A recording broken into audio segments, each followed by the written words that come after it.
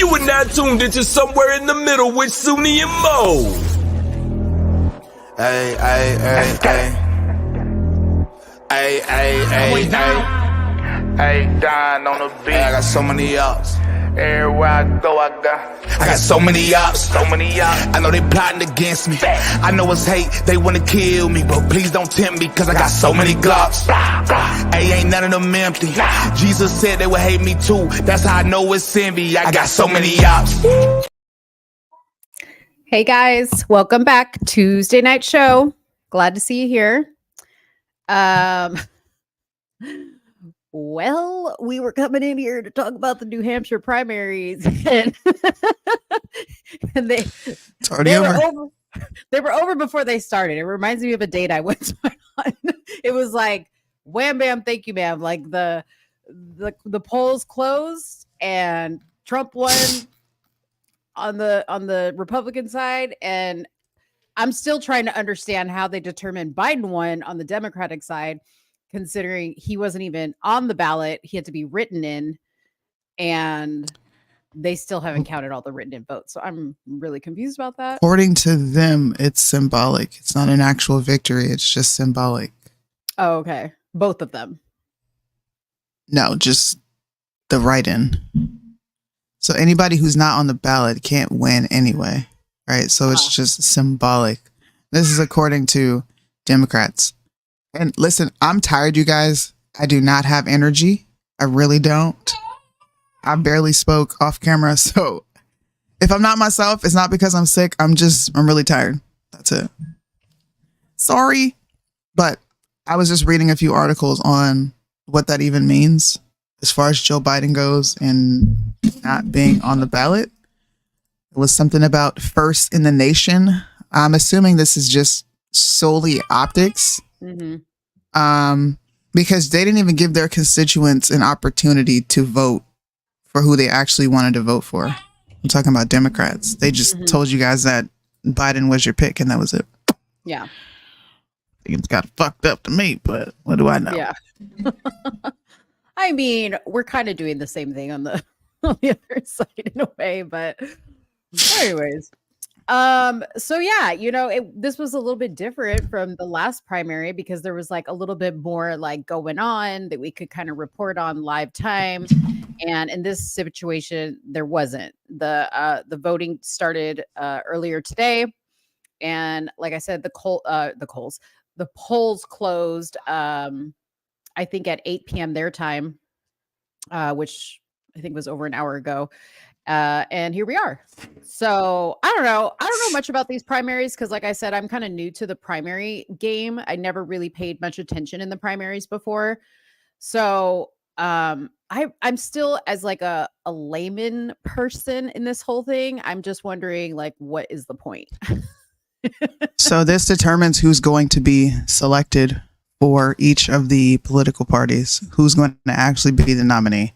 You have to get 1,400 votes, I think it is, something like that. And each state offers them a certain amount of delegates. So they can either win all the delegates or they can barely win all the delegates, but there has to be a winner at the end of the day.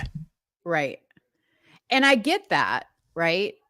I get all that. But even still, you could like blow it away in the primaries, and then in the actual election, it could be a completely different thing. Like, it's just so crazy to me. And then I'm just kind of wondering, like, we're getting to a point now where we're like calling things this early on either candidate on either side. I don't know. I guess maybe I'm just like dumb. I guess I'm dumb and I don't get it. Maybe there's people that are like a little bit more understanding of what's going on here and why this is happening. I just don't get it. Well, there's 84% of the vote in. I don't think she's not going to close up a damn near $20,000 vote gap. She lost.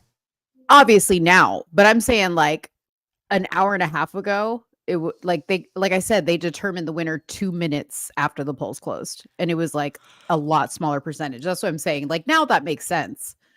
Well, they had Nikki Haley as the winner first. Oh, they with did? 6 votes in, with only 2% of the vote in. So I think it's just triggered based on the gap, who has more votes, if it's realistic enough for you to close the gap. If it's not, then I think it's safe to assume you've won. And I get why people feel this way because of the last election and everybody got all upset about the media determining who the president was. But it's 2024, guys. We're not in 2020 anymore. Got to move on from that. Things are moving fast, apparently, in 2024. Super fast. Okay, cool. Well, we kind of jumped into that a little quick because just to tell you, if you were here for primary news, there's not much to tell. You know, we Ain't knew got nothing for you. we kind of knew that this was going to be the situation. We were just like here for, you know, the race, I guess, you know, to see. I don't know. But while you're coming in here, it's so weird because and unless it's on my end only, but I only see 2 comments up here and I see 19 people watching. So go ahead and Yeah, it's drop on a your comment. end. It is on my end? Yep. Huh. So you're seeing more comments? Yeah, I see a bunch of people commenting. Okay. Hola. Let me go back out. Let me refresh and then I'll come back. Okay. I'll be crazy if I blow it. Does anybody know if Nikki Haley made a statement on her she got her ass whooped? I wanted to be extra and say catastrophic, but you know, let me have some decorum about myself, right? But I think Nikki Haley got really boosted up by the MIC. Nikki Haley spent millions upon millions upon millions of dollars, and she still lost. Who are we talking about, Nikki? You lost. Like I don't understand. You lost. She says, and I quote, why Nikki Haley says she won't drop out after losing New Hampshire. You've lost 2 states so far. You've lost 40 delegates in what's the name of that state we just did? Iowa. Mm-hmm. You just lost an additional 20 delegates right here in New Hampshire. And you don't want to drop out? This is why I won't say we, I want to speak for everybody. This is why most of the time women get a big fat badge of repealing the 19th, because you have no path forward to victory. At least DeSantis was smart enough to recognize that, and he said, all right, I'm a tap out. Right. I'm a tap out. She's gonna lose South Carolina. You don't think her claim to brown fame is going to save her? Like, you don't think that's going to be her saving grace? She's Elizabeth Warren as far as I'm concerned. If you're native, then I'm white. That's all I'm going to say.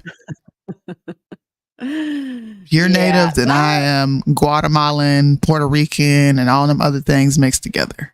Right. I got to tell you, when I heard that, I was really blown away. That statement that she made. Did everybody who's watching right now see the statements that Nikki Haley made about her being teased as a brown girl? If you didn't and you want to see it, I can play it for you. It's quite entertaining. She's a runner-up to the Elizabeth Warrens, and yeah. I don't think I've seen it. I'm trying to see it. Oh, you haven't seen it? Okay. Let me play the it. brown girl statement. The brown girl statement. No, So just to kind of put some context around this. So she wrote in her book, apparently, I didn't even know she wrote a book or who's reading it, but she wrote in her book that she was in a beauty pageant and apparently kicked out of the beauty pageant. I don't know if she goes into it in this particular clip, but she was kicked out of the beauty pageant because the beauty pageant was only for white and black girls, and they didn't know what to do with her because they couldn't figure her out because her skin, like she wasn't in the skin tone range or something. Wouldn't that fall under like bigotry and racism that she says doesn't exist in this country. I mean, some of those people could have been Republican, right? Right.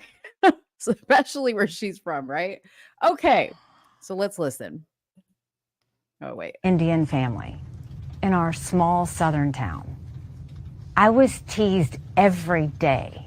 Every day she was teased. A lot of people got teased every day, Nikki.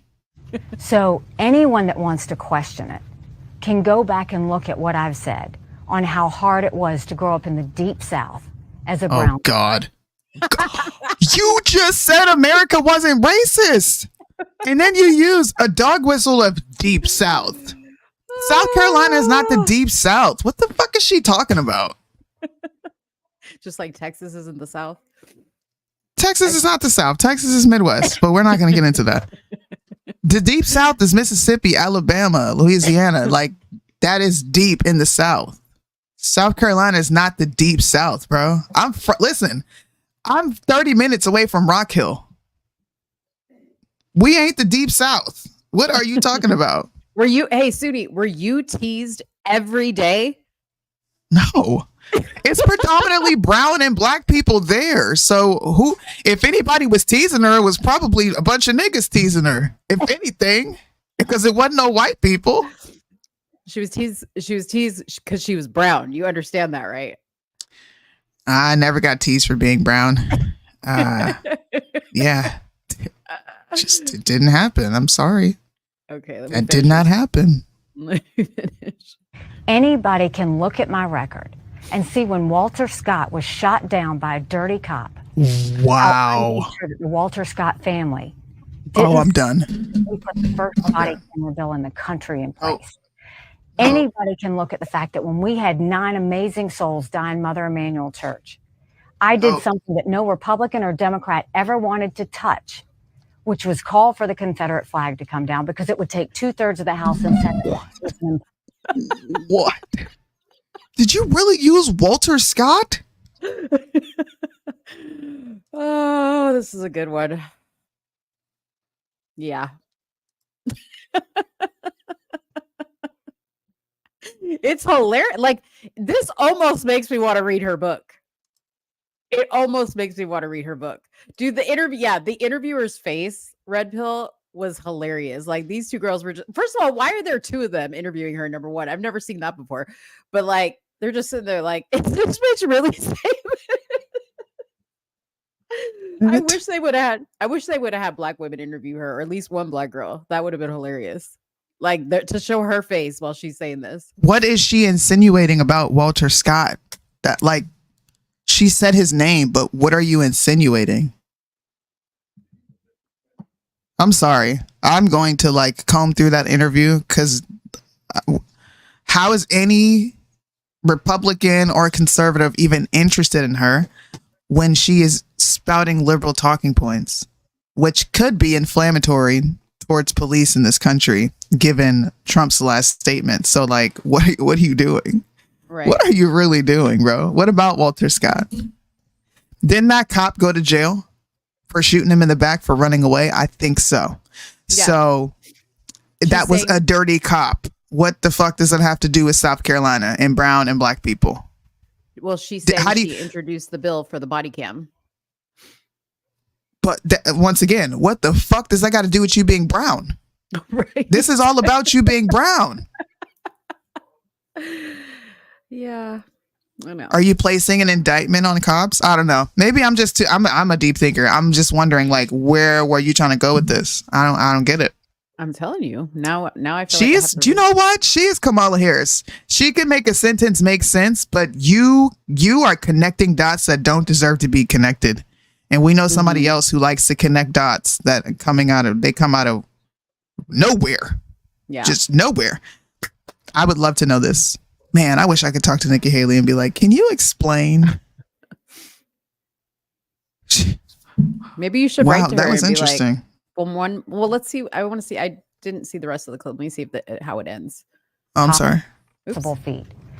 I don't know what you're implying with that, but what I will tell you is saying that I had black friends is a source of pride. Saying that I had white friends is a source of pride. If you want to know what it was like growing up, I was disqualified from a beauty pageant because I wasn't white or black, because they didn't know where to put me. Well, first of all, she couldn't even say that with a straight face. She couldn't even say that with a straight face. Oh, I have Jesus. never in my life heard of something like this. I got to keep going. Hold on. So look, I know the hardships, the pain that come with racism. It's the reason that I fight bullies every day when it comes to racism, anti-Semitism, or hate, and I always will. If I didn't mention slavery on that day, it's because that's an automatic. There's always been, the Civil War's always been known about slavery. We were the only Civil War was about states' rights, bitch. What are you talking about? Listen, Nikki Haley is a Democrat. Sorry to break it to y'all. I know a lot of people are like, she's better than Trump. No, the fuck she's not. No, she's not. You just got up there and said a whole bunch of half-truths. You did this. You did a lot of tap dancing. Bro, I know what racism... You said race. Can we get that clip? America never has been racist, right? Is that not what she said? Yeah, she did say that. Mm-hmm. So what are you talking about? Can I just bring a positive to this? Because I like to do a little positive lining to everything. So Chad Jackson, creator of Uncle Tom, who all, like Johnny and Professor, they like hate him. They call him the Coon Caucus. And so Chad comments on this video and he writes cap, and Johnny Marbles and Professor Khalid, he says, this is the only time I will ever agree with Chad and the Coon Caucus. Hallelujah. Okay. She may actually bring people who were once divided together. This nigga just called me a coon for making fun of Kamala Harris. This same dude. There ain't no hope for him. Professor, I know who that is. He just called me a hood rat. He literally just called me a hood rat for making fun of Kamala Harris. And he says, see, this is that anti-black rhetoric I'm talking about. Oh, yeah. She can't talk. She can't talk. I'm sorry. She's a big rhino. Yeah. I mean, if you guys want to listen to Trump speak, I'm going to, honestly, I don't want to listen to Trump speak. I don't know what he would say differently. But do you want to play it? Speaking? I don't have it. Yep. Do you have it? I do.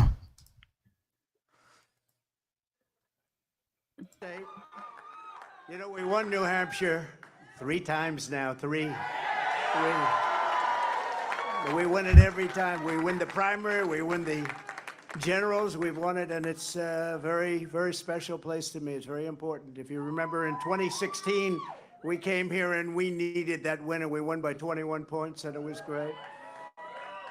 And today, I have to tell you, it was very interesting because I said, wow, what a great victory. But then somebody ran up to the stage all dressed up nicely when it was at 7. But now I just walked up and it's at 14. But she ran up when it was 7. And, you know, we have to do what's good for our party. And she was up and I said, wow, she's doing like a speech like she won. She didn't win, she lost. And you know, last week we had a little bit of a problem. And if you remember, Ron was very upset because she ran up and she pretended she won Iowa. And I looked around, I said, didn't she come in 3rd? Yeah, she came in 3rd. And then I looked at the polls. She was talking about most winnability, who's going to win. And I had one put up. I don't know if you see it, but I have one put up. We've won almost every single poll in the last 3 months against crooked Joe Biden. Almost every poll. And she doesn't win those polls. And she doesn't win those. This is not your typical victory speech, but let's not have somebody take a victory when she had a very bad night. She had a very bad night. And you have the now very unpopular governor of this state. This guy, he's got to be on something. I've never seen anybody with energy. He's like hopscotch. And, I'm watching this guy, and 2 weeks ago, he said, we're going to win in the landslide. We're going to win. About 3 days ago, he started saying, well, we want to do well. That's a big difference. But I walked out just now, we're 14 points up, and I don't know what it's going to be. But when she was up here, it was like 6 or 7. And, with like 7% of the vote counted. Now, let me just tell you, we had an unbelievable week last week in Iowa. We set a record. It was the best in the history of the caucus, in the history. And I remember I sort of had the same feeling. I'm up and I'm watching, and I said, she's taking a victory lap. And we beat her so badly. But Ron beat her also. Ron came in second and he left. She came in third and she's still hanging around. The other thing, she only got 25% of the Republican votes. I don't know if you saw that. Tremendous numbers of independents came out because in this state, because you have a governor that doesn't frankly know what the hell he's doing in this state, in the Republican primary, they accept Democrats to vote. In fact, I think they had 4,000 Democrats before October 6th. They already voted. Now, they're only voting because they want to make me look as bad as possible. Because if you remember, we won in 2016. And if you really remember, and if you want to play it straight, we also won in 2020.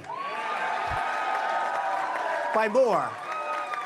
And we did much better in 2020 than we did in 2016.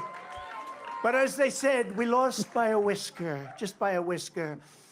No. But we can't let that happen. You have to have people that speak up. I said, I can go up and I can say to everybody, oh, thank you for the victory. It's wonderful. Or I can go up and say, who the hell was the imposter that went up on the stage before and claimed a victory? She did very poorly, actually. She had to win. Nigga, how many times you gonna say the same thing? She's gonna win. She's gonna win. Then she failed badly. Now I have here, if he promises to do it in a minute or less, but the only person more angry than, let's say me, but I don't get too angry, I get even. The only person, because he was there, and he did fantastically well, by the way, and then he endorsed me. And we don't have to talk about Tim Scott, who, by the way, just got engaged, we have to tell you. And that's more important than all of this stuff. But a man that got to know her very well is Vivek. I said, Vivek, go up and say a few words about it. He has to do it in 1 minute or less. And then we're going to just say, we had one hell of a night tonight. And one other thing before Vivek comes. Do you see that poll? We're going to put it up. We have beaten Biden. You could almost say, who can't? Who the hell can't? The man can't put two sentences together. He can't find the stairs off a stage. Who can't? But Vivek, 1 minute or less. Go do it, Vivek. What we saw tonight is America first defeating America last. That's what we saw tonight. If you want America last, you can go to Joe Biden. You got another. Okay, Vivek Ramaswamy, assigned by Donald Trump to take hits at Nikki Haley. That's what seems to be happening right now. Yeah, let him talk. James Hellman, I want to just talk a little bit about what we heard from Donald Trump right there. When he was declaring his victory in Iowa, see, they want to cut off Vivek because they know Vivek's about to go off. Stuck to the script. Then he went off script and started lying and telling falsehoods about a variety of things, including what happened during his administration, what's happened during Biden's administration. Tonight, he seemed to not be able to resist James. Why are they cutting him off? His beefs list, right? Yeah. Nobody gives a fuck about your commentary.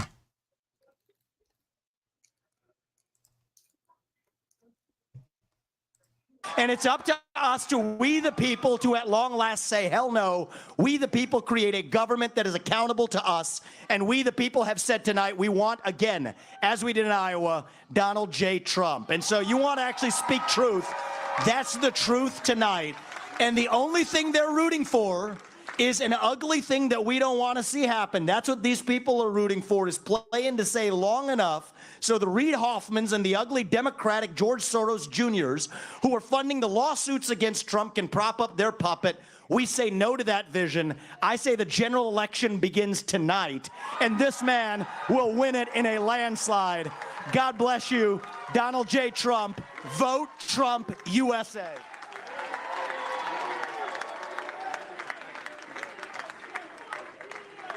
Very nice. Wasn't that nice? So this was a great evening, and I want to thank everybody in the audience, and I want to thank the people that are standing behind me. You know, I think we called it right. Immigration's a big deal, a very big deal. We have millions and millions of people flowing into our country illegally. We have no idea who the hell they are.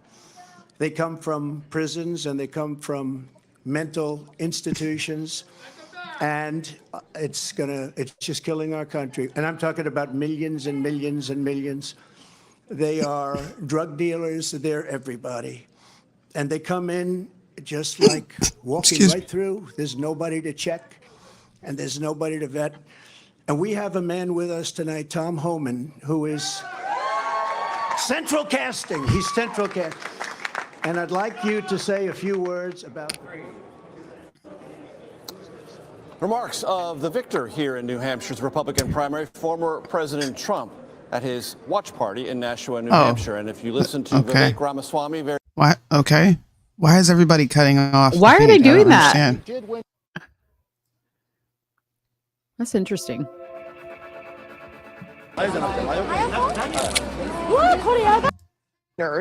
Who were convicted.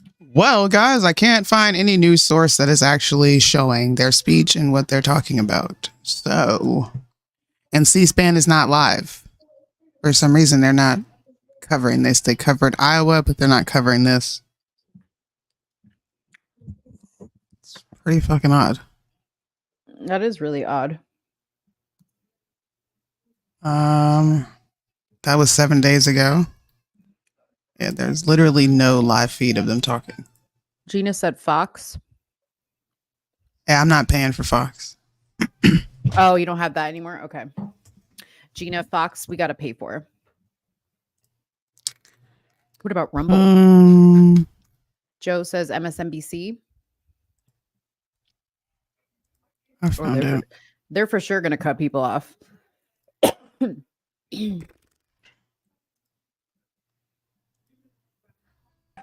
Iowa and you in New Hampshire, they've never had a loss. There's never been. So we're not going to be the first, I can tell you.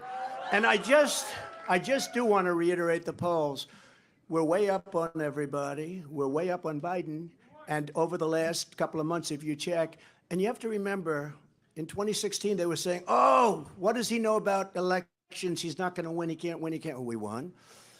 And we got millions, and you can check this, and I hope the cameras don't turn off because they hate this, but we got millions and millions of more votes the second time. Right, Mr. Congressman? Millions and millions of more votes. And but we had COVID, and they used COVID to cheat, and they did a lot of other things too. We're not going to let that happen, and that's still going along. We don't forget. You can never forget history, because if you forget, you never recover from it, and you repeat, and we're not going to repeat.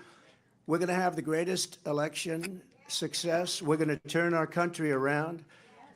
If you take a look throughout the history of our country, if you took the 10 worst presidents in the history of this not great country right now, it's a country in decline, it's a troubled country, it's a failing country, frankly. But if you took the 10 worst presidents and put them together, the 10 worst, absolutely 10 worst. I used to say 5. Remember I started, I'd say 5. Then I said, wait a minute, we can add another 5. They would not have done the damage that crooked Joe Biden has done to our wonderful country. They would not have done the damage. There's never been anything like it. And you say, are they stupid people? I don't think so, because nobody can cheat that well if they're stupid. Do they hate our country? They must hate our country, because there's no other reason that they can be doing the things they do. Take a look. The taxes, they want to raise your taxes times 4. They want to Hey, let Jacqueline. the Trump tax cuts, the biggest tax cuts in the history of our country, they want them to expire.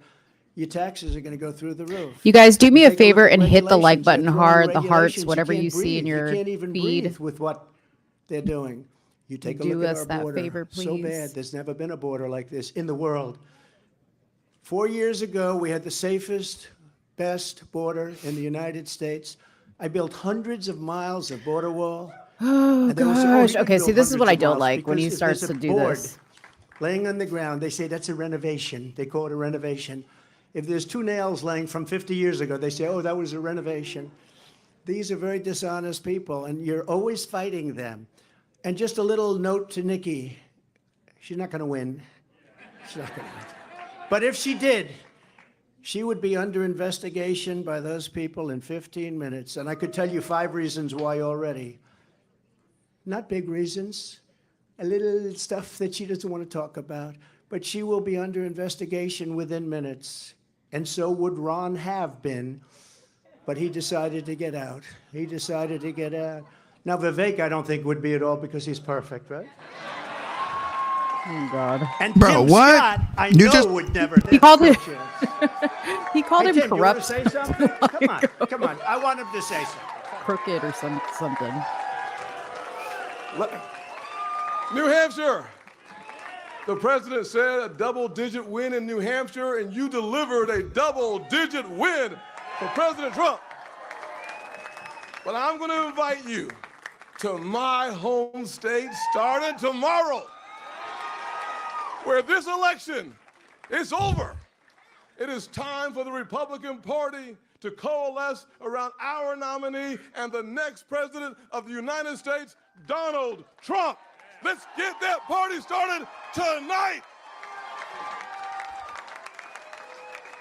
What a good guy. What a good man he is. But just remember, I did hear Nikki say, and now it's off to South Carolina. Well, I love South Carolina.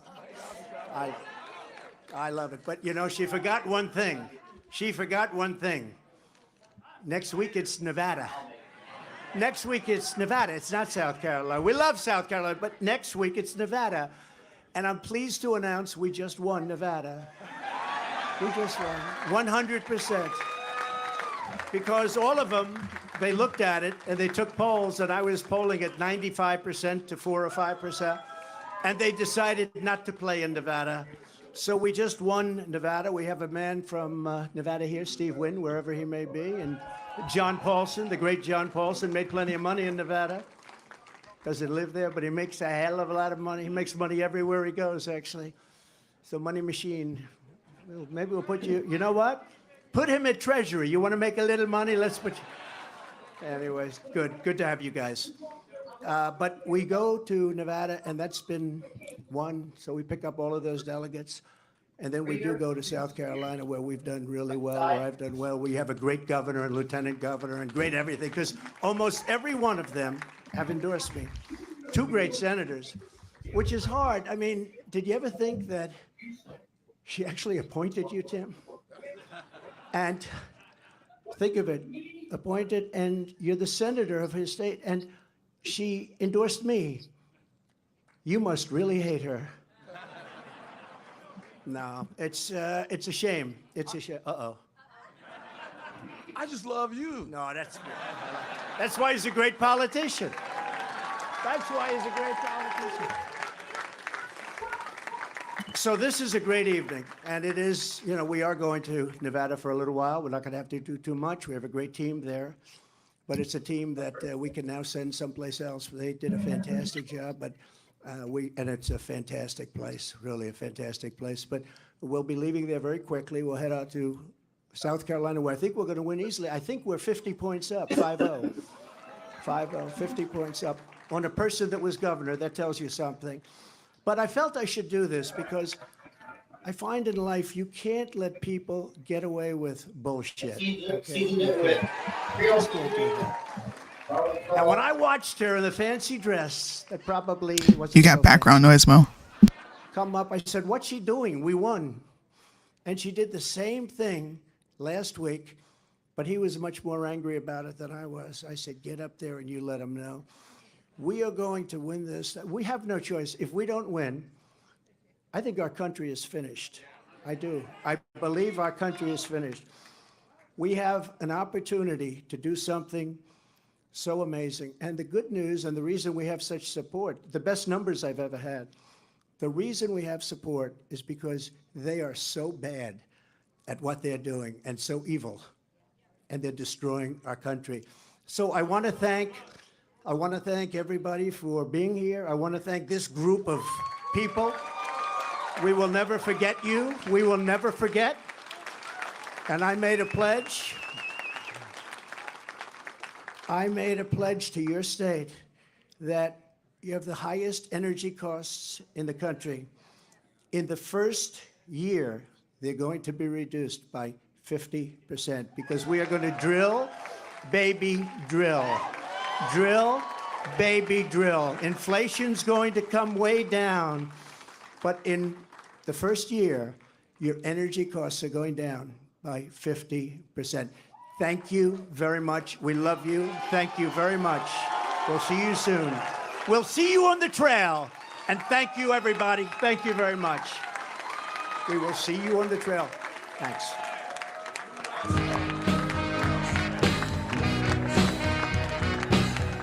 I just want to see who they show here real quick.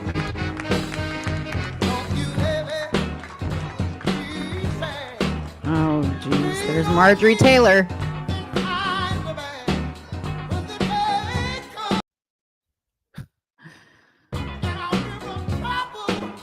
You can take it Can down. you hear me? Yeah.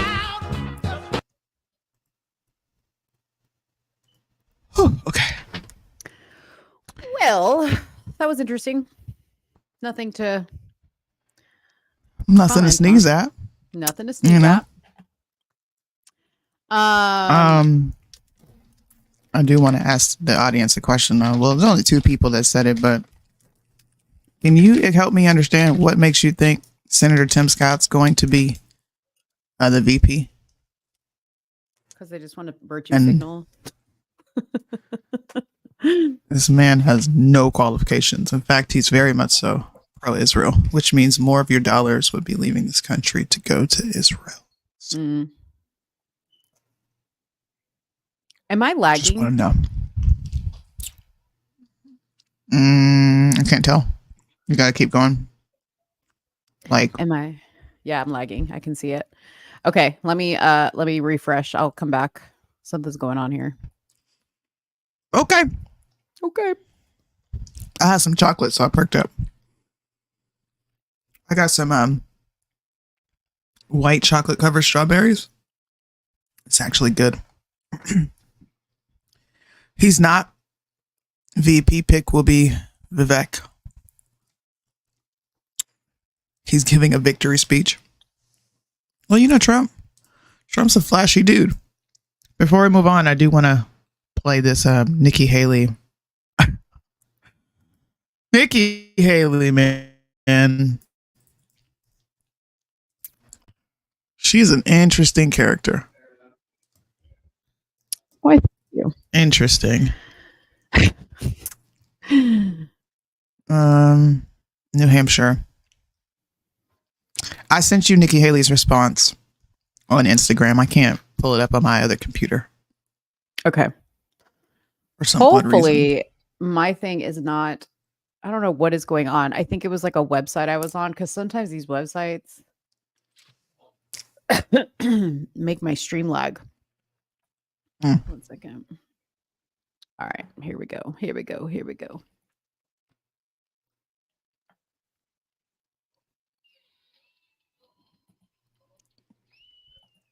Welcome back, Holly. All right. Bringing it up. Okay. If it ever wants to come up. Man, I don't know what's going on. And it's weird because like my lighting got really dark in here all of a sudden. I don't know what's going on. I know, I messaged you. I was like, you got a ghost over there? Your lights were flickering. His victory tonight. He earned it. And I want to acknowledge that. Ooh, it's like lagging like a mug. Is it? Yes. Is that YouTube? No, I don't know what it's playing on. I just opened it from your message. Hold on. Sorry, guys. Hold on. I need to see if it's something that I'm on, because let me just close these out and just see if that helps.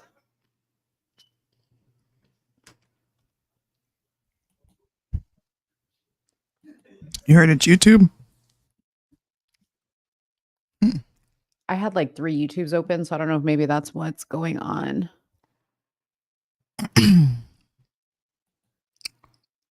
Okay.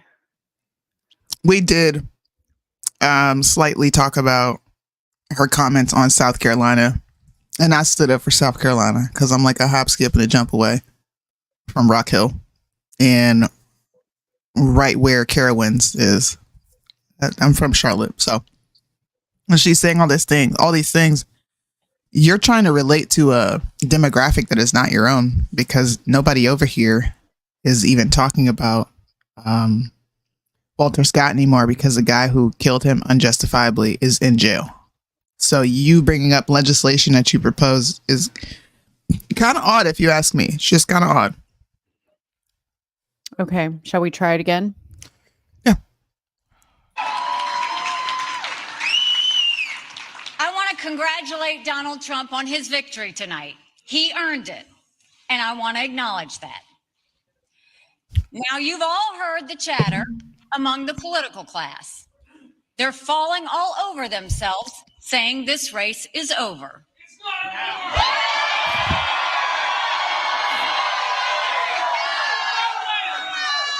Well, I have news for all of them.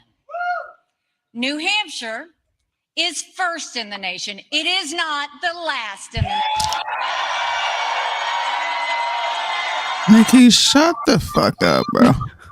This race is far from over. There are dozens of states left to go. And none of them will be voting for you. And the the next hell is one that guy? is my sweet state of South Carolina.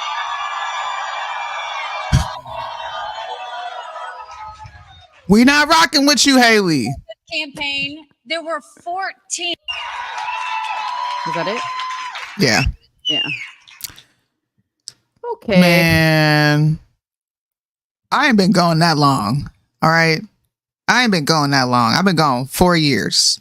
Are you telling me the temperature has changed drastically? Are you? Listen, I know folks in York, South Carolina. That is Trump Nation. Most rural areas all over that. I'm trying to not curse, but like, dog, Nikki Haley, you gotta just tap out. Come on, please. This is getting real sad. Like, to watch her get on the stage after every loss and pretend like she still has a shot at 240. Right. It's kind of sad to me. It makes me sad. Well, like we said last time, she knows something we don't know. And to the person who said that those numbers are closer than you thought, just like I have a clip from, well, I don't even know if I sent it to myself, but I was watching a clip earlier on Twitter, and there was a guy on there, and he basically told the CNN reporter that he switched his party affiliation so he could vote for Nikki, but if it comes down to Nikki and Joe Biden, he'll vote for Joe Biden. So just know that a bunch of people are switching their party affiliation. That's what the Democrats have told them to do, so they can go and vote for Nikki Haley. So like those votes aren't even real. Now, no, they're not. What I'm interested in is the tea. Okay, I mean, I know we all know like she's a controlled puppet and blah blah blah, all the stuff that the social media tells you, right? But y'all remember that she had a place in Trump's cabinet at one point. Okay. She worked in the Trump administration as a UN ambassador. So yes, she did. Yeah. Like Trump appointed her to that. So my question is, what does he know about Nikki that we don't know, that he alluded to in his little speech? That's what I'm interested in. I'm interested in the dirt. Yeah. Oh no. I'm trying to see some polls coming out of South Carolina. See if we can see where people are. All right, so these were some polls from last week. Mm-hmm. Listen, I know, guys, polls can be shaky. They're not always right, but so far they've been spot on, and Nikki Haley has been getting her ass handed to her. This was January 18th. There was a 68-28 split. Trump is killing her by 40%. That same poll also yielded 64% to 25% Haley. They took another poll January 3rd. This lasted for one day. Out of 584 people, 54% went towards Trump, 25% went towards Haley. You go all the way back down to December of last year. This was a sample size of 1,087. I'm sorry. 49% Trump, 23% Haley. So I'm not sure where she is existing, but we can say it's not reality. No, definitely not. I want to be where she is. She's somewhere cozied up next to Kamala, that's for sure. Her and Kamala are one and the same. She just knows how to talk, but she does a lot of talking around things. Like, did I send you that video of her getting questioned on why she's wasting campaign money in states that she knows she's going to lose as far as like promotion? Did I send you that? No. She walked away. You know, she didn't answer the question. She walked away. Can you pull it up? It's actually on my Instagram. If you want to go to my Instagram, it's on there. Okay, hold on.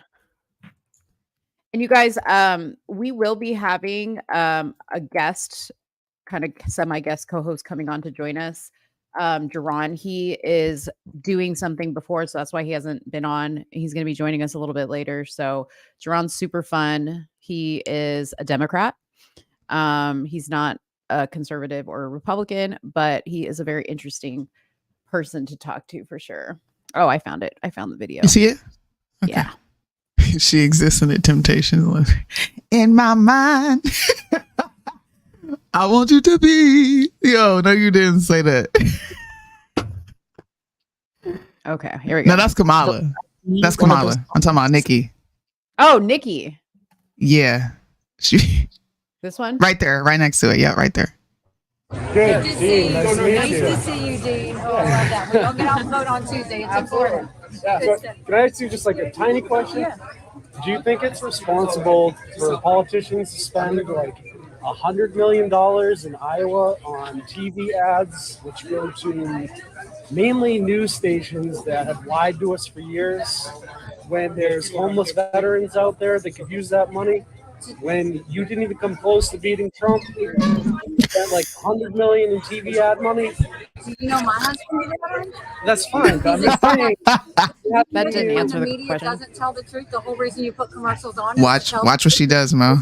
My point is, you're not going to beat Trump, and You know all what? the money you're wasting could go to better causes. I appreciate That would make that. the Republican Party actually look better. You know what? Last I saw, it was a democracy. So we're going to keep working for a good democracy. We're going to work for freedom. But thank you for your service. Good. Dean, nice to meet you. Wow. You see how she disrespects veterans that don't agree with her? Well, yeah. This is the epitome. Guys, when I tell you about there's a difference between enlisted and officers' wives, she is the epitome of an officer's wife. Yeah. Like, you don't even answer the man's question. Then you say, do you know that my husband's a veteran? And you throw off every critique that he gave to you, and then you walk away. And then you call America a democracy. Since when is America a democracy? Right. But this is like, why do they keep trying to push that? You notice that? Like, they have been pushing that democracy word for a really long time. It's Hegelian dialect. You should look that up. It's what it is. Oh, Lord. I can hardly understand our Oh, Lord. dialect. You want me to look up a what dialect? I can't even understand the English dialect. Hegelian dialect. She didn't know how to answer that Hegelian? question. She's not an idiot. She's not an idiot. Nikki Haley's not an idiot. She is not as smart as she would like to present herself, but I think that's because the natural state of women, we are not logical most times, and she's being very emotional and prideful in this race. Yeah. Instead of doing what's best for the country, she's out for Nikki Haley. That's it. You're not really interested in doing anything for this country, or you would have tapped out and said, you know what, we need to get all the support behind one candidate and we need to win this election. But that's not what's happening. It's more division, than anything. And to me, it's like childish division. Mm-hmm. It's people's own personal beefs that are coming out in politics, and then we all eat it up as the viewers and the constituents. That's just my take on it. Yeah, no, you're spot on. You're spot on. Well, let me speaking of things that we eat up as viewers and constituents. Aside from all there's a few things I want to talk about here. So Soonie hasn't seen this yet, but Benny Johnson posted this video, and I'm going to read to you the caption. It says, oh, hi, Emery. It says, bombshell audio reveals top Republican official tried to bribe Carrie Lake to not run for the Senate in Arizona. Quote, is there any companies out there or something that could just put her on the payroll to keep her out, okay, of running? So I want to play this because I want to know if you guys are as smart as I think you are. Okay, so let's play this, and you guys let me know what you think. Hold on one second. What's going on? I'm assuming this is our friend. This is back east. There are very powerful people that want to keep you out. I know they do. But they're willing to put their money where their mouth is in a big way. So, this conversation never happened. This is crazy, though. They should want me. I'm a great candidate. People love me. These people are corrupt. Well, maybe you're right. They are right. They are corrupt. Maybe. This never happened. Don't go. Do me a favor, though. I'll get myself in trouble. This, if you say no, which is fine, it's your choice. Don't tell people. They're gonna try to have me murdered. Not either. Today's world, man. If that stuff that came out last week is right about the cartel stuff, they say the cartel's operating in 50 states right now, like all 50. You know? So I hope you guys heard what he said. He said the cartel is operating in 50 states right now, like all 50. So what's going on? Who is it? What? Forget the who. Let me just tell you the what.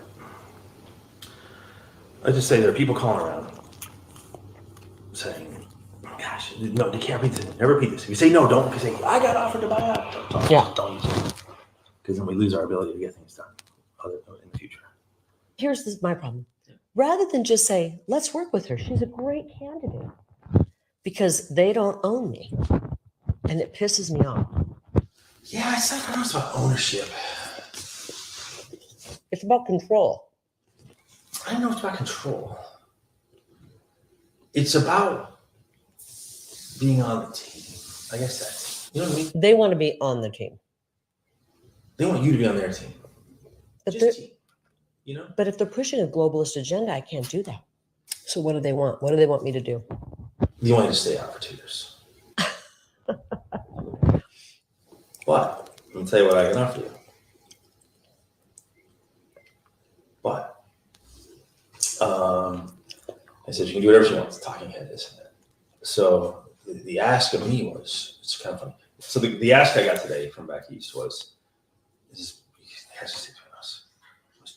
there any companies out there or something that could just put her on the payroll and give her to keep her out? And I said, well, what do you want to do? Like, whatever we need to do.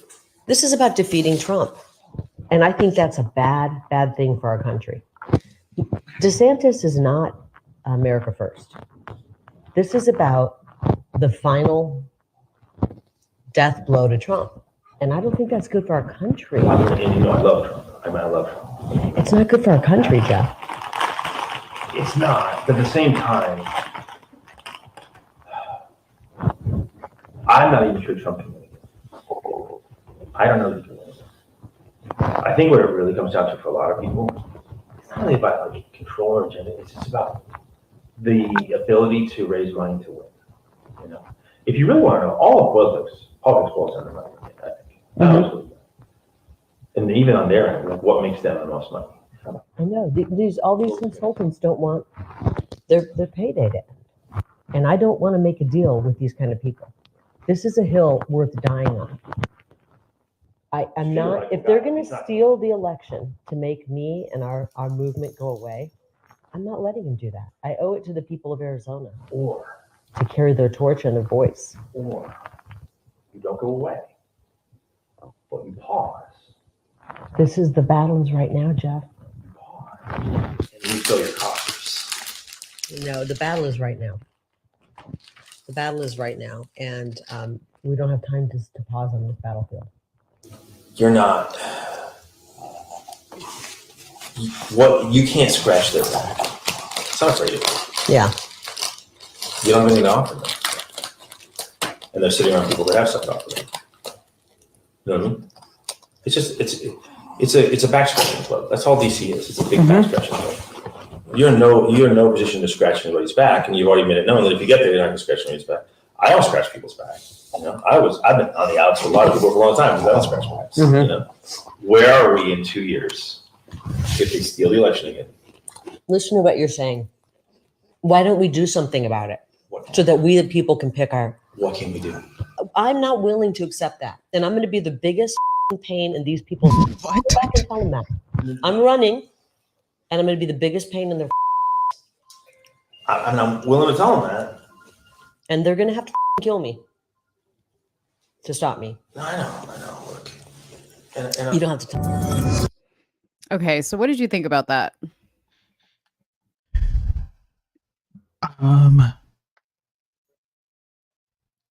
For me, it just confirmed what we already know, which is candidates get paid to throw off, candidates get paid to step aside, candidates get paid to speak a message. Another, I don't know, this popped in my head. This could totally be conjecture on my behalf, and I'm okay admitting that, but like, why her? You already know she's not one of those candidates that's going like put up with your shit. I would expect to be recorded because she touts herself as a person of integrity. I would record a conversation, and I think because people know that, I don't think that I would be approached with a lot of these opportunities. So why her? Right. That's exactly what I thought. Is I was like, let me put it in these terms, right? So let's just say I spent our whole friendship telling you, Soonie, I'm never going to talk bad about you. I'm never going to say anything negative. I'm never going to talk to anybody else about you. Like, you can trust me, right? And then I go to you and I say, oh my God, guess what? So-and-so, so-and-so. And you know, like, I'm friends with this other person that I'm talking about, right? What would make you or me think, like, for me to even approach you to have that conversation or vice versa, there has to be something about me that tells you I can approach her. She's safe. I can tell her, hey, we kind of want to, like you're saying, we kind of want to make this deal. And I'm approaching you with this offer. Okay. That puts Carrie Lake in question in her integrity. No, that was my first thought. My second thought was the way she was talking to him and like America first, and the way, like, the things that she was saying, those are the buzzwords you use with like the general public. But is that how you really talk to like a coworker? You know what I mean? Like, we have to take back this country. We the people. You know what I mean? Like, ooh, can I like propose something else? What if this is all bullshit and this is an attempt to bolster her Senate run? That's what I think this is. Because why would they come offer her anything?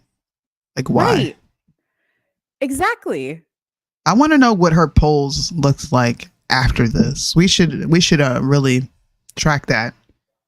matter of fact, let's see where she is now. Where is Kari Lake polling? Yeah. I mean, I'll be honest with you. Like I said this to you when we were talking about who we think the VP pick would be, because she's been like trailing around with Trump on the campaign trail. And she's been very quiet on her end about the voter fraud in her state. Mhm. And I'm like, why? Like you spent this whole recording talking about making sure voter fraud doesn't happen again. Yet I haven't really heard you talking about what you're doing to solve it. I just feel like her and this guy Jeff got together and they were like, "Hey, let's make this recording because this is scratching my back, I'll scratch yours type of situation." And like you said, this is going to make me look good. You know? Yeah. Because everybody in the comments is like, protect Kari Lake at all costs. Like, what was she saying? Oh, well, they're going to have to kill me. They're going to want to kill me. You know, like, what? I don't know. I mean, I don't disagree with you. I really don't. I'm going to say, you guys, Senate. If something fishy happens, you heard it here first. Just remember that. All right. So let's go ahead and show her Senate race. Now, these are the polls for the 2024 Senate race out in Arizona. So you guys can see, like, I'm not pulling any funny business. I have no skin in the game when it comes to who wins or who loses. But I think as media, we are charged to give you a very objective and honest view of where she stands in the polls. And it doesn't look like she's winning by much. It fluctuates between 1% and 6%. Hasn't gone any higher in 2024. It goes all the way back to October. She's still neck and neck with this guy. So I don't know.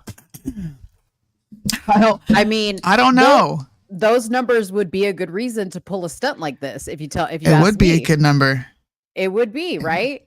And another thing, okay, technically this guy is trying to bribe her. That would be election interference, right? Yes. I'm assuming she didn't say, "Hey Jeff, I'm going to record you right now."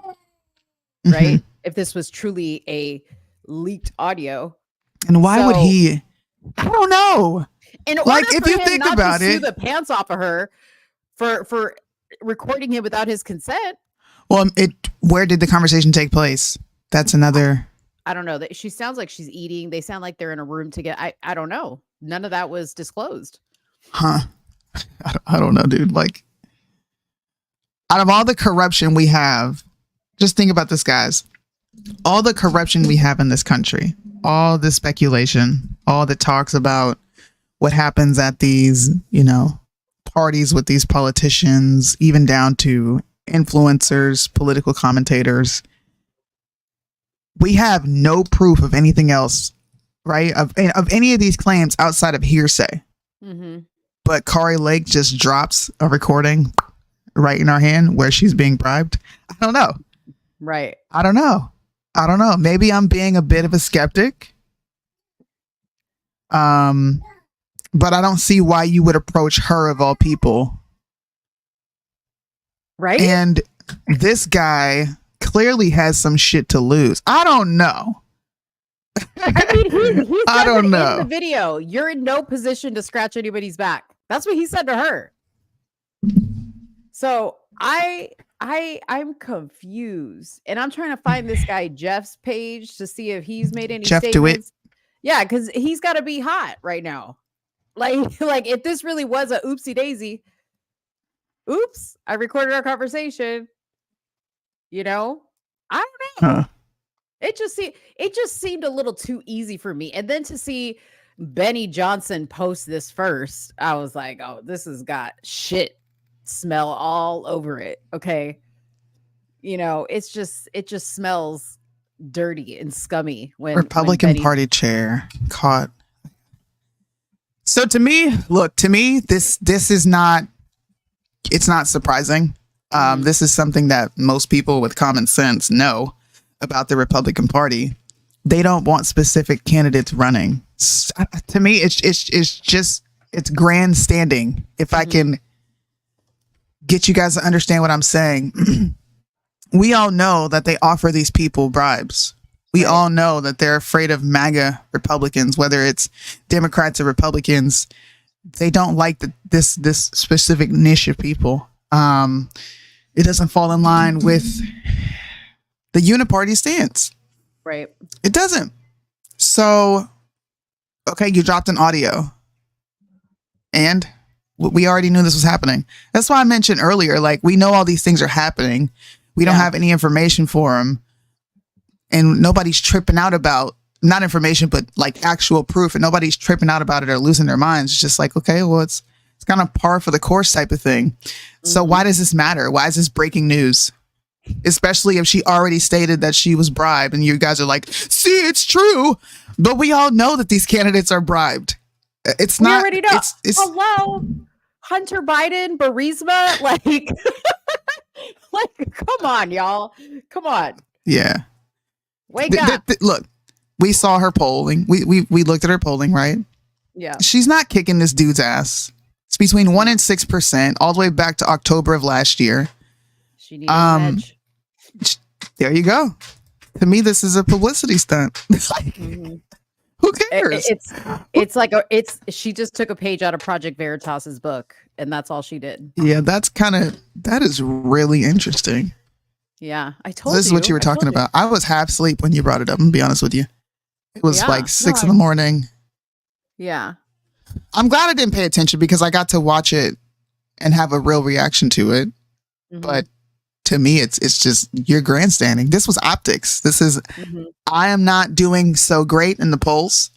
I don't have a drastic gap between me and my contender, which is a Democrat by the name of Galeo. Mm-hmm. You don't have an edge on him. So how do you get an edge? You galvanize the Q-tards, the MAGA publicans, the Trumplicans. You bring up election fraud that you're doing nothing about because, like you said, she's been virtually quiet on a lot of these issues. And we're coming into another major election to where people are going to go out and vote and forget all about 1,000 Mules, what's it called? 1K Mules, whatever the hell that 10,000 movie was called. 10,000 Mules. Yeah. I'm sorry, people are going to get mad at me on Instagram. Listen, I'm calling cap on all of this. But I don't think anything's going to happen to Jeff DeWitt because Jeff DeWitt's been going around trying to make deals since probably before I was even paying attention to fucking politics. So, what are we doing? But see, this leads back to why I originally brought this up is people just follow wherever the stream tells them to go. And they don't question anything, right? So like when Benny posted this and I went straight to the comments, I was just like, oh my gosh, people bought right into what she was trying to do because they're in the comments like, Carrie, VP, Carrie for VP. Oh, we need to protect her at all costs. Oh Lord. Oh Lord. Hey man. I think we should really track her polling from this point on. If there is an increase, and then we know this helped her out major. Yeah. We'll see. We'll see. I'm sorry. I saw Gateway Pundit repost it. Of course. It's making its rounds, right? It's making its rounds. There's funny. There's a few conservative influencers that were heavily backing her when she was running for governor of Arizona that I'm going to watch to see if they do a video because that's going to tell me she picked up the phone and was like, hey, could you maybe do a video on this for me? Do a video on this for me, Yeah. Well. Because I haven't seen them talk about her since she lost. So anyways, I'm just saying, let me not be messy. You're not being messy. It's truthful. She ran on election integrity. She lost. She challenged the votes in Arizona. Nothing came of that. She went on silent mode. Then boom, Kari Lake's back into the public eye with allegations of being bribed. Well, not even allegations. These are facts. We know it happens. But question is, what are you as a constituents going to do about it? If you're not going to put the proper person into Congress to enforce some rules on these people, then she's grandstanding, like I said before. Okay, you were bribed. Now what? Yeah. He's not going to be ousted. Y'all ousted Kevin McCarthy real quick. Yeah. What's wrong with this guy? Why is he still working? Why is the Republican Party not coming together to say, hey, this cannot go down. This is not how we operate. There is no breaking news blurb on Fox News. There is no breaking news blurb on Gateway Pundit, Right Side Broadcasting, OAN. I'm going to bring up all the right-leaning. Has left-leaning media even talked about this? I haven't seen that. That's what I'm saying. I haven't Get seen the that. fuck out of here. This is new. Like, that's what I'm saying. I think we're probably the first people to talk about it aside from Benny Johnson. Yeah. But hey, I'm just saying, if somebody comes to you to bribe you, it's because you've taken a bribe before and they know you just might take one again. That's all I'm saying. Yeah. I don't know. We should make this a clip. I think people would get upset. You guys don't understand the vision. I don't. Because I was one of those people that was really triggered by election integrity. Yeah. Yeah. Just saying. That's a good story. It is a good story. Yeah, it is. And we should watch it for sure.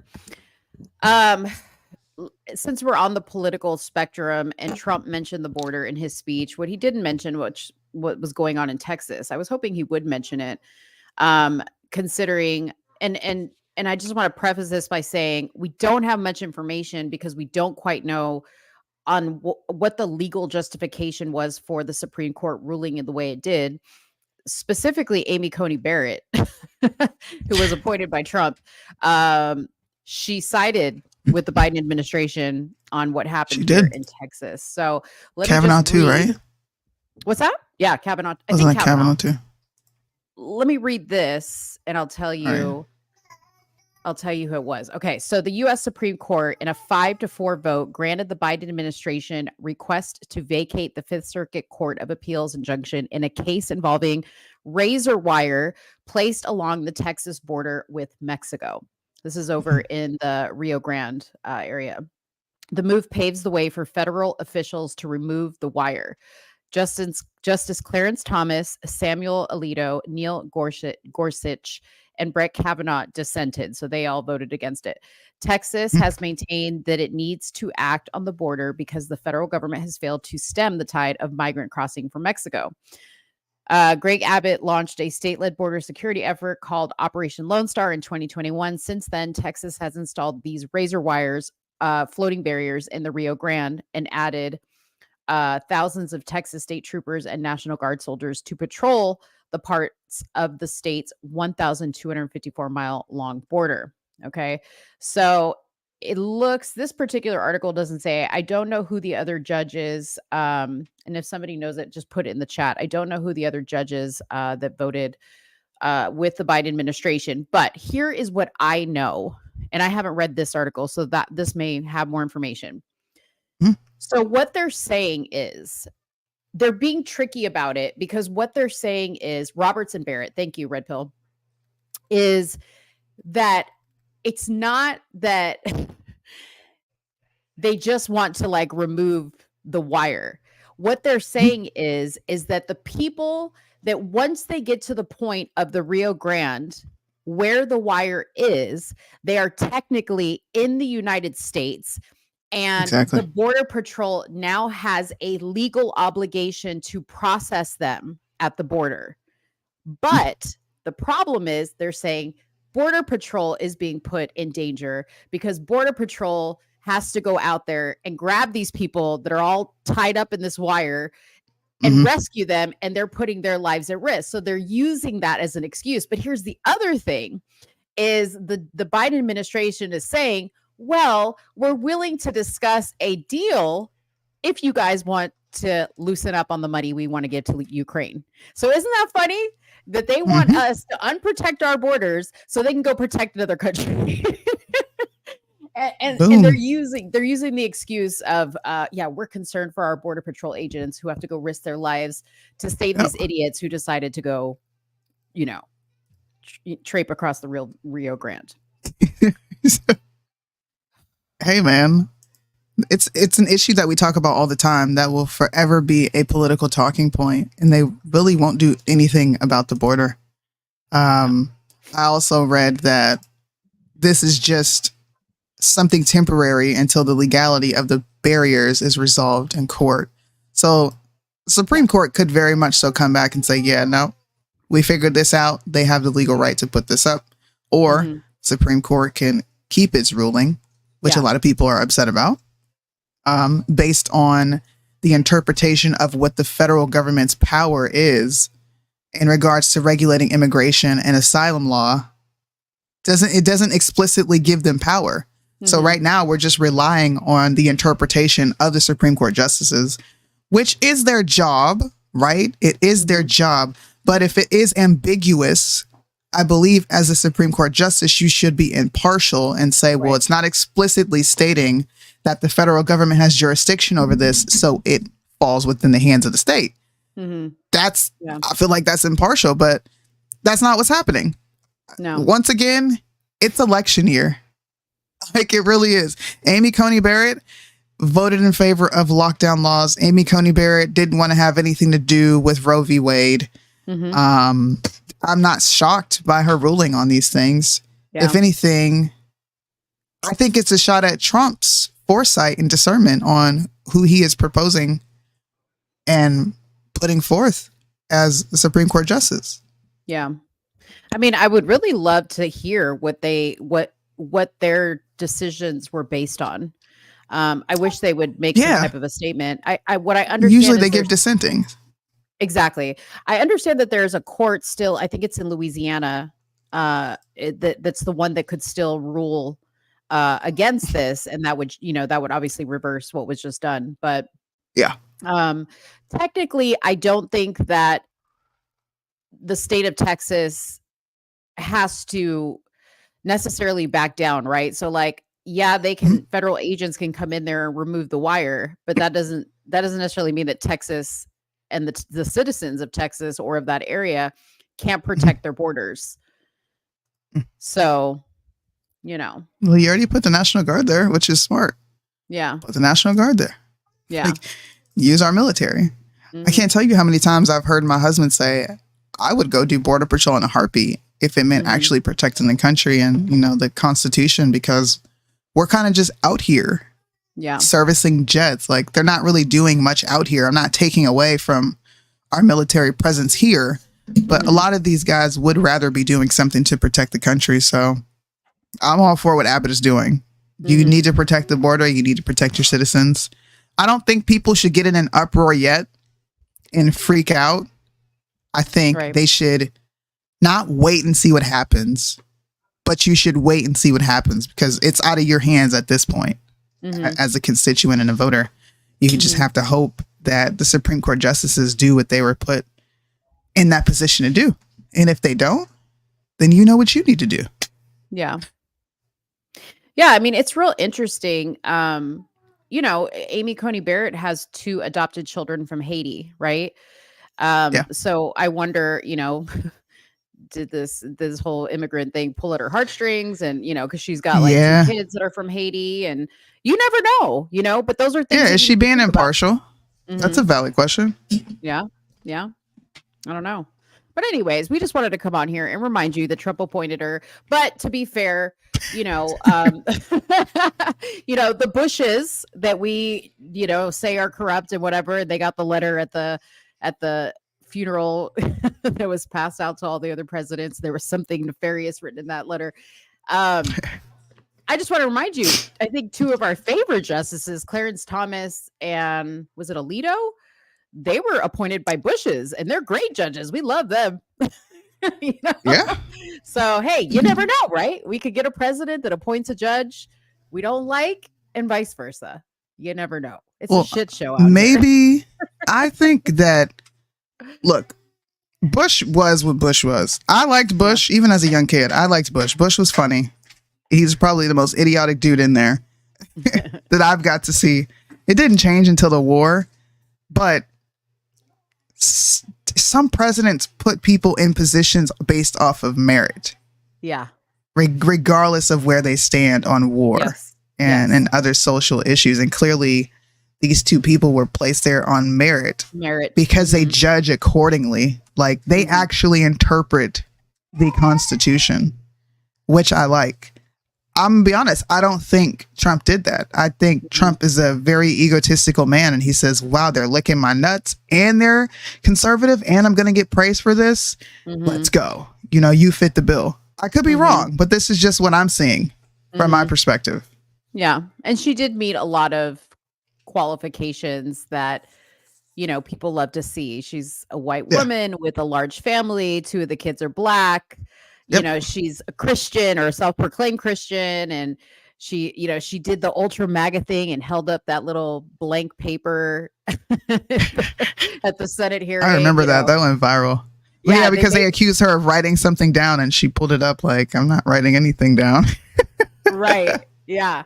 Well, and I was like, oh man, I remember when that was like a viral meme, right? And so today on my, I got to show you this today on my page. I was like, oh, I'm going to bring that back up again. Oh, by the way, I proposed a solution for the border, which I'd like to share really quick, so you guys can see. Oops. So I said here, this is what we should do. Around. Put alligators. Let's put alligators in the Rio Grande.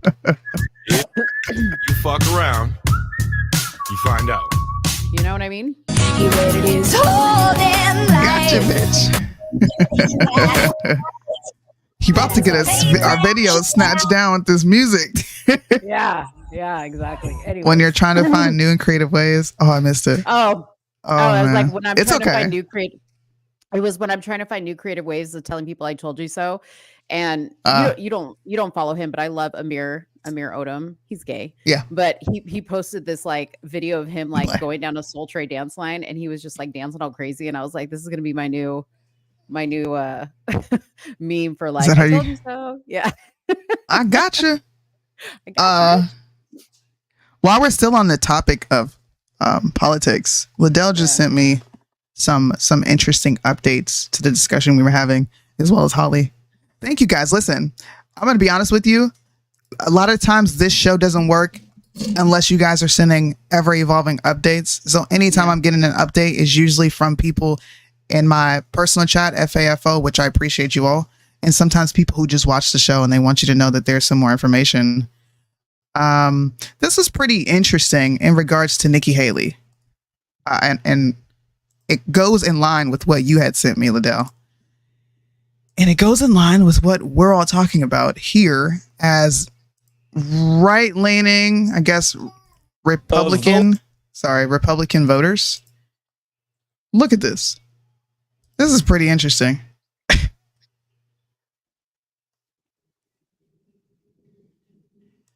think this jumps right out at you. A minority of voters in this first wave of the exit poll in the Republican primary identify as Republicans. A majority, 53%, identify as either independents, 45%, or, and this is a high number historically, 8% identify as Democrats. And I think this jumps right out at you. A minority of voters in this first wave of the exit poll in the Republican primary identify as Republicans. They weren't Republican. No, they were not. They weren't. They switched. Just like you said earlier, a lot of people are like Nikki Haley or Biden, right? And then Liddell brought up a great point. If Nikki Haley is going to be anywhere near the political sphere, it won't happen with Republicans, but she may have a shot with Gavin Newsom, specifically because she does have the independent and Democrat vote. And she does not go all the way on pro-choice. She's very much so a feminist. So he says, this is Liddell's prediction. Nikki Haley might not be going anywhere. I don't think Joe Biden's going to run. I don't. He's too fucking old. No, we keep speculating on who it may be. Big Mike, Newsom. I don't think she would win. I'm just saying. Just think about what I'm saying here today, y'all. I think about what you're saying. I think you underestimate. We talk about this all the time. Who ruins elections? Who ruins it? What do you mean, who ruins elections? What sex ruins elections? Oh, women. For sure. Yeah. Who's gonna Yes. be her number one support base? Women. And the gays. Okay. The gays and the women are going Oh, to God. land. I'm telling you. Please don't say that. Okay. And the New York Post posted this article, okay, just the other day. And I was like, oh, here we go. January 22nd. Can you pull it up?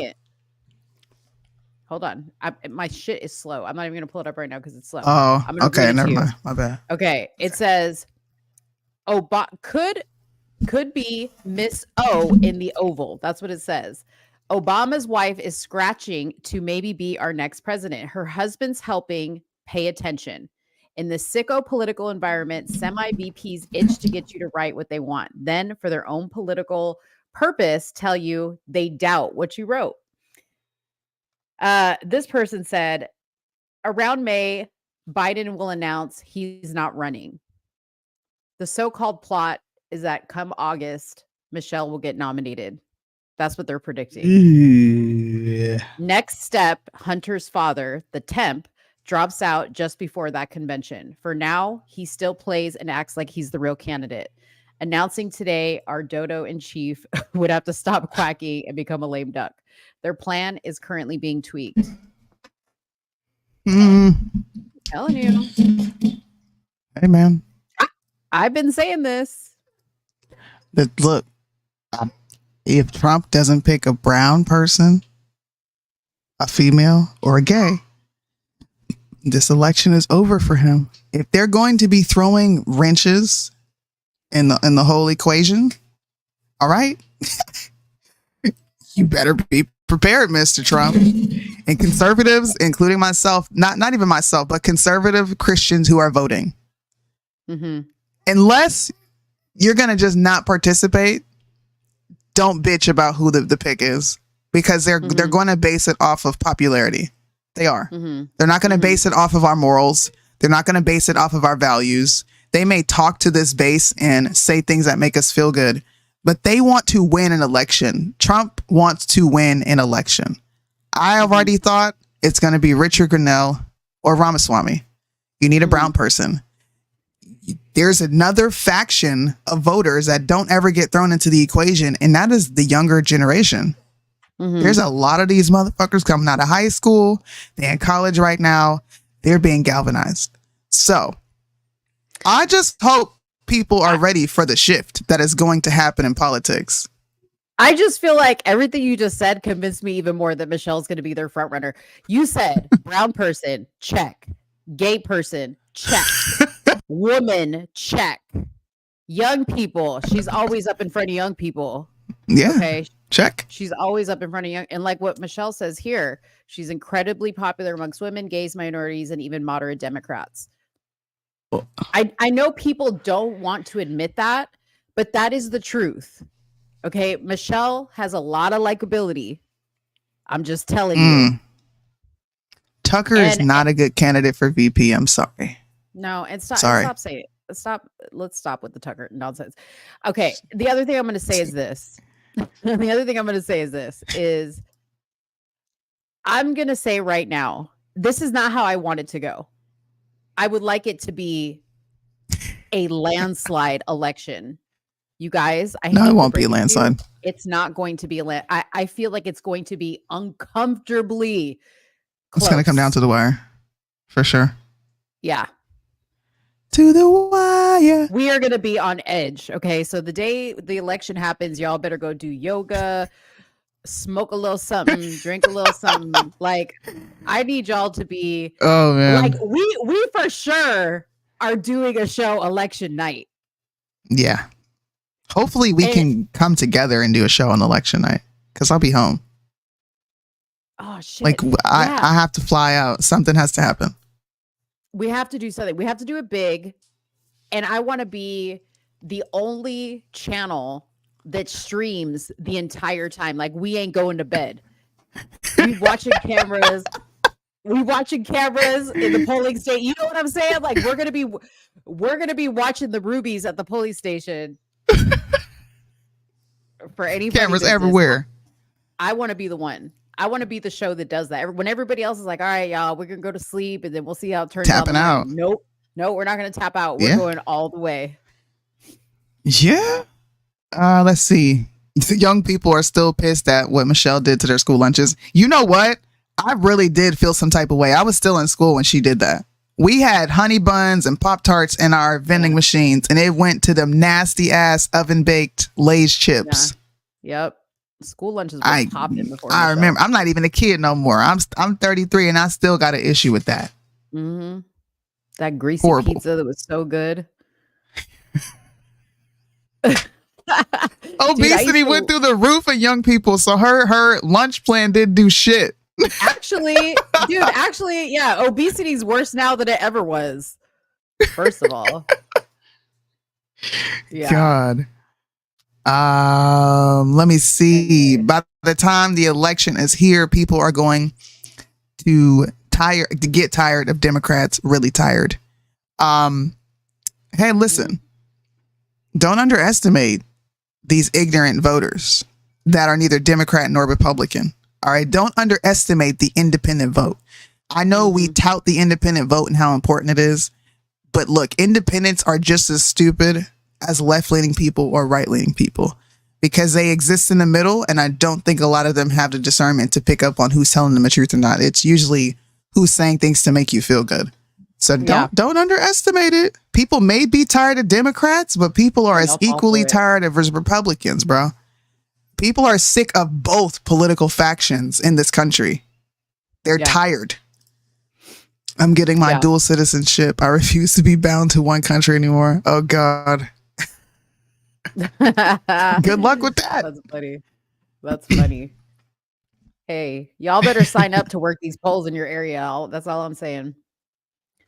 That's all I'm saying. That's true. Good point. Anyways, is that all we have for political news before we move on?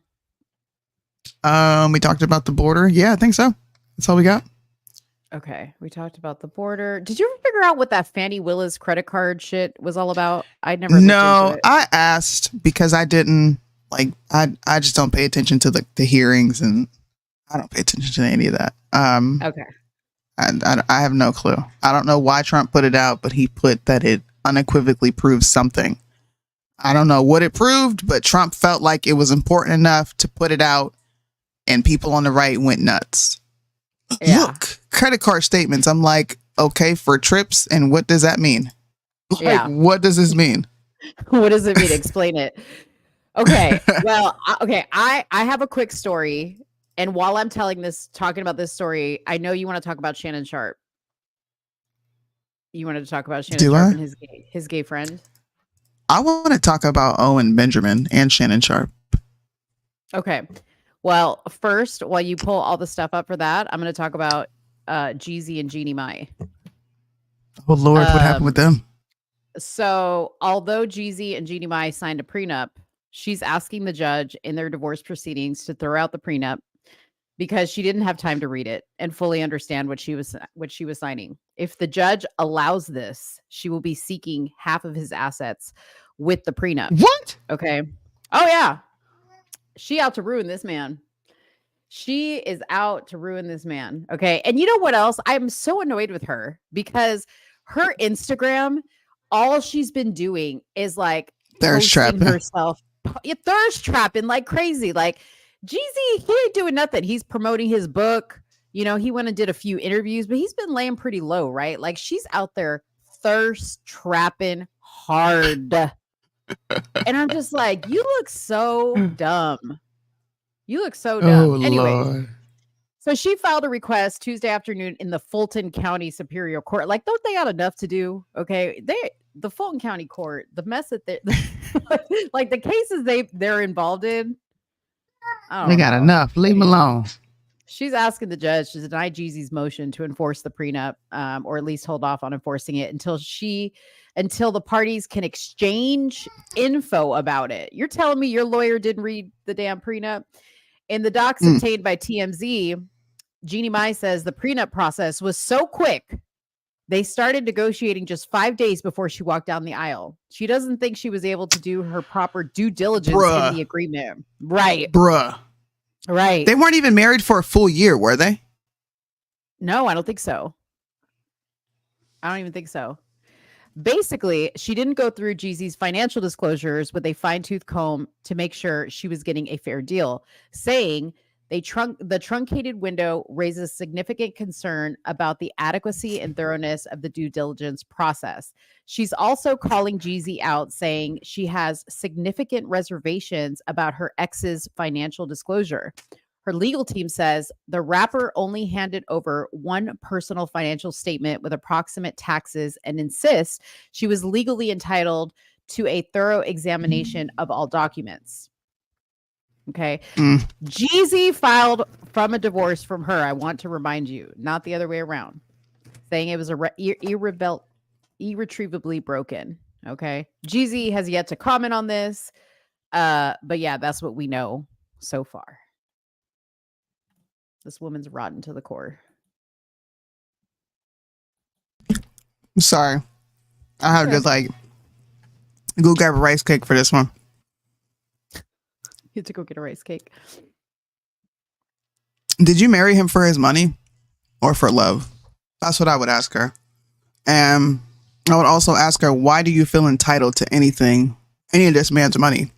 Yeah. Leave.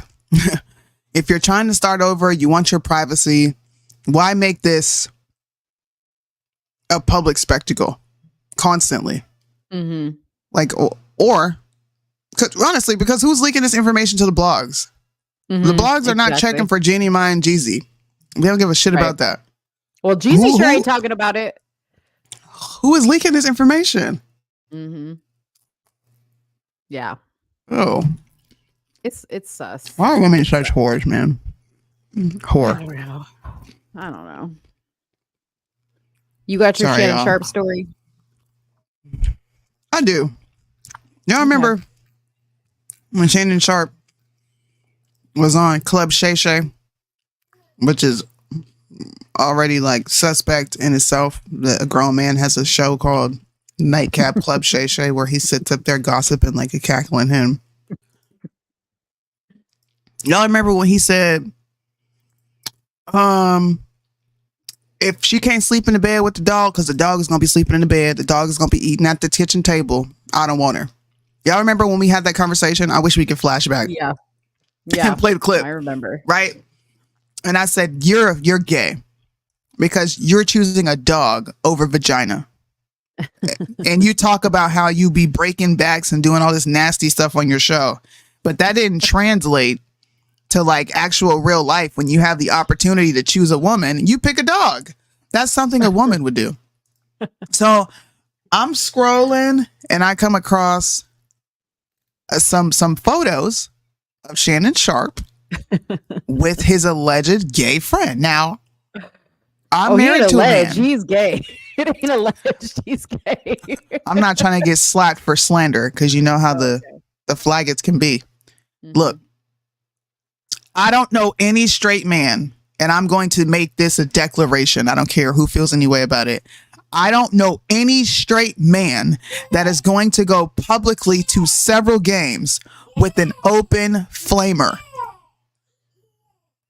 I don't. What is this? This is multiple games where you're with this dude. And you got him courtside. You didn't bring a nice woman that looks good on your arm. You brought a whole ass gay man.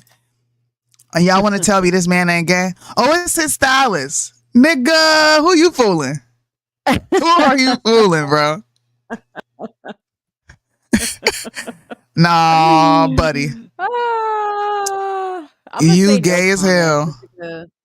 I have to say no You gay comment. as hell. You know, I'm not out to I like him. I don't care if he's gay. I mean, You can't just keep it a stack though one good time. Come on. I mean, listen. Come on, Mo. Here's the thing about it. I think I don't remember the story because this is an old story that has resurfaced again about him and this guy. They've been friends for a long time. I think the guy started out as his stylist. He's no longer his stylist, but they remained friends for a long time. I don't know. I mean, I hear Shannon talk about women all the time and, all his little hookups with girls and all this other stuff.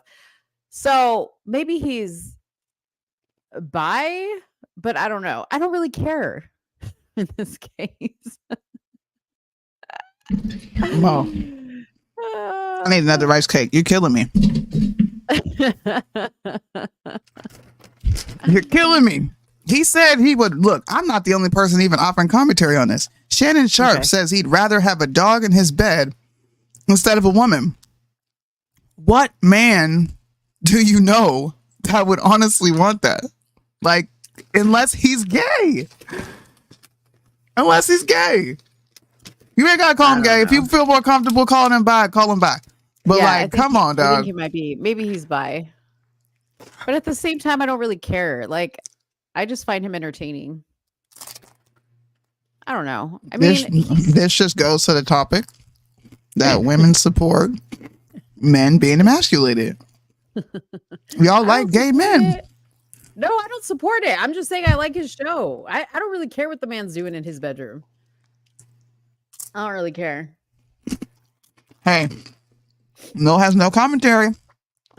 Silence is telling. He ain't got nothing to say. She wants me to talk. She wants me to talk bad about him so bad. No, I don't. I want you to be honest. That comes off as good. Like, I can see how it would come off as sus for sure. Oh, let me pull these pictures back up real quick. But he's an old cat. Okay, he had his share of women. You know what I mean? He was a former athlete. He's probably sick of women by this point. Dude, my dad is almost 60 years old. He ain't pulling up to no game with no. I want to say it so bad. He ain't pulling up to no game with no gay man. He ain't doing it. And that soul patch, Mr. Shannon Sharp. Soul patch? What does that mean? That right here. The piece of hair, that man. Sis, come on out the closet. It's okay. Me? Oh, I was like, I'm not in the closet. Come on out. It's 2023. People will accept you. Nobody's gonna bash you. No, I will, but nobody in your community. Stephen A. Smith will come out and sing your praises because he likes the gays too. I'm a little concerned about him too, his antics. But I just thought that was a full circle moment because I remember us having that discussion. I was like, this nigga is gay. I'm not gonna go courtside with a lesbian nowhere. I don't care if you're designing my clothes or putting my stuff together for any event that I go to. You're not coming to me with no game. I'm not bringing you with me to a game, and we're not sitting courtside together. We won't be seen in public anywhere together. See, and that's the difference between you and I, because like I would go out with somebody who's gay. I would be seen with somebody who's gay, a female, whatever. It wouldn't matter to me. Like, but that I would tell you, I'm not gay. Bro, you'll see me at a courtside game with Bryson. Hell, I'll even go a right wing Angel before I go with any openly gay man. Okay, wait. Let me read. So I just pulled this up, and pardon me if this doesn't make sense, but I just pulled this up. So this is talking about the origin of this rumor. So this rumor goes back to 2016. Now, I will say, if he was gay, wouldn't somebody have come out by now? Like with a story about it? I'm just going to say this, okay? But it says here, the speculation that Shannon Sharp is gay emerged in 2016 when comedian Faison Love alleged it on a show. Love, who previously collaborated with Sharp, claimed to have witnessed Sharp engaging in homosexual acts. Love did not present any supporting evidence. Oh, hey, I'm stopping you. Neither did Will Smith. Nope, neither did Will Smith's bodyguard, but y'all was like, why you don't believe this? Because Will Smith has been on camera talk about he knows how to please a man. Like, well, okay, wait. So hold on. Sharp engaging in homosexual acts. Love did not present any supporting evidence and acknowledged he acknowledged he had a personal conflict with Sharp, asserting that he was responding to perceived disrespect. Sharp responded to the rumors, saying, while he did not directly address the gay rumors, he subtly addressed Love's comments in one show. He dismissed the allegations, emphasizing that they were baseless allegations, wouldn't hinder him. Sharp also defended his stance on homosexuality, stating he was not a homophobic and expressed Ain't that what he be doing?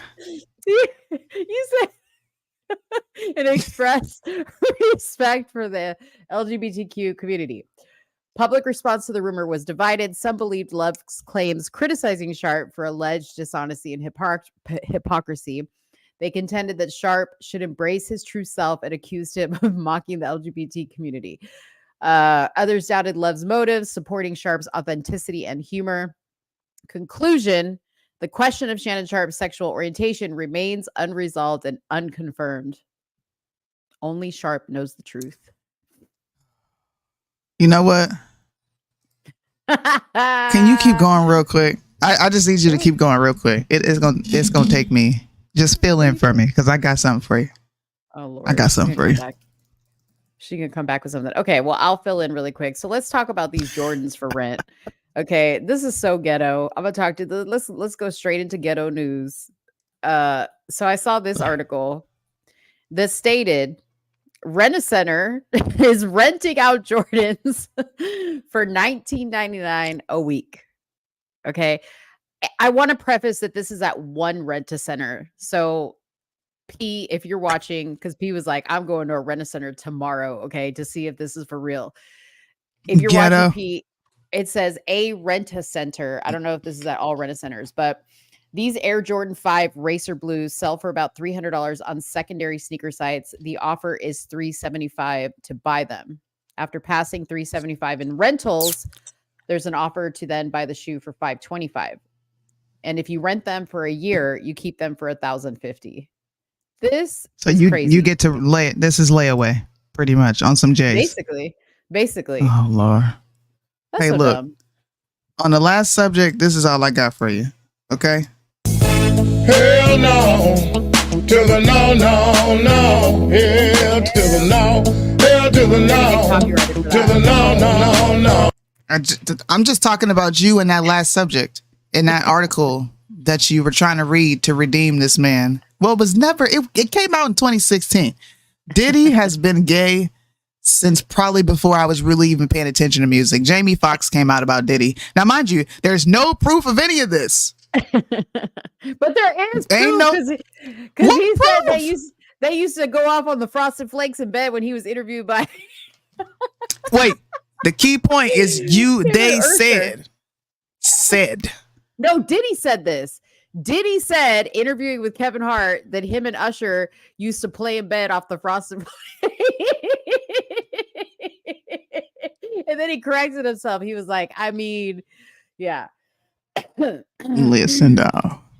Anyway, what is this? Man goes viral. What is this? So listen, I really want to talk about this. So man goes viral after he sends girls home that stay over with a goodie bag. Okay, now this goodie bag reads, thanks for your time, send off bag. Okay, he got some nut. It looks like he got some nuts in there, a Lipton iced tea, a bag of Doritos, $40, and a sandwich. Okay. Wait a minute. He got some green. He got some weed. He got some oh, there's weed in there? Some blunts back there. Oh, is that what that is? Okay. It looked like some blunts. Okay. $129. Listen, I know the price. I sure do.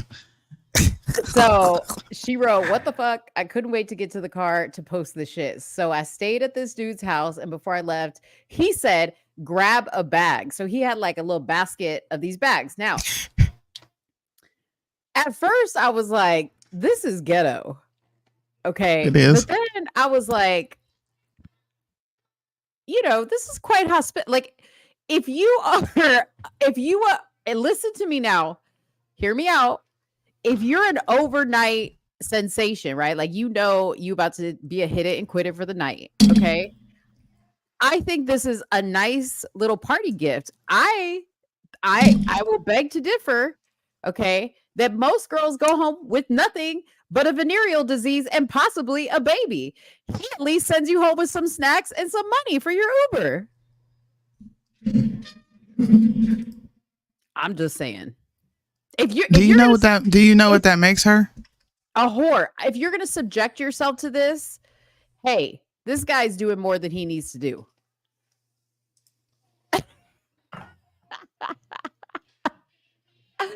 I'm just saying, he's doing more than he needs to do. Hey, man. He paid her $40 for a good time and gave her a bag of Doritos. Yeah. And a dry ass look like peanut butter and jelly sandwich with some Lipton iced tea, a bag of blunts. I would have been That happy. is not Listen, what aside from the blood. Okay, if I was this type of woman, okay, aside from the bloods, because I don't do that, okay, I would be happy with some snacks and a drink, you know? Like after a lot, like you get cotton mouth. You might be a little hungry. And he gave you money. Hell no. To the no. Hell to the no. Now, I would have said, because he said, go ahead and grab a bag on your way out. Okay, so clearly he had a bunch of bags. I would have been like, what is this? Like, you got this many chicks coming through here? Listen. And you one of them. I wouldn't be one of them. I'm just saying, if I was a girl like No, this. I'm speaking in general. Oh, okay. In general, I cannot believe. Jaron! I cannot believe you. He's here just in time for this perfect subject. Wait, what happened? Okay, where am I at? Okay, first of all, ladies and gentlemen, this is Jaron Hi, from the Soonie. Free Dope podcast. He is my favorite liberal. Yeah, that's me. We're just gonna jump you right in, and then you could tell people about yourself because Okay. I need a tiebreaker on this. Okay. Okay, what's up? Okay, so this guy went viral after he sent a girl home with this goodie bag. Okay, now this goodie bag, Soonie says there's some blunts in here. There's some Lipton iced tea, a bag of Doritos, $40, and a sandwich. Okay, all right. And it says on there, "Thanks for your time, send off bag." Okay, and she wrote on here, "I couldn't wait to get out of this dude's house. Before I left, he told me to grab a bag." This is what I said. Okay. Okay. Now, if I were this type of girl that just goes home with random dudes, I think this is very generous, if you ask me. It very much is. I mean, like the fact that he included $40 in the bag as well. Yeah. As the Lipton iced tea. I mean, that's very generous because usually it's just, you're done. Bye. It's time for you to go home and that's it. Bye. Yeah. It's time for you to go home. And you go home with herpes or a baby. Right? I mean, I don't know about that part right there, but I'm just saying. You go on with some parting gifts for sure, but yeah. Soonie, this is Jaron. Jaron, this is Soonie. Hi, Soonie. What's nice up? to meet you. I've heard a ton about you. Yes. I'm sure. Yeah. Hopefully it was all good. Oh, it was all great. Yeah. We're just now getting into the fun topics. Okay. Why don't you tell our people a little bit about yourself? Because you kind of came in the middle of the show, but we've been wanting to get you on the show for a while. I did your show. I wanted to bring you on here. You and I met through Instagram. Yeah. Became quick friends through the gram. You came on my podcast. I also do a show on Sirius. I talk between songs on a music channel. Yeah. So that's my regular day job. And then I just like to talk about politics. I'll call myself a liberal just because of the fact that I tend to side more with the policies that come out of the left than the right, but I'm more in the middle, I would say, but I lean left. Yeah. I'm very issue by issue. Yeah. And some issues I agree with, the right on, right? But at this current state in time, I'm more on the left. But you're not a Biden supporter. Oh, no, not at all. And you don't like Kamala. Nope, I don't like her. I'm from California as well, so I knew her when she was San Francisco DA, right? Uh-huh. So I've heard of her. I pretty much have been a part of her or witnessing her come up. I don't like Gavin either. I just don't like a lot of California politics in general, but I will choose to stay here because I think everywhere else is worse. Yeah. Really? You think that? Yeah. Oh yeah. Wow. Okay. Because I'm more of just like, just let me live my life, do what I want to do, stay on my business, take care of, keep my taxes low, right? Like Mhm. I don't. Yes, I am pro-choice because for my personal life, no, I'm not pro-choice. Mhm. And we're actually having we're I think 6 months. Yeah. along, so yeah, Congratulations. thank you. He's So having yeah, a baby. yeah. So my personal life, I'm not I mean, I am. Sorry, personal life, I'm pro-life, right? But like my personal opinions shouldn't affect how somebody else chooses to exercise that part of their life. Yeah. That makes sense. So that's why I'm pro-choice, because everybody should have the choice to life, choice to terminate. They said you're a liberal. They think that I'm a liberal then. See, I feel like you're kind of like, I feel like you're more kind of like independent Yeah, I'm just like, just leave me the hell alone, or honestly. a centrist like me. What did you call me? Is that what you call me, Soonie? Not a centrist, a middle. What did you call me? You are not a centrist. I'm gonna need you to like get up on your political lingo before you start attaching labels to yourself. First of all, what did you say? I'm a moderate. You are a moderate. Yeah, Yes. Yeah. I'm a moderate. But I think a lot of people are moderates. Yeah. I think we're forced Not to pick Soonie. a side. Not Soonie. Really? Hey, I'm not ashamed. Society will try to shame me, but I don't give a fuck. Where do you fall at, Soonie? If someone called me extreme right, some would say that I'm conservative at the end of the day. Mm-hmm. I'm not interested in any moderate or progressive change. I understand social change and being up with the times and technology. Mm-hmm. I'm okay with that. But the second you start to try to change society and force me to think a certain way, and then that trickles down to my kids, then you're going to run into a whole issue with me. I agree. But like, does that, I'm very curious. Like, does that come from like a specific type of upbringing? Right? Like, No, I grew up in a very liberal home. Okay. And so what made that, what was that shift for you then? She Life. married a 7-day Adventist. No, because even when I was married, I was still very much so liberal. I voted for Obama twice. We argued on politics all the time. We didn't agree. We didn't really start getting on the same page until about 7 years ago, because life hit me in the face. Life happened is what happened to me. Like what? So I'm curious. Like what? My children, the world that they're inheriting, what I'm handing to them. I have very, I don't want to call them. I have very strict views on what's between a man and a woman. I don't look, if you want to do that, then you do that. I can't stop what you do in your own home. But when you then try to push that on my kid, and I've had this happen to me personally, via education, where you're teaching them certain concepts that I'm not okay with, and you try to go around me as a parent, that's when a whole nother person comes out. And then you start to see this happening in other people's homes and other people's homes. And then all of a sudden, you're not inclusive of me as a believer, right? I have to be inclusive of all of you, but my Bible has no place in a library. Then how do you expect us to respond? You're either going to get a visceral response or you're going to get someone who's understanding that wants to talk to you. But either way, it's not a give or take. It's, I'm just going to keep taking. I'm going to keep violating your boundaries.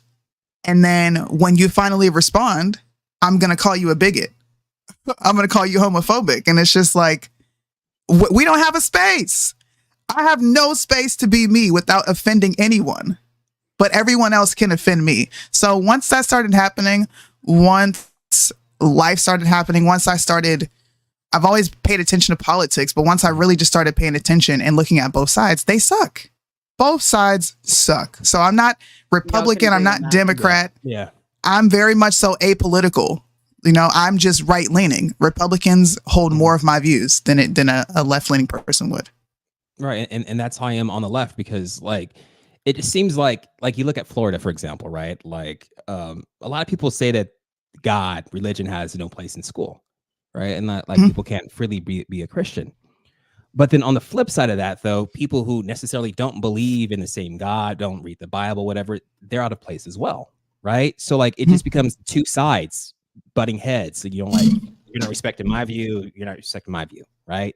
So like what's the common ground? Like where can people just just stay out of everybody's lives? You know what I mean? Like the common ground for me is if we're gonna push the DEI, if we're gonna push diversity, equity, inclusion, then I better be included in that.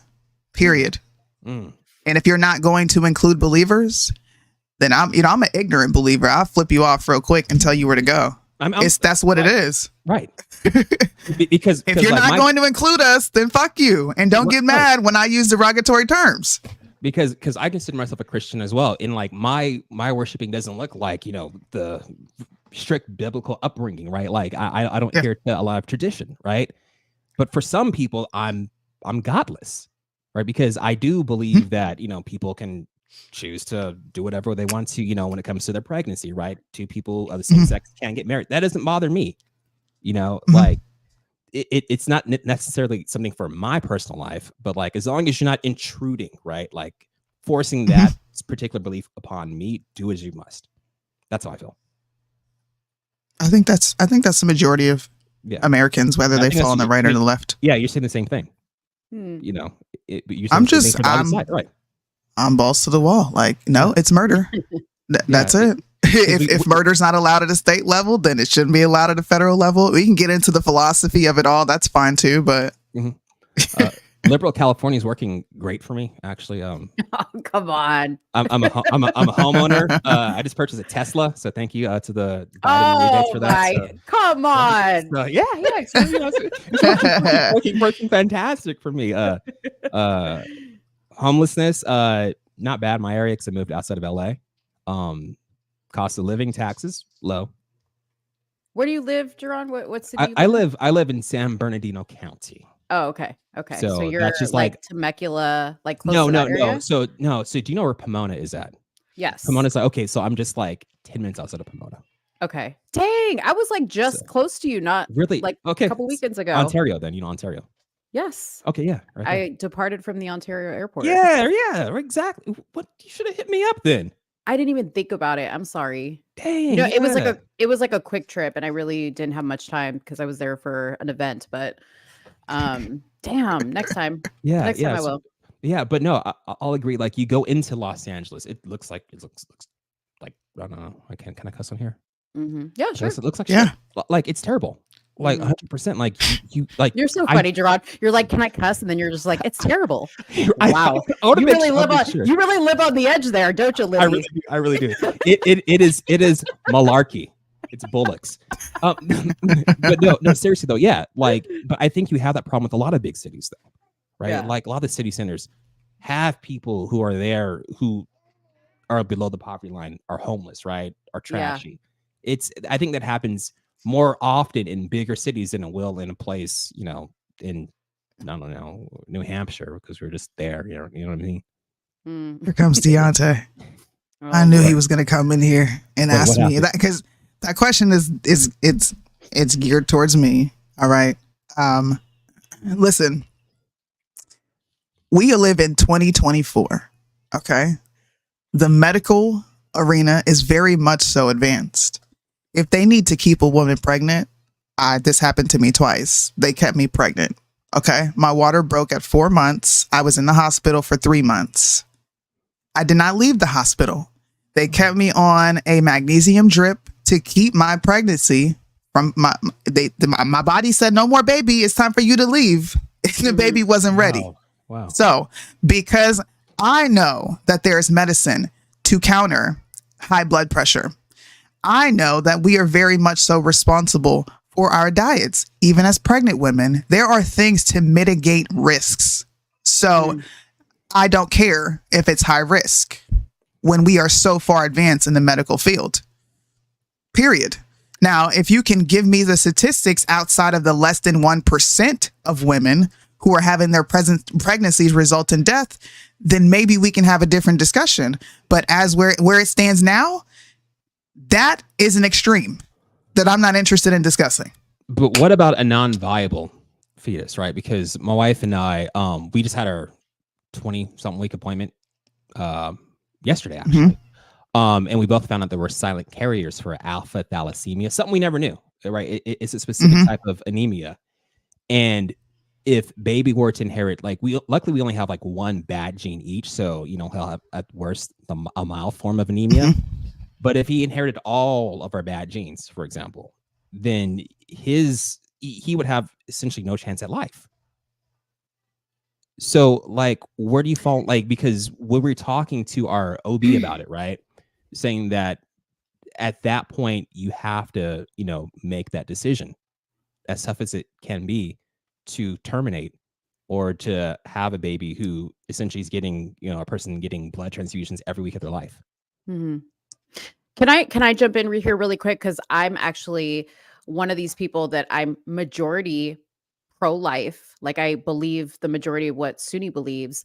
But for me, the only issue I have is when a young child gets raped or whatever. It's an extreme, right? Gets raped. Like the thought of a baby carrying a baby, it just kills me.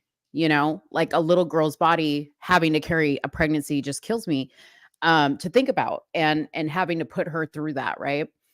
But when Soonie and I have had this conversation in the past, she has brought up a really good point that always makes me think, because can we have this conversation or can we not without bringing up the extremes examples of like a high risk pregnancy or the rape situation? Because the statistics that Soonie showed me when we have talked about this in the past show that the majority of women are not getting abortions for those reasons. They're using it as a form of birth control. So if you have this discussion based on the statistical facts, it's a whole different discussion.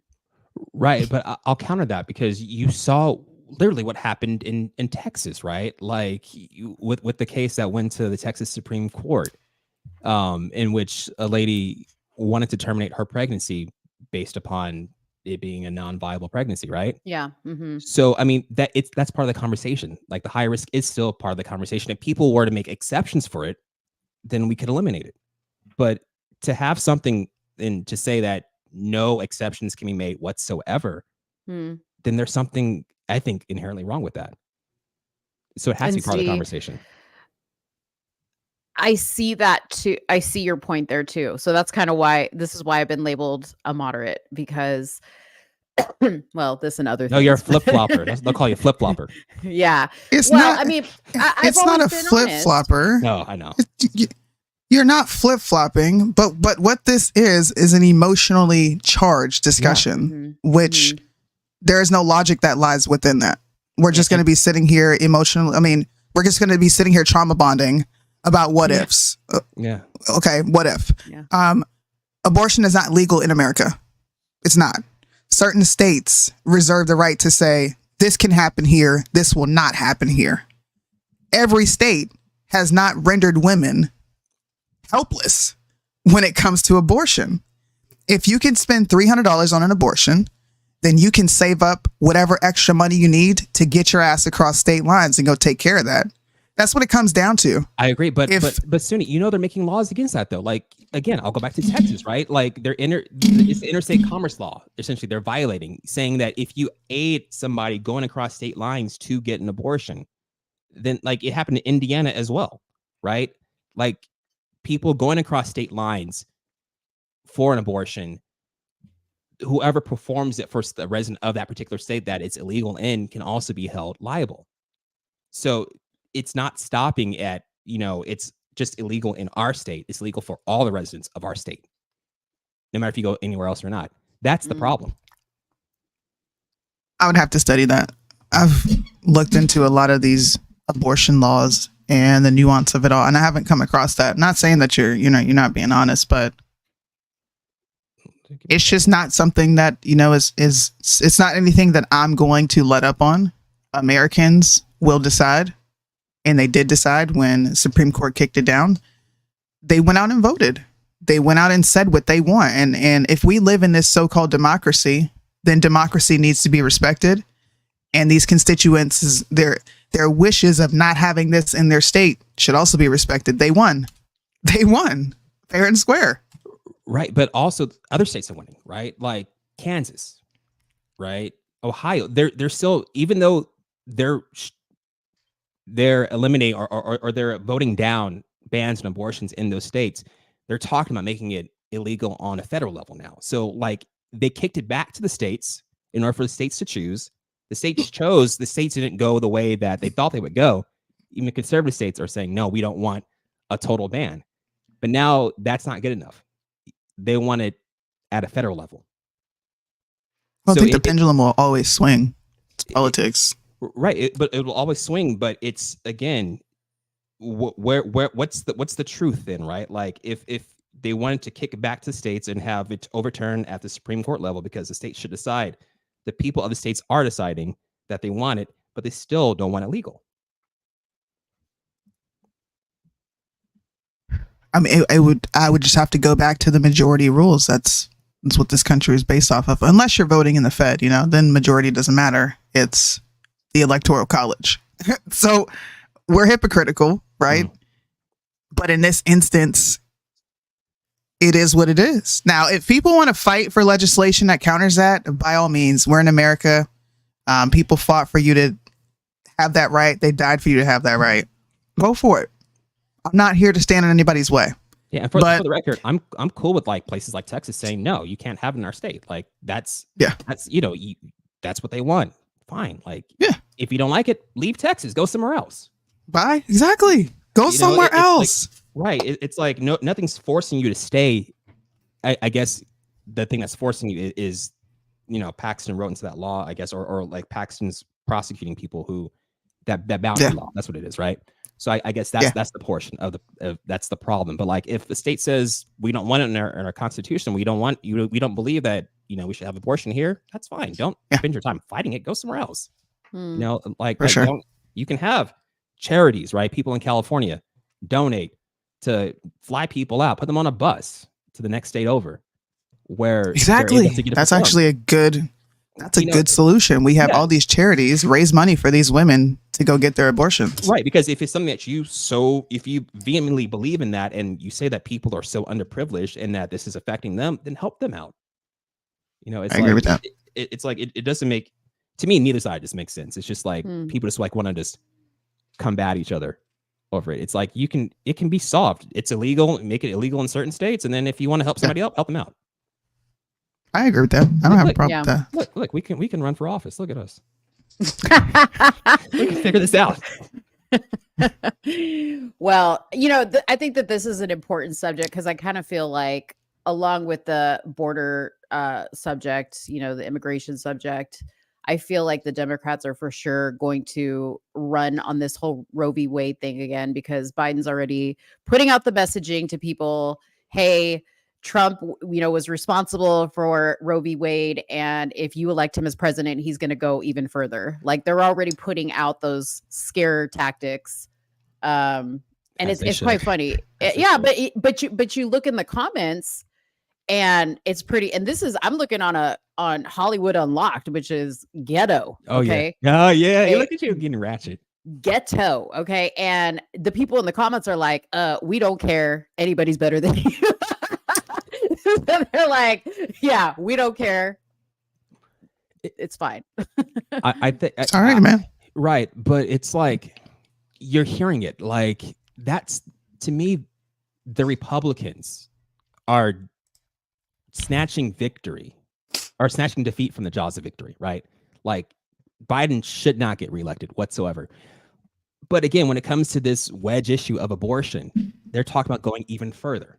Right. So it's like, why can't you just leave good enough alone? Right. Like you got the victory at Supreme Court level. States are outlawing it or, making it legal. Move on to something else. Like just because every state is not having your exact desired outcome, then you want to change it and go even further. Right. I think that's the problem. But I don't know. I don't hear them talking about going further. Oh, look at Lindsey Graham. Oh, well, nobody cares. Listen, let me tell you, from the Republican side, nobody gives a shit what Lindsey Graham says. We, as the Republican Party, no, I'm just joking. Yeah, nobody likes Lindsey Graham. Yeah. Nah. Lindsay Scam. That's his name. Yeah. Nobody's checking. Lindsay with him over Scam. there. There's very few. No. But I'm gonna say no. So the question posted, no. There are no Just instances. me. No. No. Yeah. Deontay, for me, it's going to be, like I said before, those very extreme cases where young children are involved in cases of rape. That's my I don't know which way I would go situation. The less than 0.001%. Mm-hmm. Yeah, I but see- I'm saying there's a percentage for me. I say yeah. Not for my personal life, but do what you will, you know? Like do as you must. But the thing about California, see, people don't give us enough credit here in California. Oh, here we go. No, it's serious. You know where I'm going with this, right? No? No, I don't. Don't we have the death penalty in California, right? Yeah, I think so. Mhm. Okay, and we're also pro-choice. So if we don't kill you coming out, we're gonna kill you if you mess up, you know. If they even keep you in jail because they letting everybody out. Oh, see, I set myself up for that one. That's true. Yeah. You did. Yeah, you set yourself up. Yeah, I know. Oh, Wait, well, are you pro death penalty? No, honestly, yeah. Yeah, Okay. I'm like, if something, but see, I go back and forth. Like, I think it should be up to the victim's family, right? Because for some people, it's enough punishment to make the person spend the rest of their natural life in jail, right? That seems like a harsher punishment than giving them an easy out in the death penalty. You know, Yeah. so like, I believe it's an option. Like, do I believe in, like firing squad? No, I think that's kind of like messed up, but Bring it back. Yeah. A lot I'm of all people for it. would act right if we had that type of punishment. I think, Oh, yeah. I think isn't South Carolina, didn't they bring that back in South Carolina? Oh, like a firing squad? I thought that was an option. I don't That's know. funny if it is. That's hilarious if it is. I would love to. I'm gonna look that up. Piss some people off later. What you got? What's this? Okay, no. Yeah, I got 2 more topics and then I got to dip out because it's actually almost 2:00 here. Okay. I'll stay on here for a little bit if Jaron wants to stay. Yeah. Oh, So do you guys know Benjamin Owen? He is the guy who was making so much noise about Steven Crowder stealing his jokes. I think he's even accused Dave Chappelle of stealing jokes. He's like a low tier comedian who's not funny, but people find him funny, and he has a lot of political opinions. Did he used to work for Crowder? He did. Okay, Yeah. that's what I thought. Yeah.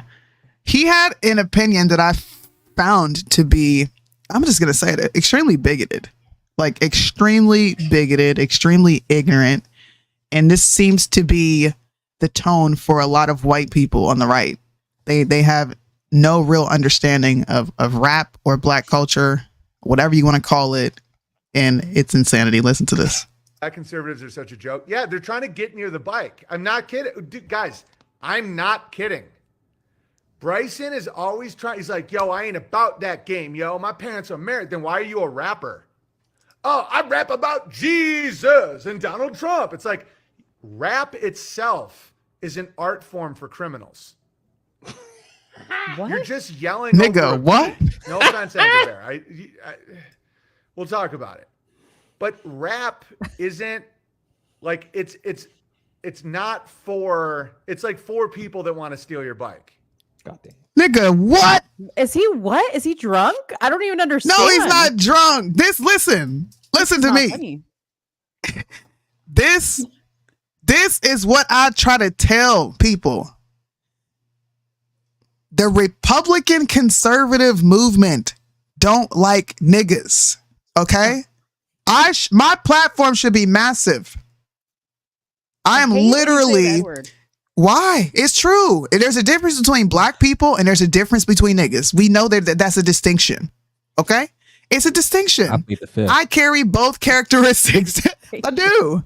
I have a ratchet side and I have a side where I can be very much so sensible, but to put all rap in one category because of what's uplifted by a certain demographic of people is disgusting. Are you To like, put who's Bryson behind in you? that category. I'm not even going to get into that because it gets sensitive when you do that. It's like, come on now. They get sensitive when you do that because when you bring up who's the face of CP, we can't say the word on here. Well, you guys commit crimes. Listen to me, bro.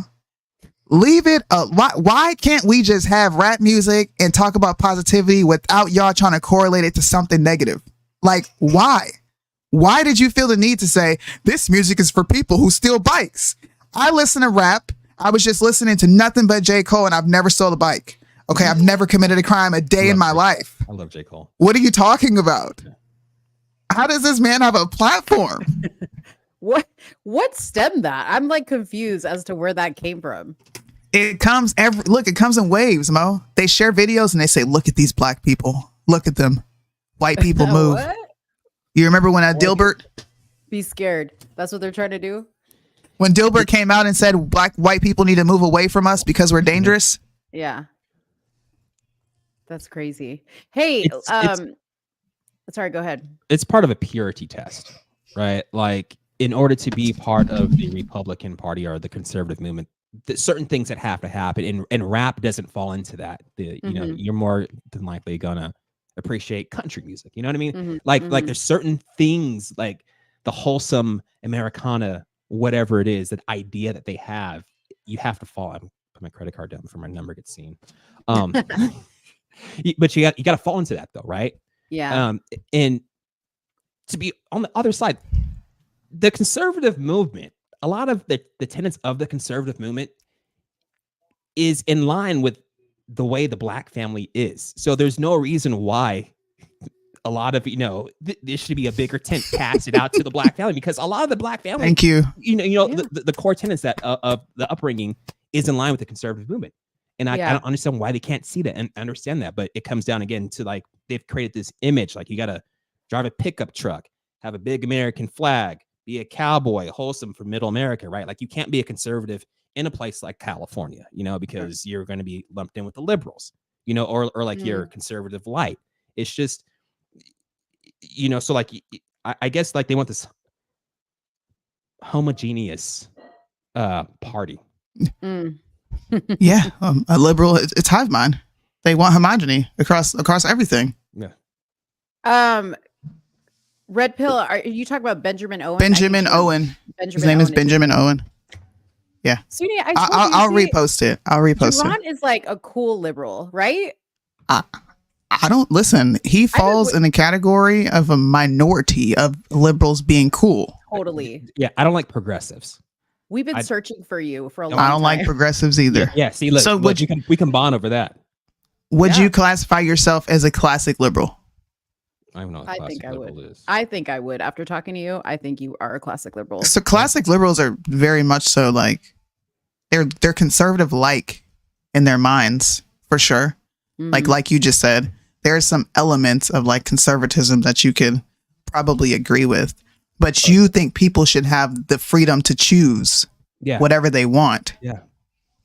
It's like that. That's the, and then, but also on the flip side though, I don't think you need to necessarily always legislate for everybody else to accept those who might have a different lifestyle, right? Or like different, like there's not necessarily to always legislate every single thing, because at that point it becomes forcing it on, forcing the change upon people who necessarily aren't ready for that. Like I can go back to the cakes, them cake things they're talking about in Colorado. Oh yeah. Go to a different damn baker. Thank you. Like, why does it need to be a whole case? And like, because this particular baker won't bake for you. Just go somewhere else. Like, because that's also their personal opinion, and that's also how they want to live their life. You know what I mean? Like, as long as they're not fully intruding upon you and like causing you, any type of harm. I guess they'll argue that baking a cake is not harm, but you know what I mean, though, right? Like, you have to respect their opinion and how they live their life. Right. Somebody said you're a Kennedy-esque liberal. Oh, thank you. I appreciate Do you like RFK? Does he appeal to you? No, me neither. I can't stand his voice. I can't listen to the guy. It seems fake. like, God, it's just nobody excites me. That's the problem with like, even being liberal. Like, nobody excites me. Well, on your side for sure. I mean, it's a little slim pickings over there. Okay, it's terrible. It's terrible. Like I mean, honestly, I swear to you, if Republicans ran anybody but Trump, they would win. Anybody but Trump, they would win. Really? 100%. Like who? I don't know though, but like anybody but Trump, right? Like, but the problem is, like, I like Nikki Haley.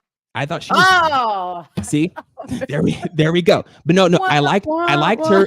I liked her as the governor of South Carolina. I don't like her now, but like governor of South Carolina, I thought she was pretty pragmatic, right? Because she followed up Appalachian Trail governor, so the one that went missing for the week. So I think the bar was low with that one right there. Please explain. Okay, you need to explain that comment, Nikki Haley. What is there to like about her? Tell me. He said he used to. I'll give him that. He did caveat with I used to. Like her anymore. No, I liked her as the governor because to me, I think I like these commodities that I don't know too much about, if that makes sense. Because to me, she's almost like a fresh, like a clean slate, you know, like I guess how you see Trump, you know, in a way that Trump is like against, you know, not the typical politician, right?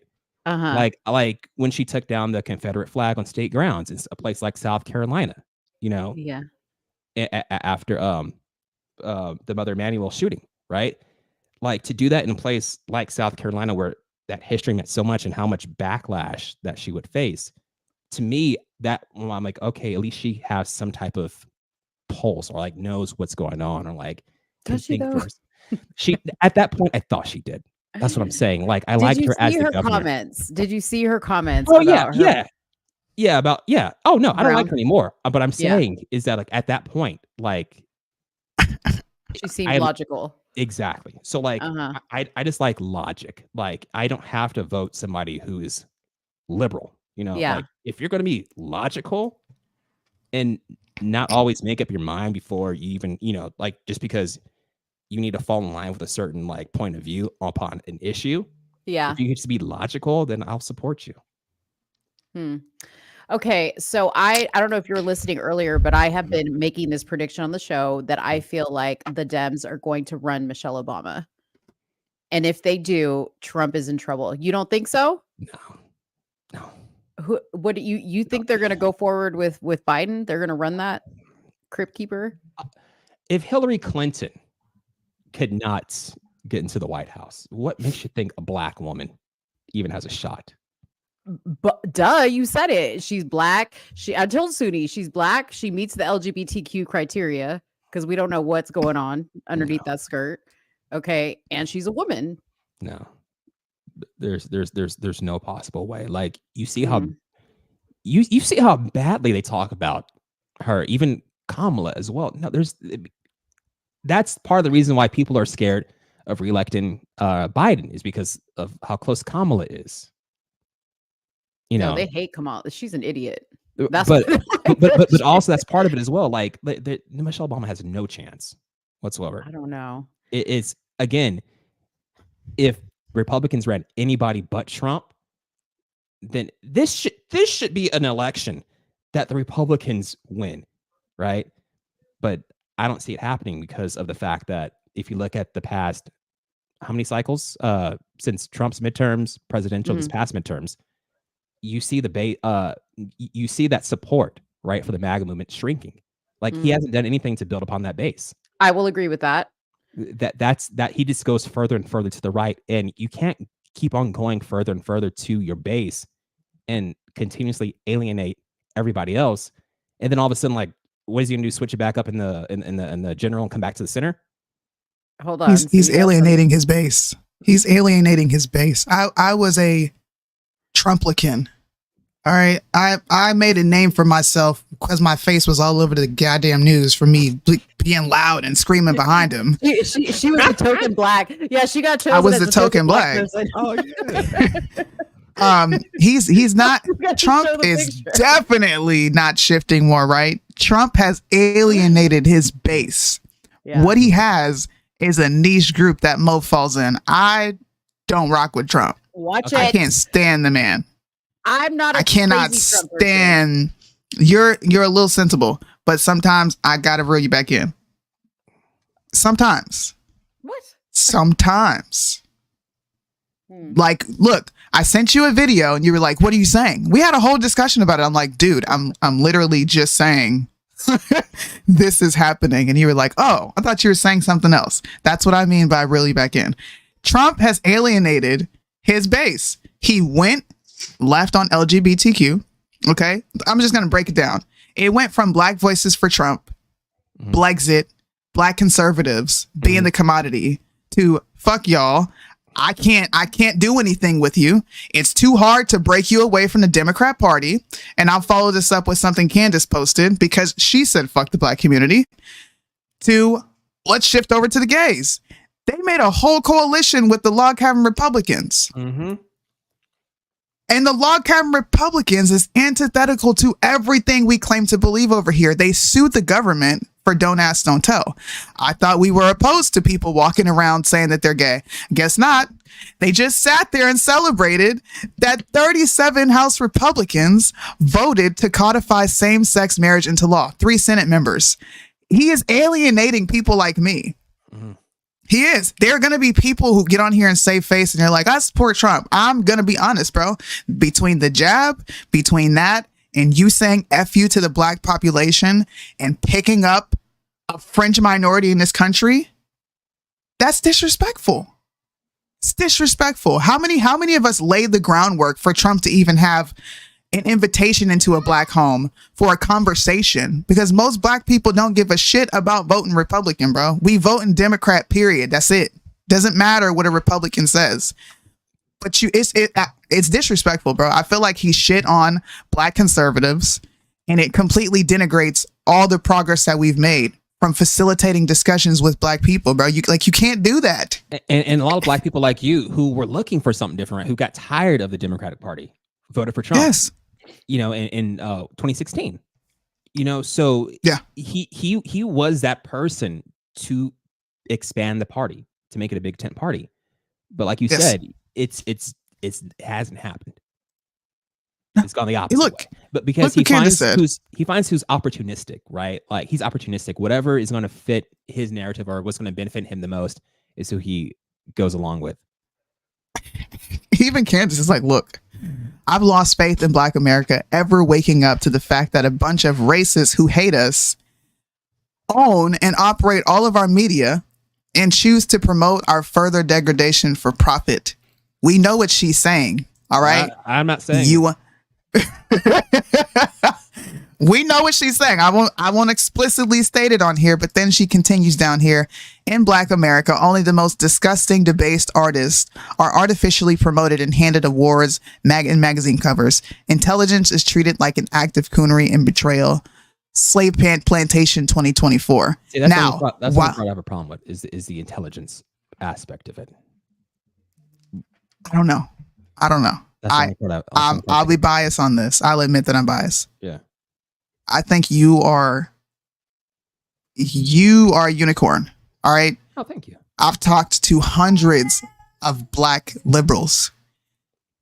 It is like meeting your fist with a brick wall.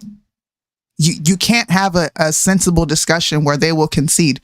We're not even conceding. I understand what you're saying. Okay, I get why you say that. Okay, well, what do you think about this? Oh, damn, I actually agree with that. We don't have to agree on anything leaving this show. We don't. But I can see where you're coming from. You can see where I'm coming from. And you're not my enemy. Right. I am an enemy to these people. Because they're not interested. I mean, you have, like you said, your life experiences, right? That inform your point of view, inform your political decisions because you've gone through things and you're choosing what's in the best interest of your household, your family, your life, right? And that has to be respected, right? It's not a groupthink mentality just because you're Black, you have to be a liberal, right? Yeah. And I think people, and that's the problem, I think, with the Democratic Party in of itself is the fact that they still treat the Black vote as a monolith, right? That like, we're not going to go anywhere else because the place where we're going to go, well, they don't want us there, like we just talked about it, a couple of minutes ago. Right. So it's like, we're just choosing the lesser of two evils, It feels like. It's essentially what people are doing. Yeah. They are. And the only reason I'm going so hard is because Candace slapped the black population in their face again when she said, look, black people do relate to Trump. And she smacked a fucking mugshot and said that this is what we relate to. So you don't get like, this is why I'm calling her out, bro. You tell me that you give up on the black community, but you celebrated the fact that they were celebrating debauchery and degeneracy, which is him simply having a mugshot. Listen, stop making this hard for people like me, man. Like, oh, you're conservative? Oh, you can't. I don't support what Candace is saying. You remind me of, I guess, how you feel is how I felt about Bernie and that whole movement. You know, it's like it's just this shit don't make no sense. To sum it up, like it doesn't make any sense at all. But people will go right so hard and contradict themselves constantly in order to stay on a side, rather than just have the honest conversation to say like, no, that was fucked up. That what was said, right? Admit that you were wrong or whatever. Yeah. And it's like people want to just bend themselves backwards over and over again just to stay on one side. Mm-hmm. Well, like she was bragging on niggas for Trump. She was happy. Niggas for Trump. What? But in a way, and don't get me wrong, because I'm not bashing Candace, because there's things that I love about Candace, and then there's things about Candace I'm not so crazy about. But in a way, I love to see this, right? Because what it's doing is it's exposing people for how inconsistent they really are. And I mean, I can't speak for your side of things, but on our side of things, man, they love when a black person says the things that they want them to say. Like, you know what I mean? Like when you start hearing a black person speak like Candace, they're like, yeah. You know, it's like they're already ready to put her in the office of presidency. It's stupid. You know what I mean? So they did that with your friend Larry Elder. Oh yeah, somebody brought that up. Would you vote for him? Right, me? Yeah. Oh no. Larry's a great guy. He's a nice guy off mic. He's very nice. Like I've talked to him many times. He's a great guy. I just don't understand. It doesn't square with me. I'm like, how are you saying? But you're saying these things though, because you found an audience in people in especially Orange County. That's where I grew up at, right?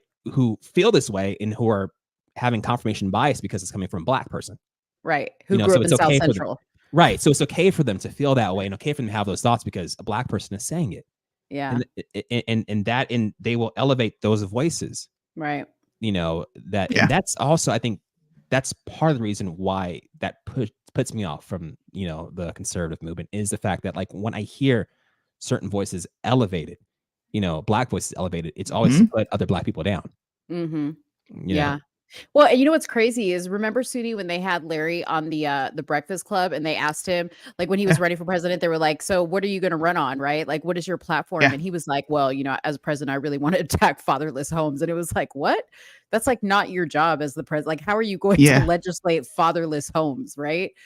Yeah. It was at that moment that we realized Larry wasn't ready for the for the big show. Man. But why do they act like fatherless homes is something that's unique to the black community? Wow. Yeah. Right. I think it's because we are the. I think it's because number one, we're only 41 million deep in this country. Right. There's a crap ton of whites. They outnumber us by far. So when you see a minority affected in the way that our community has been affected, and you see a drastic change because we went to having, I think it's over 40% of our homes being a married home where a man and a woman function there, to over 80% of our children being born out of wedlock. Now, does that mean that the father is not in the home? Not necessarily, but we're seeing a shift in those conservative values that we once held, where our ancestors, they held really strong to that. We don't have that anymore.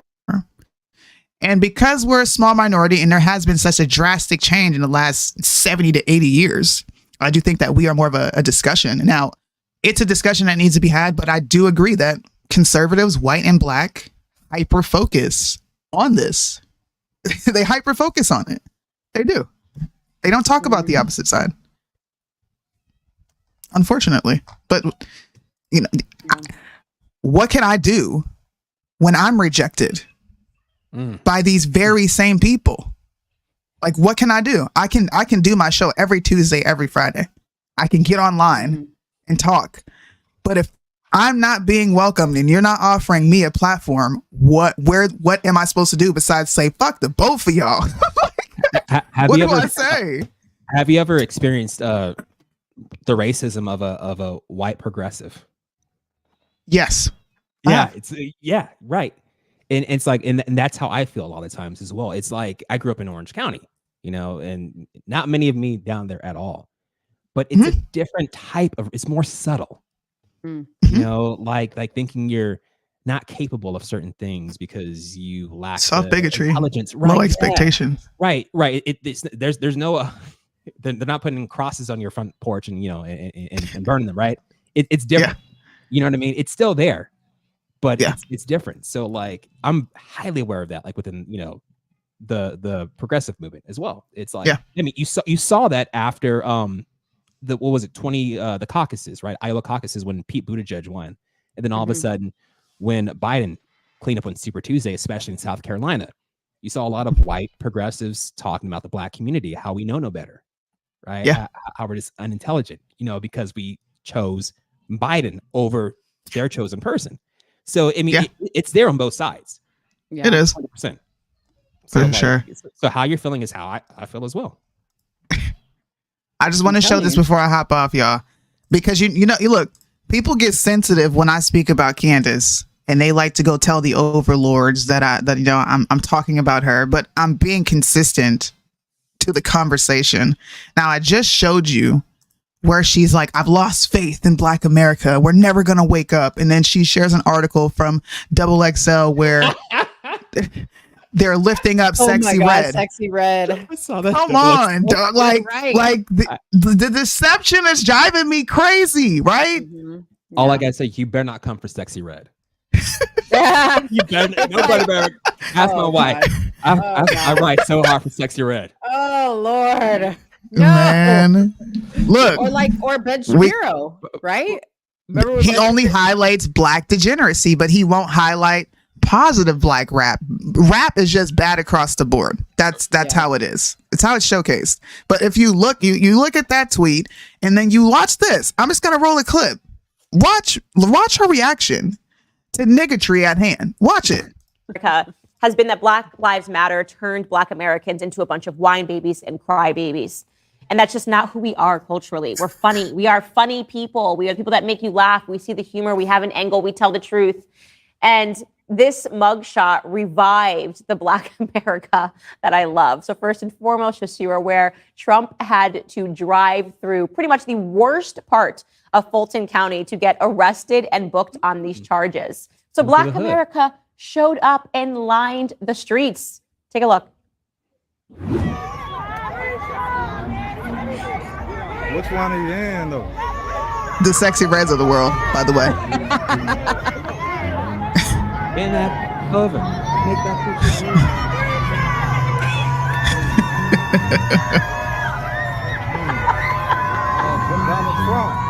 Oh, she's loving it. Okay. And as if that wasn't great enough, he gets booked, his mugshot is released, and now, of course, there's rap songs being made about him. Take a listen. Orange man bad, the whole world mad. Thug life, shout out all of my MAGA base sheds. Coming for the deep state, I will stop the new world order. But before that, I'll finish walls at the border. Bruh. Orange man bad, the whole world mad. Like, this is just absolutely genius. And now you have to see the responses online. We're just going to let this run for you because it's amazing. Yeah, run it, Candace, run it. As Black people, we with Trump. Yeah, I'm with Trump. I don't know what everybody got against him. Yo, he was making the breadwinners, you heard? I'm a Democrat too, but okay, we Trump. We Trump back in office right now. I'm gonna be honest with you. I with Trump, to be honest with you, bro, for real, Trump really did the I like him because he's about money. It wasn't about no politics. He wanted to make America great again. Trump. That boy Trump, he making sure to get their bread. I ain't gonna lie. I'm thinking Trump for life. Trump for life. What? I ain't gonna lie. Love Donald Trump. Trump wanted us to get off our ass and get some money. Trump 2024. It's the truth. He made everybody hold a piece of money. Trump really a boss. Trump running it how it's supposed to be ran. And people taking. And he putting out facts in front of the people. He ain't lying to the people. People just don't want to accept the truth. Trump, man, we rocking with you. Love you, Trump. My dog. Uncle T, what's up? Do you get where I'm going with this? Did the pure joy in her face. But F the sexy reds. You just celebrated the sexy reds, Candace. They are the sexy reds. Trump has forever been synonymous with money, right? Thank you. And he's always had a place in rap culture. Thank you. Thank you. And it's like, so that's nothing new. Right. But this is also where I think people fail so miserably at, because that demographic right there, they support Trump because Trump is a boss, right? Trump has been forever just like, we're trying to get on Trump's level. You know what I mean? Like he's been celebrated for years. Right. But then also at the same time, that's a demographic within the conservative movement that they don't want, right? They'll be scared of, or they're pushing to the side. It's like, it makes no sense to me. Tokens is what we are. Right. And it's like, I don't know. It seems like they don't want to go. I think they just, when they hear and speak, or like they have their minds made up there, I guess if somebody from that video were to walk down the street, they'd like, hold on to the purse a little tighter and cross the street, right? Because of certain biases they have, Yeah. And I'm sure Nikki Haley knows exactly how you feel. Like, God, no, racism totally doesn't exist. I'm pretty sure exactly. Nikki Haley crosses the street with her Louis Vuitton purse, people are like scared. And yeah, back on that, there's no problem with saying racism exists, because I think everybody is capable of being racist, right? Yeah. Of course. And it exists. It's 100%. There's nothing wrong with saying that it's a thing, because everybody has some sort of biases in them. We just had an earthquake. You did? Where you at? Yeah. She's I'm in Japan. I was strong. Oh dang! Dang, I didn't even see. Sorry. Okinawa. Oh dang! I want some of them green Kit Kats. Oh, that's right. Ugh, the green tea one. Yeah, they're not good. So good. Oh, I don't like those. I had those. I was like, I have like green tea. And I have the banana caramel ones as well downstairs still, and like the milk tea ones. Key lime pie ones are really good. I haven't though. had those. Damn, I need to get a whole shipment from you now, because I haven't had the key lime pie ones.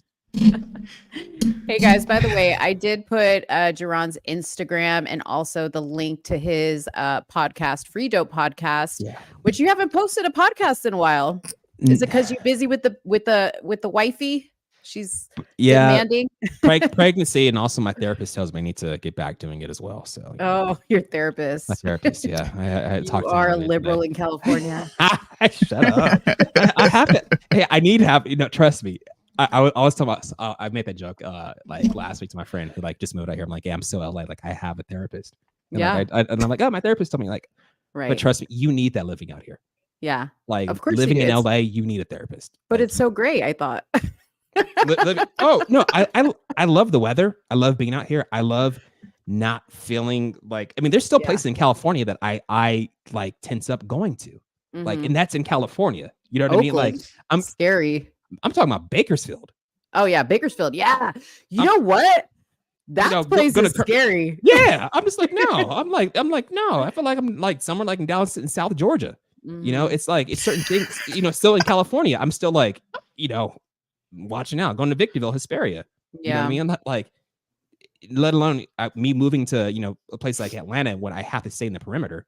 I feel like so that's the reason I stay out here. Yeah. Honestly. Yeah. Even going to Nevada, it's gonna be. Are you moving? No, just going to Vegas. Like, you go too far out of Vegas, you go like to Pahrump. Just like. Yeah, it's crazy. I don't know. When I was in California, listen, because I lived in California for many years, so I love the state of California, and it kills me to see how it looks now, like in so many areas. And I've been like to San Francisco and to Bakersfield and to Oakland, which I used to love the Bay Area. Like, the Bay Area was so cool. And now you go there and it's just destroyed. It is destroyed. The problem is that everything is just too expensive. Like, nobody, you can't afford to live in California. And Yeah. that's part of it. Like, people, aren't moving up. People can't afford to live. They can't afford to make the repairs to make their houses look nice or keep them, in shape. And then people are, in the Bay working in tech, living in trailers, right? Making, 6 figures and still can't afford to have a house because like a starter home is like over $1.5 million. Right.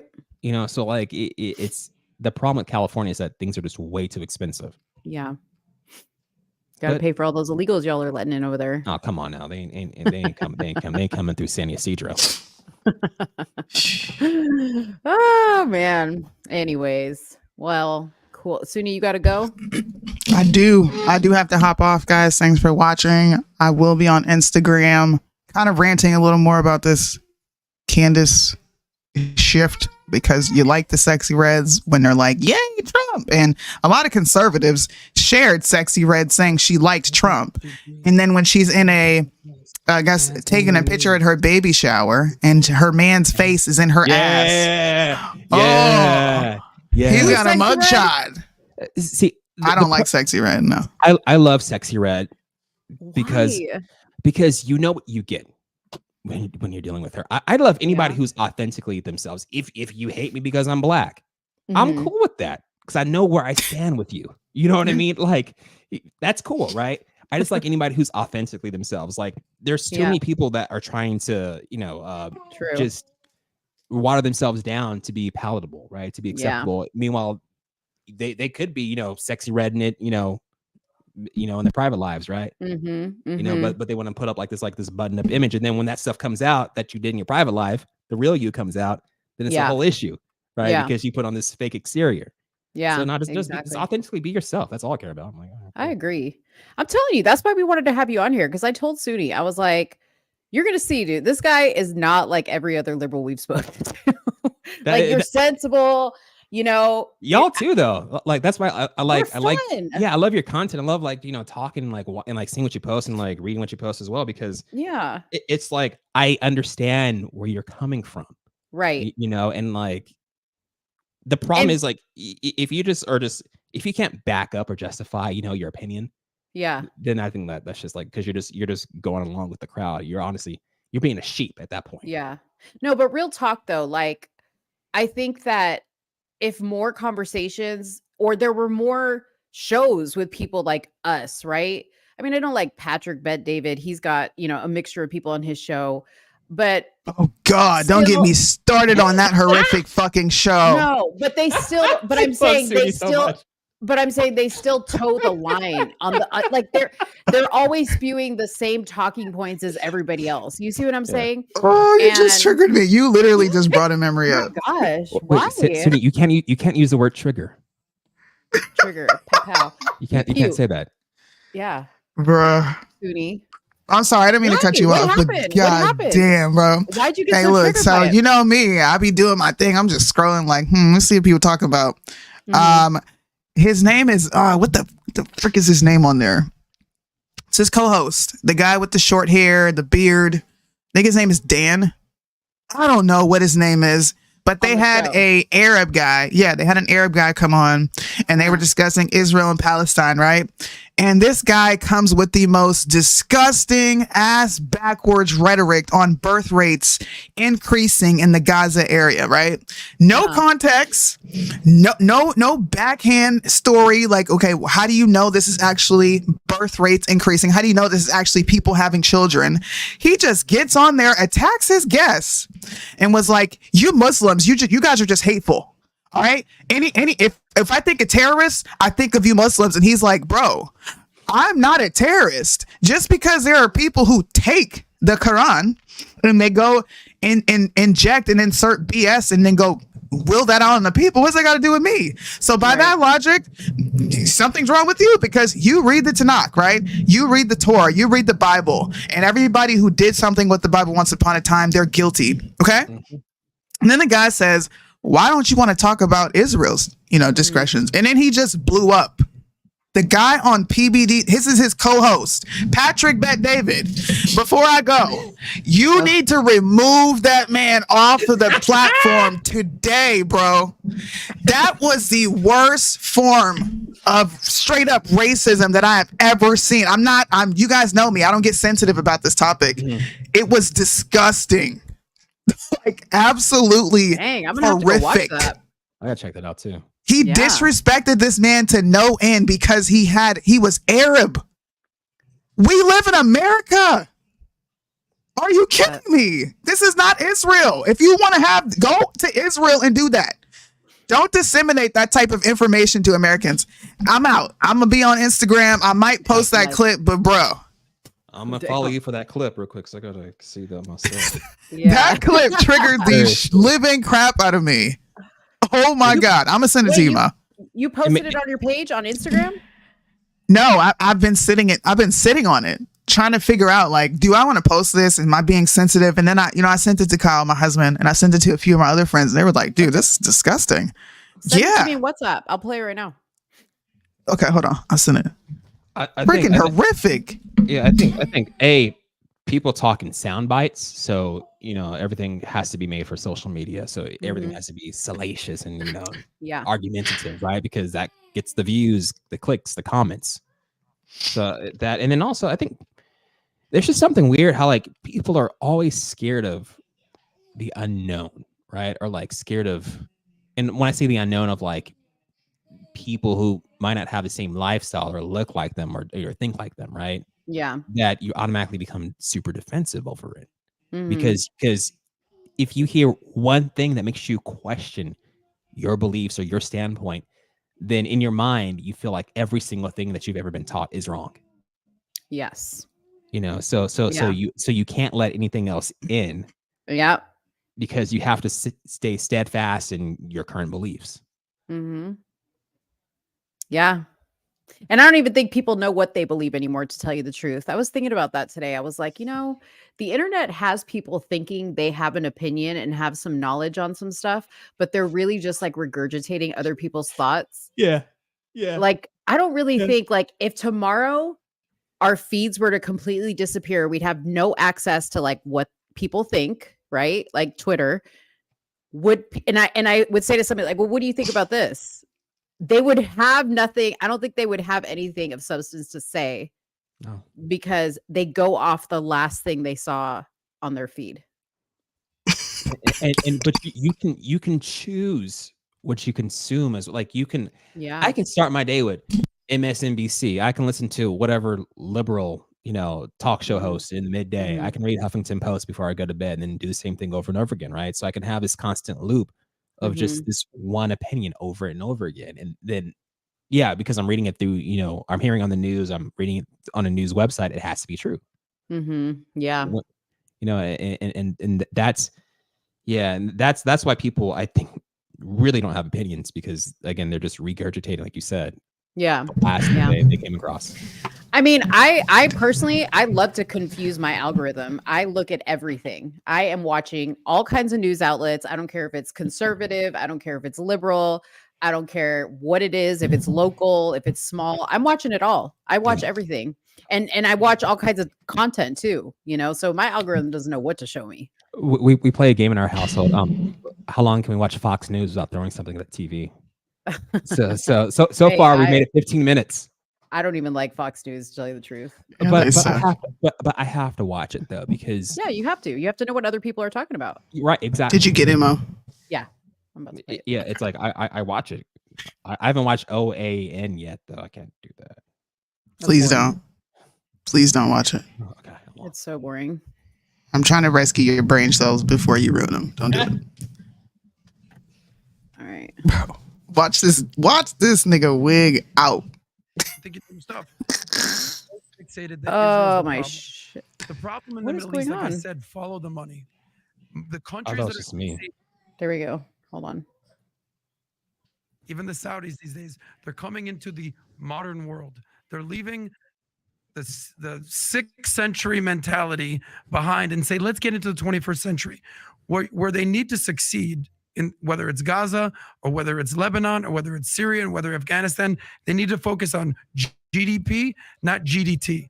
Gross domestic product, not gross domestic terrorism. And the problem is they're obsessed.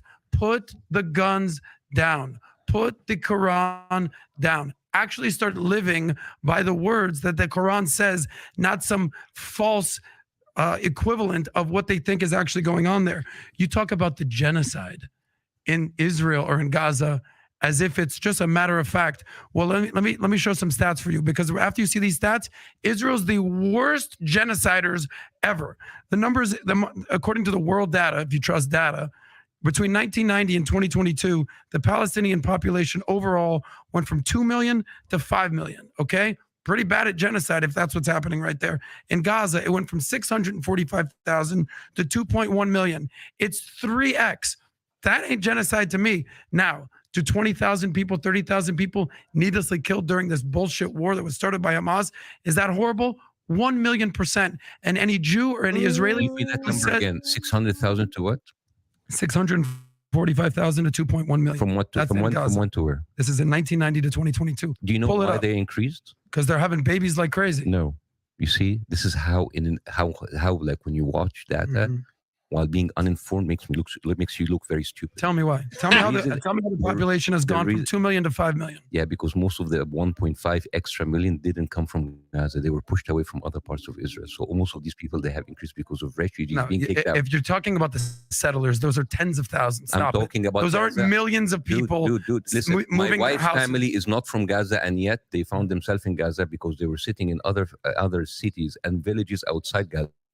This is the systemic pushing of people from other parts of Israel, pushing them That's to not Gaza. millions of people. This is why I said that you're 1.5 intellectually million. dishonest or intellectually lazy. No, that's not the cause of millions of people being moved. I'm familiar with the settler stuff and the disengagement in 2006. You don't know what you're talking about. These are people that millions of people. What? Okay. The people who belong to Gaza are 700,000 people. Right now, Gaza is 2.2 million. That is not birth rate, my friend. These are people pushed from, and by the way, that's not the first time. 1948, at the night of the declaration of the State of Israel, 1.5 million Palestinians were like moved overnight. So it's not the first thing. So before you giving me numbers you want to appear smart, know what are behind the numbers, because these are not people that give in babies. Okay. These are people being pushed from other places in order to be part of the open air prison that it is. Okay, so then it's not deliberate. If you want to fact check me, let me fact check you. Anytime that there's numbers increasing, Basif, going from 650, 450, whatever you want to call it, to 2 million, however it happens, that's the exact opposite of a genocide. So the whole genocide, the whole open air prison are talking points of BS. No, and this is why I said you were intellectually lazy, or you just hate Israel. Basically, this whole thing about you hate Israel, hate Islam, this is a very lazy way to talk to people. Kind of like your thing. What did I tell you that is so lazy? What did I tell you, like you're fucking racist? Because you've already said that multiple times. No, I didn't say. Yeah, you said that multiple times. I said your undertone is racist. So not me, but what's going on inside of me. And some like the way that you analyze numbers is very lazy, because again, really, when I actually use stats and data from the most credible source. Did somebody want to say something, or is that, that's somebody else's voice on the show? Yeah, that's Patrick Ben David. Hey, I gotta go. But when you ain't gotta watch the whole 14 minutes. You gonna get about 3 minutes into this and be utterly disgusted. This is one of the dumbest people in the podcasting game. You don't purport false statistics and then slap your own interpretation onto it, sir. Well, we 4 minutes in. Are we getting close? Because we can't watch the whole 14. Okay. No, I said don't watch the whole 14. Yeah, I ain't watching that. I was dumb. Anyway, well, I'm gonna play like another minute of this, and then I'll post it in our description box so you guys can take a look at it. Yeah. These are numbers that were outside of Gaza. You've said no stats. You've given fucking opinions it's like the whole saying time. that California has increased triple, or this has like people in Texas increased because of birth rate. No, they increased because people from California started moving voluntarily. You have pushed 1.5 million people outside of Gaza, inside of Gaza in a matter of 12 years, and that's why the number has inflated. It's not because they were giving birth rate. So then where's the genocide? They were evacuated. Where's this alleged genocide happening? That's happening right now under your eyes. So as of 3 months ago, there was no genocide. So it's just a new. Well, we didn't actually use the word genocide before 3 months ago. Okay, but you've been calling for the river for the sea. We didn't use it for decades. Well, also Israel have a lot of maps putting in the greater Israel from the Nile and the Euphrates. That's genocide for 5 countries there. And this is not by people in the street or people on YouTube. These are ministers. These are officials in the official. Okay. We're going to stop it there, but that is interesting for sure. What'd you think? Oh, my background. We've been going a long time. What'd you think about that? God, man. First off, where do I start? Okay, so there was what was the point he talked about? How okay, I agree that Hamas started it 100%, right? Because Hamas took the first action. However, why the hell has Bibi Netanyahu been propping up Hamas and negotiating with Hamas for I don't know how many years, right? And paying money to Hamas, knowing Hamas's stated mission all these years, and all of a sudden you want to act surprised when they carry out their stated mission, knowing what their mission has been, right? And you treat them as equals, right? And the fact that nobody, like, you can't go to what is it, Ben Gurion Airport, right, and hop on an El Al flight without going through massive security screening. Yeah. The planes, I think, have some type of defense systems on them.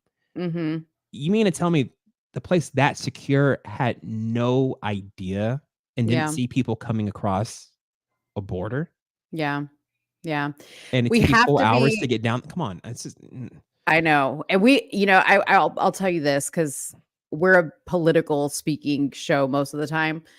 And we cannot talk about this subject unless you are going to outright say that you are pro-Palestine, or I'm sorry, pro-Israel, all the way.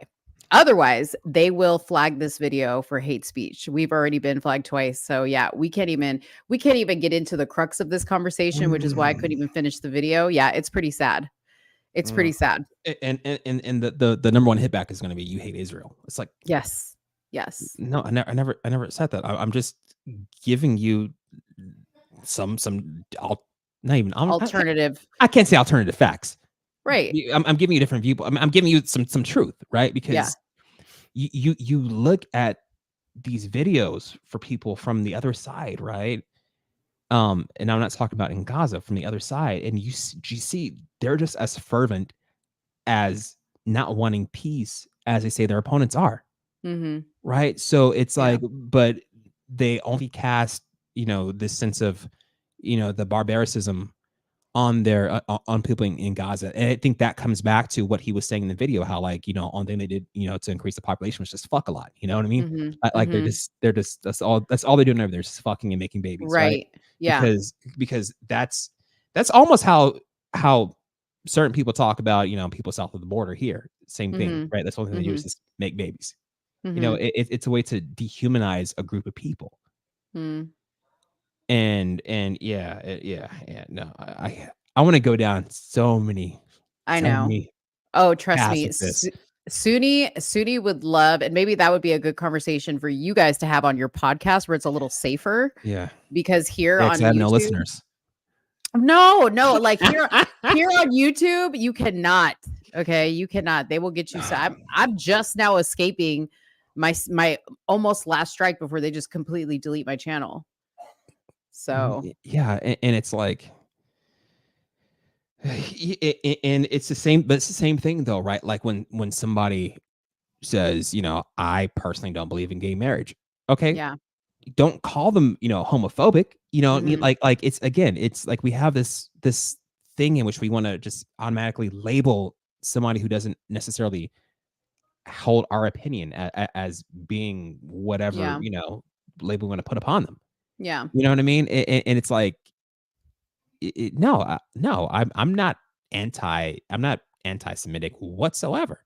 But I can also say that the current government is fucked. As is ours. Right. And it's like, in the fact that Bibi Netanyahu came over here all them years ago and tried to talk about Barack to our Congress and beg for money.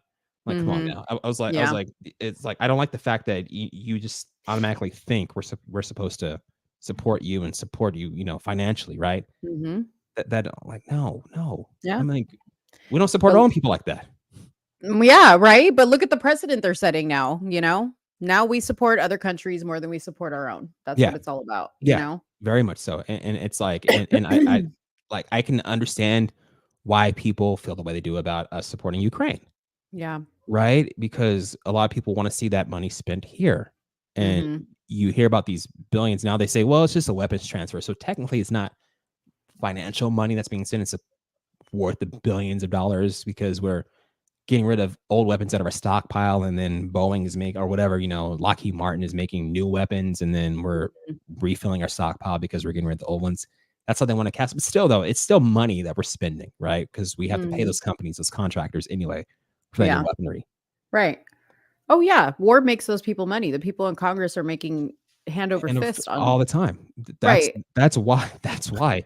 And if anybody, to the one liberal friend that's watching anywhere out there, So I'm like, you have somebody watching? no. But I see this thing in which like people want to call Biden genocide Joe because of him not taking a much more of a definitive stance, right, and Mhm. ending things over there. But if you think that Trump would be any better, or Trump would have done anything differently, you're sorely mistaken. Because I Mhm. mean, Trump moved the U.S. embassy from Tel Yeah. Aviv to Jerusalem, Mhm. right? When people told him not to, when everybody thought that would create a lot of unrest in the region, right? Yeah. So he's as pro-Israel, he wouldn't have Well, done yeah, anything. he's kind of, I mean, he's said that in not so many words. He's come out and said that outright. I mean, recently I think he's been a little bit more middle ground, right? Like cuz he's got to be. He's kind of got to be on both sides. He's not saying anything because the smartest position for him to have is to not say Mhm. anything Right. and let Biden take all the heat for it, Mhm. because his actions would have been different. It's one thing to, be on the sidelines and giving your opinion and not saying anything, whatever, and let your opponent take heat. It's another thing to actually make the decision yourself. Yeah. And he would have made the same decision. Right. 100%. Do you know the answer to this question? Listen. Cheryl said, I read that the kingdom of Israel was there back in the 9th century and that it was the Israelites were the ones that were run off the land. I've read so many things, honestly. I've read that those Israelites that, that is being that Cheryl's referring to were actually African descent. Mhm. I've read that. I've read that there was the Uganda scheme in which there was a rising amount of anti-Semitism across the globe, and then that Ben Gurion, who the airport was named after, right, in Israel, was looking for a new Jewish home, Mhm. and they found what then was Palestine, right, or was it whatever it was, because I don't Mhm. want anybody to say I don't have my facts right, Palis but Yeah. because it also Palestine was a kingdom of Jordan at one point, so I don't know Yes. like what it was at that point, but they settled on that part of land that they're in now.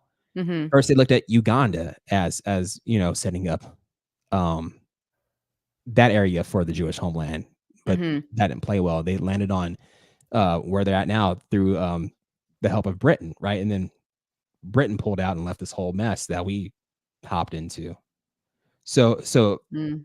from what I understand is that the reason they ended up there was because of the fact that there was rising anti-Semitism across the globe, and they was looking for specifically a homeland for people of the Jewish religion. Mhm. Where they'd be safe. Right. Yeah. Well, next to the Jewish stuff, okay, we can't talk about the Jews on here, and we definitely can't talk about Ukraine. Can't do that either. Okay. Well, I'm gonna get you banned again because You're gonna get me banned. that's what I want to talk about. Yeah, I know. No, so does Soonie. Like, she hates that I like cut her off sometimes when we talk because I'm like, you got to remember, we can't talk about this. That's why she talks about it on Instagram because that's where she can talk about it. You should make a burner, like have Well, a burner show. she's had 25 accounts. Soonie has had like 25 accounts. All of her accounts get taken down. But isn't it crazy though? How I mean, that's the one thing you cannot talk about because Mhm. if you talk about It's it, you're scary. automatically labeled as being anti. And it's Yes. like, no, it's not. And that's how it's always been. Mhm. And it's almost like I don't understand it at Yeah. all. No, they have a whole separate law for the Jays in YouTube, okay, which is crazy. But as we were speaking about before, you can get on Are you here. talking about anti-BDS laws? Yeah. Mhm. Okay. But you can get on here and talk negatively all day long about any other racial group you want to talk about, right? Right. You're never going to get, you're And not going to get banned. And I You think can't- that's my part of my problem is Yeah. that right there, because being a black man, I hear how poorly we are spoken about, right? And how, we become the scapegoat for a lot of things. Yeah. And if we say it's racism, if we say that, then we're playing the Mhm. race card, right? Mm-hmm. But then when it's said from the other side that, you're anti, then you are that. And, Yeah. and there's no pushback. There's no, nuance. Right. You are. Yeah. Yeah. So, It's crazy. I think that's why I'm so like, yeah, I think that's my biggest problem that I have. Yeah. Is that right there? Because like that will shut down any conversation. So Yeah. you can't talk about anything else. Yeah. You can't. Right. And it's like, it's the ultimate Trump card. There you go. Hey. There you go.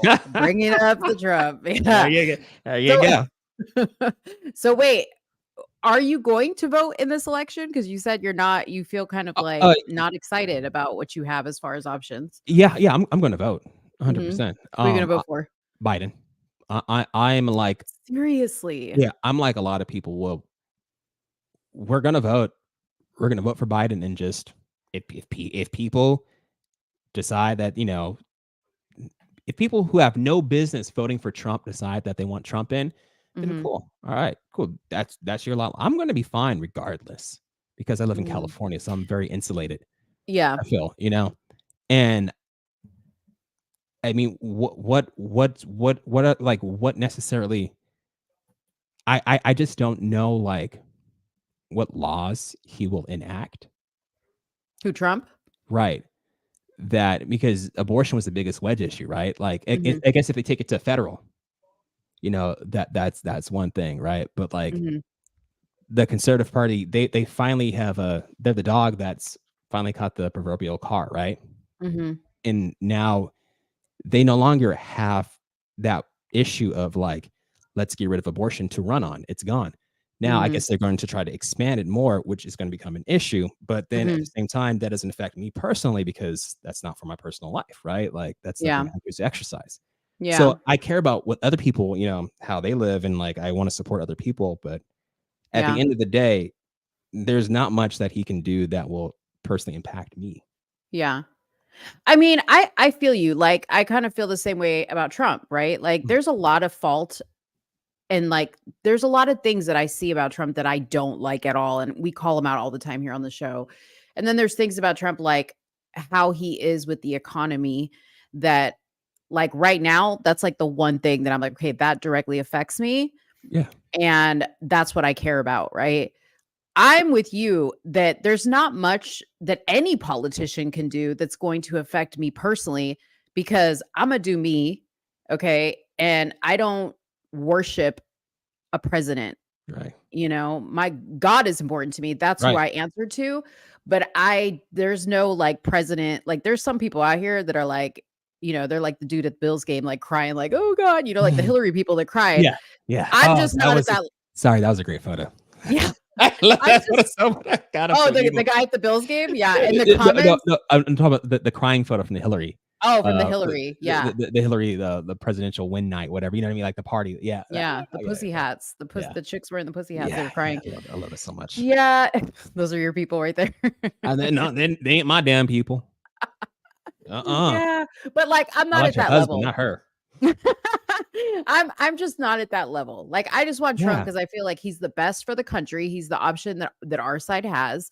Like Soonie, she's telling people like, I think Trump is the best option, but she's not going to vote because she won't vote for anybody that doesn't have Christian values. So she's not going to put her vote, or she'll find somebody who does have Christian values, like some independent somebody, so her vote doesn't go to waste. That's her personal opinion about it, which I totally respect. I totally get it. Because like Soonie, I have nothing to fear. I don't care.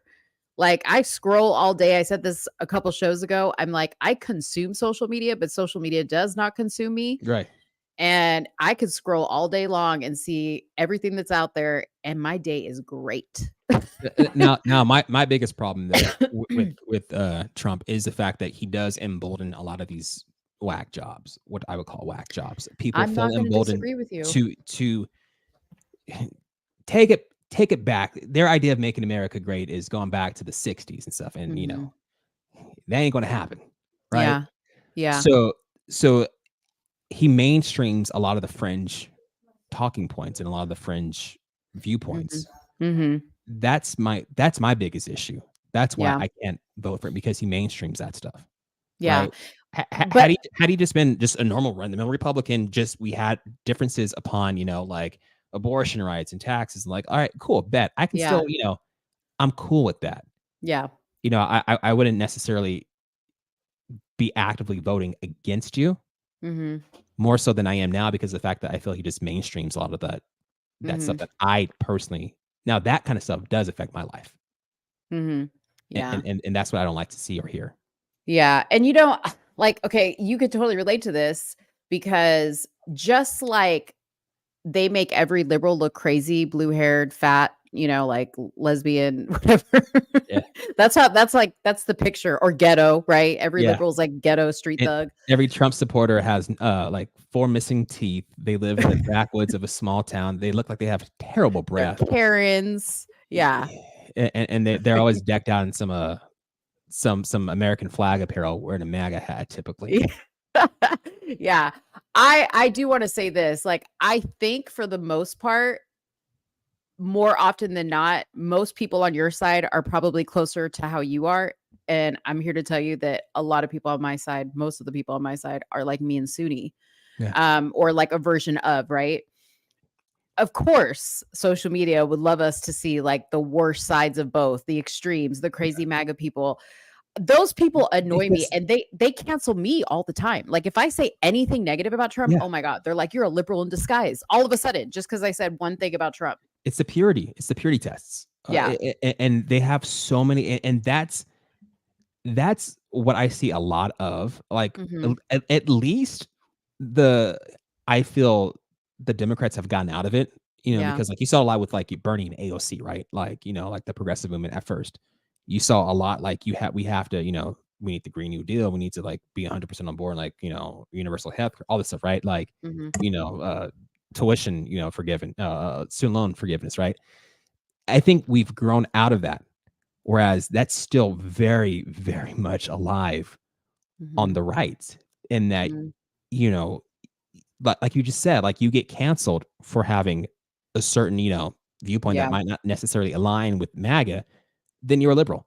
It's like, no, I just don't agree with this one particular viewpoint. You know what I mean? That discounts every single thing. It's like being married, and you do every single thing right in your marriage, and then that one thing you mess up on, that's one thing that gets highlighted. You know what I mean? Highlighted all the time, and it's the one thing that they can't, and like you know, and you always end up messing up. You don't care about, you know, whatever, because that one thing you got wrong. You know, that's what I feel. That's the marriage that's happening on the right with like Trump, and Republicans, because I think Trump supporters are different from Republicans. They're tribal. They are crazy tribal people, for sure. Yeah. Crazy. Okay. Yeah. And you have to 100% fit into their box. Yes. 100%. That's why I feel that, again, Trump has no chance at winning, because of the box. The box seems like it's gotten smaller now, right? So like he hasn't expanded his base at all. And I agreed with you when you said that, because he just, like, you hear him when he comes out to talk, and this is what makes me upset, is he just regurgitates the same talking points. And for those of us that watch his rallies, that watch his speeches, he's regurgitating the same lines from his speeches, from his viral videos that you see. Like, we are in a nation in distress. That's a line from, I don't know how many rallies ago. And it's a great line. It was great when it came out, but enough already. Like, speak from the heart. Like, I miss the old Trump that was like a little bit more real. And now he has fully become a politician. That makes me sorry to cut you off, but that makes me so sad, though, because like that's what I hear a lot from the right, is the fact that the country is just such, you know, the country just sucks. You know, the country that, like, it might, to you, it might suck because what's happening is not necessarily like 100% in line of like how you view things should happen. Mm-hmm. But to make that like a full narrative that like, you know, the country's worse off than it's ever, like, no, it's not like it just seems like there's this constant stoking of fear, this constant stoking of, you know, division and depression Right. into every political cycle, because Of course. things seem to get worse and worse and worse and worse and worse and worse every single time somebody's running for office. Yeah. You know, you know, it's like we can't ever have a country that, yeah, Biden, you know, is in office. He's a good dude. Can he do more? Can the country do better? Yes, it can do better, and I want to do better. You know, that can never be a message. You know, Mm-hmm. and like I would like to hear a message like that. You know, Yeah. from either side, like the person who's in office, right? Like Yeah. they're doing the best they can. We might not necessarily align with what they're doing, but we want to do things and make and improve upon, you know, make things better for everybody. Well, Obama tried that with hope and change, and how that Exactly worked right, out. and that got laughed at because that was so different, right? And that was Mm. the optimistic message was you know the way that was I bought received. into it. I voted for the Joker. I voted.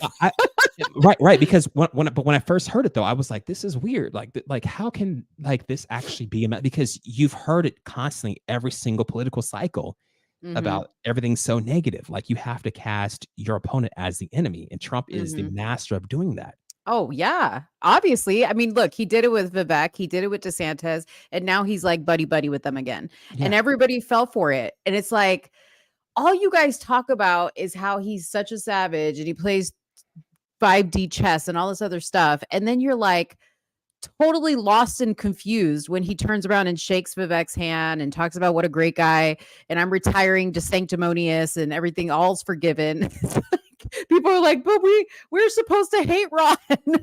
Vivek is the deep state. Like, Yeah. we're confused. Yeah. I'm trying to see what did Patty, what did she say?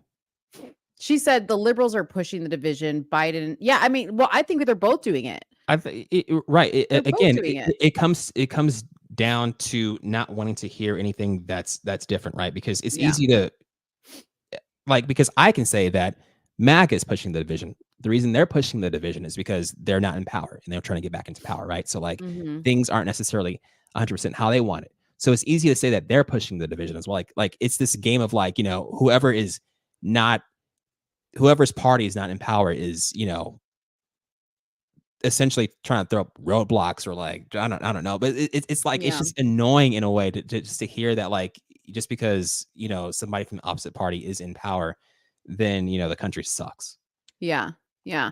Well, I mean, and here's the thing about it. I've never heard Trump talk about how he's going to create unity. Right? Biden obviously talks about, or his party talks about it, but it's like a false pretense of unity, right? Like it's not really unity, but it's like we're going to sell you unity, but that's not really what it is because we're only going to bring the people that buy into what we want them to buy into, and those Yes. are the people that are going to be part of the unity. But Yes and no. but I will say this at the same time, Oh, Patty's on I one think now. I think the unity happens when the wheel is spinning as smoothly as possible in the Mhm. direction that is favorable for most of America, right? Like obviously not everybody's going to be happy with everything, not everybody's going to agree, but I think unity and just general good feeling in people happens when they're not struggling to pay their bills, you know, when they're not wondering how they're going to put food on the table, when they don't know if tomorrow they're going to have a job. You know, those are the things I think that And- create the division And and the me- worry with and people. meanwhile, the corporations are just enjoying and laughing because people are placing blame upon whatever politicians. You knew that after the supply chains had dried up and corporate profits dropped during the pandemic that they were going to raise prices Mhm. to recoup those losses. You Right. know, that's what's driving inflation. And there's no reason why these oil companies are charging as much as they are and recording record profits, right? Now it's different now because if you have a record profit, it's that gap between your expenses and what you're bringing in, right? Your revenue, right? Mhm. So that's increased. So they're not passing along the costs, is what I'm saying, right? So like they try to say that corporations always say that their costs are going up. So they're just passing along the costs to us to keep Oh, in yeah. line with their operations. But But the of problem course, yeah. is they're having record revenue. Does it Yeah, make sense? well, it makes sense when you're saying it. I don't know if the math is math, and when you're looking at it on paper, you know what I mean? Okay. Like, and that might be a bigger discussion for another time. My God, I keep ripping this out. That might be a bigger discussion for another time because I definitely want to have you back on the show. I mean, like for a full show, because I think we would have a really good turnout if we like say, hey, you guys saw Jaron on the last show, like we need to have him back. But I want to talk about this more. I'll give you an example. Okay, so if something costs $2 and you're charging $4 for it, okay, it's going. You still have a $2 margin, right, or a $2 gap. Okay, if it goes up by $1 to $3 and you still charge and you raise your cost by a $1, you still have a $2 gap. Does it make sense? But what they're doing is it goes up $1. They're raising the price they charge us 10. Right? But they're saying that just because their costs are going up, they're just passing along costs. They're not doing that. Their operating costs are going up, yes, but they're passing along a bigger cost to the consumer, which is driving inflation. I think it's part of it. I don't think that's all of it. Okay, because there's a lot of things that they're doing that we the people, and I'm not just talking about like goods and services and things like that, but like you talk about Ukraine and the money that they're sending there. Like when you look at like the bills, or even with Israel, okay, when you look at like the amount of money that we have been contracted to send to Israel for I don't know how many years now, like this didn't just start with Biden. Okay, this goes way back. We have been sending them hundreds, millions of dollars. Okay. And we send them in increments every year. And that has been something that has been going on. And we've been paying for that the whole time. And we have said nothing about it up until now. And now all of a sudden it's Biden's fault, which I want to say to people, it's not just his fault. Like this goes way, way back. We are an imperial, right? Imperial empire. I think I'm using the correct terminology, in which we have bases all over the world, and it's in our best interest to find every single thing all over the world and be the world's police officer. Of course, in order to keep our power. I get that. That's but I would love to see that somebody, somebody come along and say, no, we're not going to get involved in like these foreign disputes. We're not going to get involved in sending a bunch of money, in aid abroad. Like, I would love that to happen. And I thought that's what Trump was going to do, right? Like that's how he ran, as getting us out of NATO, stop being the world's, police officer, like he started talking that good stuff. Yeah. And then all of a sudden, again, just started fucking going crazy. Yeah. Right. Because it became more about him and what he can gain and about him being the smartest person in the room and him being the best. It's about Trump and not about what's in the best interest of the country. Sometimes, yes, I would agree with that. I think majority of the time, like majority of the time is about Trump. And how can Trump look like he's the greatest to ever do it? How can he look the guy next to Abraham Lincoln, the second best Republican next to Abraham Lincoln, right? For sure. The guy has an ego, for sure. I will agree with you on that. He's still better than Biden. I will put up with all of that. Can you put up that last comment from that in economics classes is plausible. However, reducing domestic oil production in the process therein has hurt us. But when have we ever like relied on our own oil production to use for gasoline? Like I know we do ship a lot of our oil abroad, right? If I'm not mistaken, like, because it's not the quality that you can use to refine for gasoline. It's more like heating oil. I'm not sure. I'm pretty certain I'm like 85% sure that like what we use here, like a lot, like we we have the strategic the strategic petroleum oil reserve, whatever it's called, that we tap into from time to time. We have but where does that come from? The Gulf, right? Mexico. There's reserves, or is that the gas reserve? There's reserves. I know that. I think maybe it's gas. I don't know. We have oil reserve, and I know they want to get into Anwar at some point as well, but there is, but what we have here though, I don't think we use for our own domestic consumption for gas.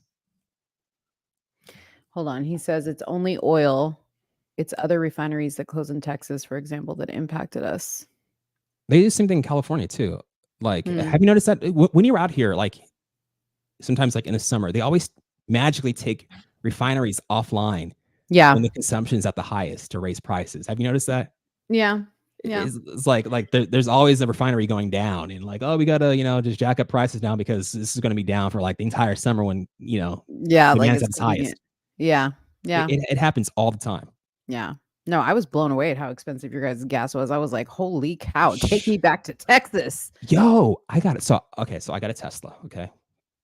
I did not know that since I don't pay gas tax, Mhm. there's a special tax that's put on to the car to recoup the gas tax that I'm not paying. How much is it? I'm afraid to see the registration because I've been seeing pictures of registrations for people with my particular model car. Yeah. Yeah. And it's been like in like the 7s and the 8s.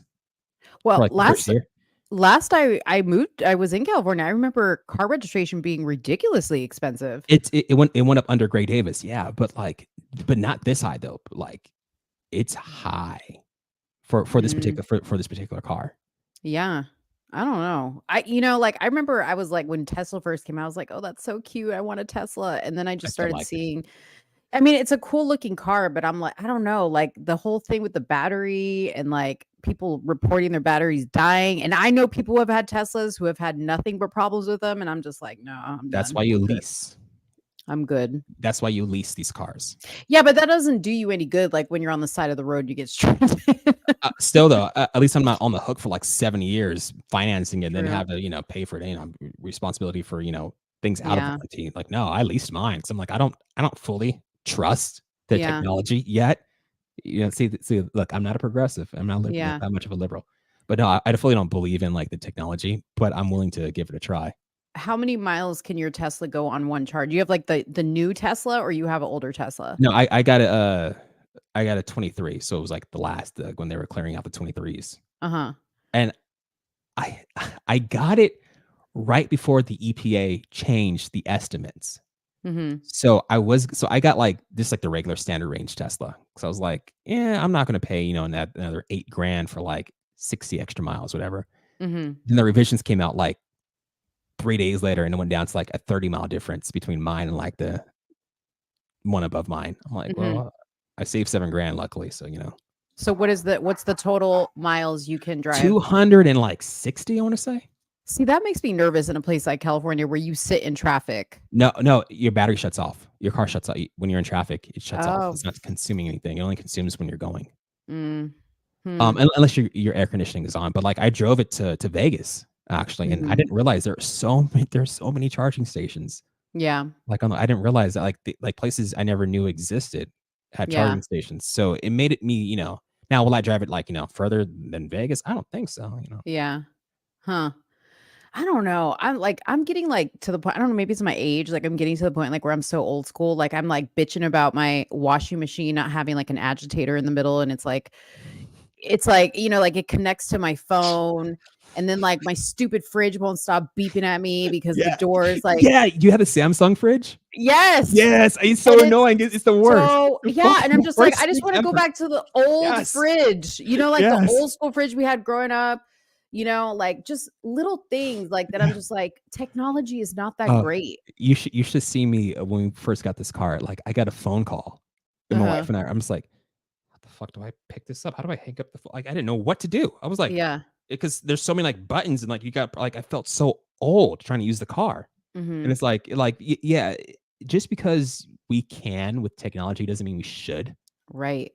A lot of these things like I have that Samsung fridge and it just starts talking to us randomly. I Like, freaking hate it. yeah, it is. I don't know what. I didn't say anything. I didn't say anything at all, and it just starts talking. Like I said something like, "What?" Like because it's Yeah. listening, and it's just like You're like, shut the fuck up. Like, don't talk to me. I'm just like and I can't stop it ever because I don't know what to call it. I don't know if it's Bixby. I don't know if it's Alexa. I don't know if it's the Right. Google. I don't know if it's Siri. I don't Yeah. know. And it's Yeah. like I just feel like I got so much going on in the house. Yeah. And then you're like, is this thing listening to me? Oh, Like daily? I'll tell you the worst thing because like when I'm working, I work from home. So when I'm Mhm. talking to like I'm on Sirius, right? So like anytime I say Sirius, this picks up right here. Yes. Think Yeah. I'm talking, and then all of a sudden, like it records everything I'm saying, and then repeats it Yes. back or whatever. I'm like, I know. All this stuff, man. I know. All this stuff. I just want to get rid of it. Like I just want to get rid of it. You I'm just know? like, yeah. I'm just like, I'm at the point now where I'm just like, I hate this. I Yeah. think that's what happens when I just turned 40. So I think that's what happens at 40. Oh, honey, wait, just wait. You know, but then there's like all these apps, right? So like there's Instagram, there's Facebook, there's WhatsApp, there's Messenger, all these things like people can see if you're online. Like I try to like go and like make sure that like people can't see if I'm online or not. Yeah. Or that you've read your message. It's like you can't freaking hide anymore. So it's like, Yes. you know, when you're just trying to have like a chill day and you just like don't want to talk to anybody and like people are just like you can tell they're like watching to see, is she on Facebook? Is she on Instagram? Did she post? When did she post? And they can pretty much track you down. And I'm just like, man, I can't get a moment's peace. Man, I'm at the point now where I'm asking for paper menus in the restaurants. Oh, I do. I do not play that scan code game. I'm like, I ain't scanning. I'm done. It was cool for a little bit, but like, nah, I can't now because then I don't get reception. I can't read this thing anymore. I can't figure out how to navigate it. I can't find out like where I need to go to find the entrees because I'm still stuck in the starters. Yeah, you know what I mean, give me the big menu. Yeah, I can't read that. Speaking of turning 40, Mm-hmm. so we had a little problem in our community that I live in because there's an HOA here and the management company wasn't doing too much, right? So I started a coalition of concerned citizens in the neighborhood, and we wrote a big long letter to the HOA, and then it ended up I ended up, long story short, getting on my HOA board so I can enforce the rules. Nice. Because I'm tired of seeing trash cans being left out and garage doors being left open. Oh yeah. I'm getting old. You're getting old. You're like, I'm gonna join the HOA. Next thing you know, you're gonna be like on a bike riding through your neighborhood and like I really am. I'm honestly like documenting like who's doing what in Yeah. this neighborhood now. Because I'm like, and then it's gotten so bad that like we actually forced somebody to sell their house because they had it as a short-term rental, which is against the HOA rules, and nobody was enforcing it for the past I don't know how many like years. an Right? Airbnb. Mhm. Exactly right. So now it's gotten so bad, so they're actually selling their house now because of the work that your boy has done. So. Yeah.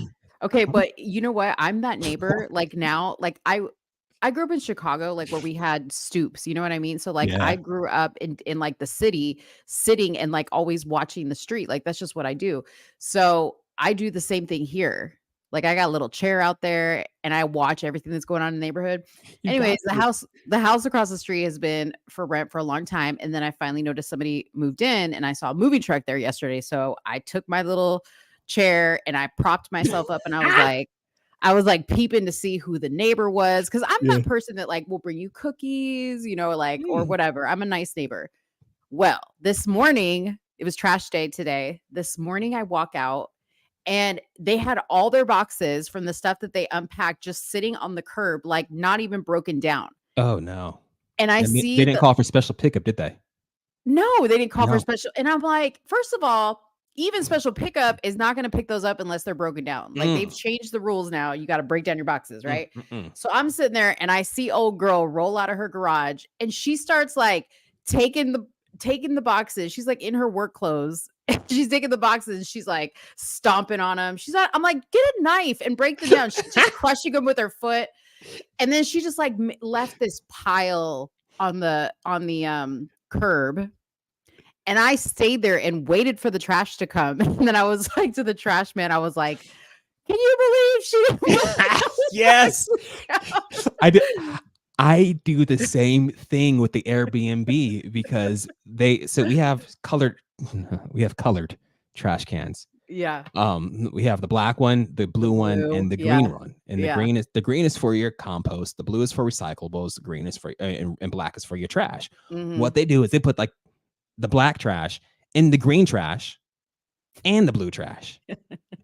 You know what I mean? And I'm like, and then like the trash people won't pick it up. And I'm like, and then, you know, sometimes like maggots, you know, would show up and like be dripping from the trash cans because it would just sit there forever.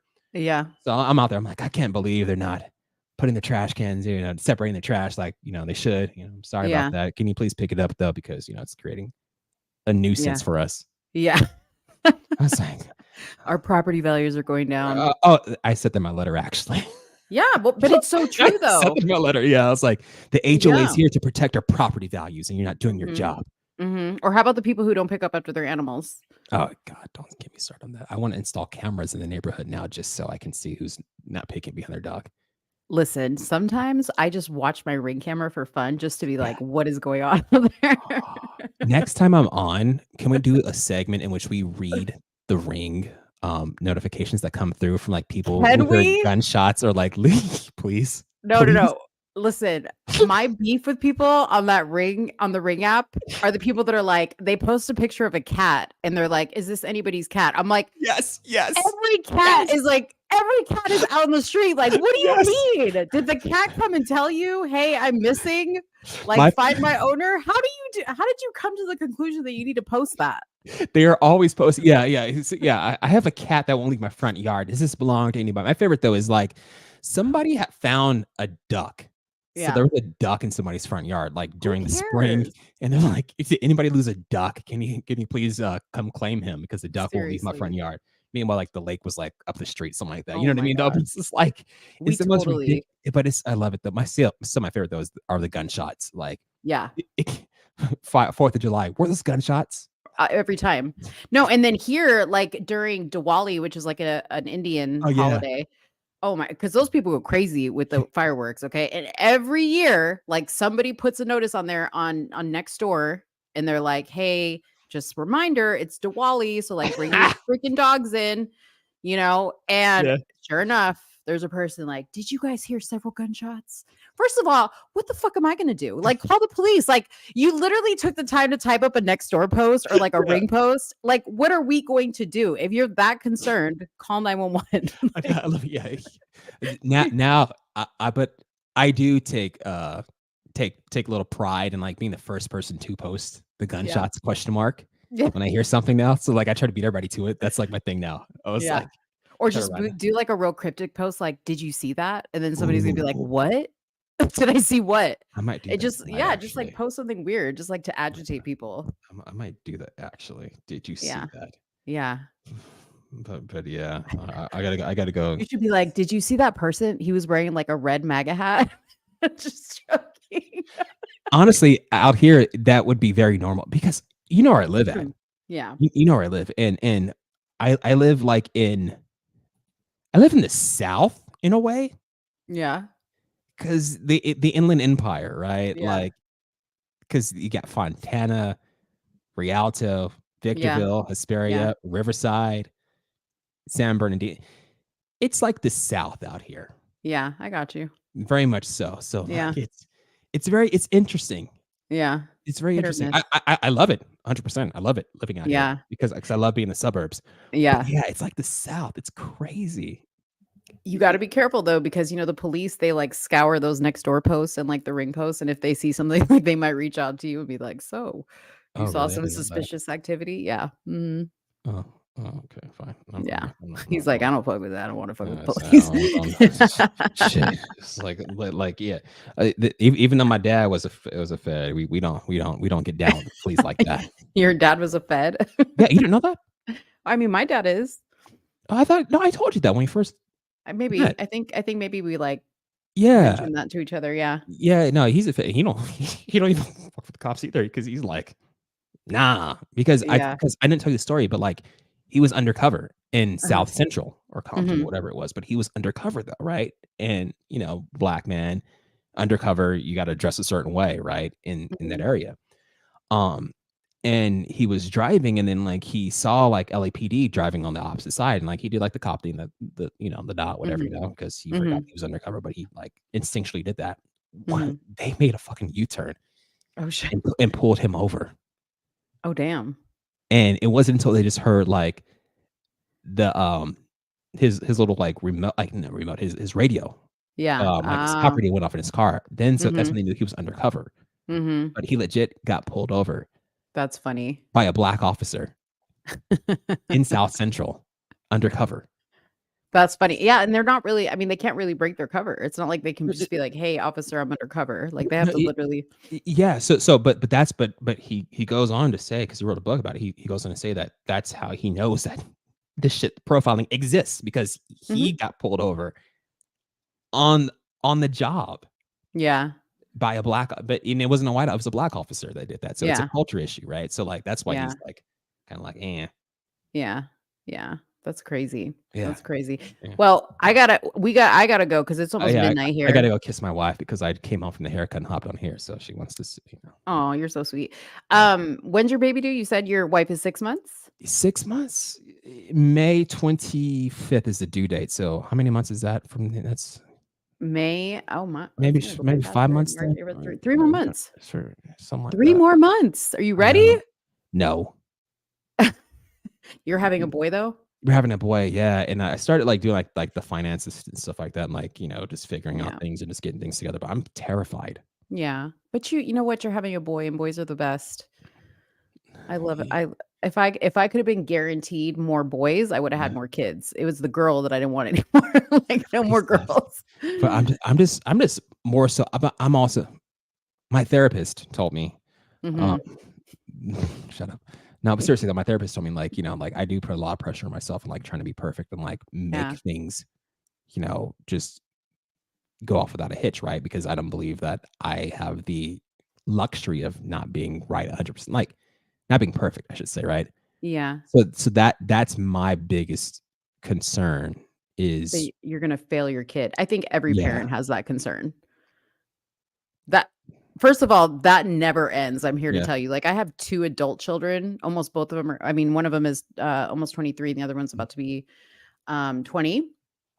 And you never ever stop feeling like you're like just never not gonna fail your kids, or especially when they're babies. You're like, I'm gonna kill them for sure. Like they're not gonna like something's gonna happen and I'm not gonna like be there. Like you just have that. That just means you're a good parent. Like that's how you're supposed to feel all the time. Yeah.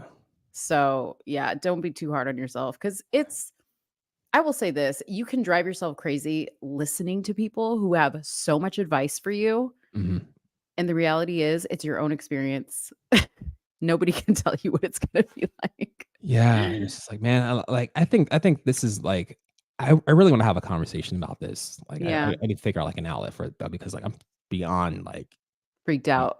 Yeah, I mean, like, I got married in 2022, Uh-huh. right? Oh, And you guys are newlyweds. yeah, but we've been together since 2018. Mhm. But that shift to being married, I'm like, oh, this is different. Like, From being just dating to being yeah, married. right. Ooh, we gotta talk about that. We gotta have a Yeah. show on that. Yeah, I'm like, this is like, I think because like dating is fun, right? Marriage is Yeah. the commitment. Yeah. Marriage is, for better or worse, right? For Mhm. I'm your ride or die. I'm gonna support us. I'm gonna do, make things, and it's just like, and then a kid, I'm like, Mhm. oh yeah, okay, so that marriage thing we did, that's that okay, this is a little deeper now. You know what I mean? Like, Yeah. so I'm like, good. Yeah. So I'm ready, but I'm just like, I'm beyond terrified. Yeah. Eh, Well, I did it the wrong way and I had the pregnancy before the marriage. So I had You did both. it your way. Yeah, I did it my way, but trust me, it wasn't the right way to go because I had to do 'em both at the same time. And me and my husband were only together 6 months. Mhm. Okay, so it was lickety split. Like we got to get it together, Yeah. So yeah, That's I mean, love like I right said, there. that's trial by fire, literally. Yeah. Like you rolled the dice on that one, like. But yeah, that would be a really good show because what's funny? It's funny that you bring this up because I was listening to a podcast, and it's actually one of our kind of like partner shows that are on the Truth in the Marketplace that we do here. They are 2 young men who are not married. I think they're both single. Mhm. And they are really into this whole red pill movement, like the Andrew Tates and Oh. yeah, those guys that just know it all. You know what I mean? Like they've got all the answers, yet none of them are married. See, back in my day, it was Tucker Max. I don't even know who that is. Tucker Max was like, I think his book was like, I hope they serve cold beer in hell, something to that effect. But Tucker Max was the guy back in my day. Oh, Yeah, I sound yeah. so old, but yeah, Yeah. I mean, I think yeah. I It's think these just, men don't really know yeah. like what the reality is of like relationships. It's There- I got it. It's because like we have incels, right? Like you have incels and you have the entertainers. You know what I mean? Like they're the same kind of person, in my opinion. They're just on different sides because Yeah. like one's like for like I'm like in here playing video games, in my room, and the other one's like, oh, I'm just like out here living the life, and I nobody's good. I'm just Yeah. whatever. Yeah. Yeah.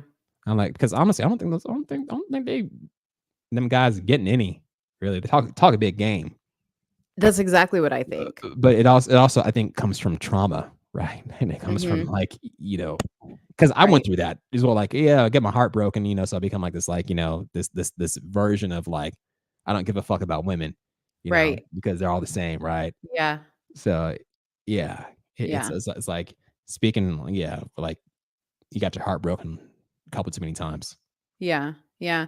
Well, I mean, they're all about like women have to submit and they need to like be in the kitchen, which don't get me wrong, like I'm a very traditional wife, like that I'm like that, right? Like I am in the kitchen. That's my happy place. I want to be stay-at-home mom in the kitchen, cleaning, like that's where I'm happy. Like Right. I worked in the corporate world and I'm happy being at home. Like that's what my genetic makeup, calls for You're a me to do. nurturer.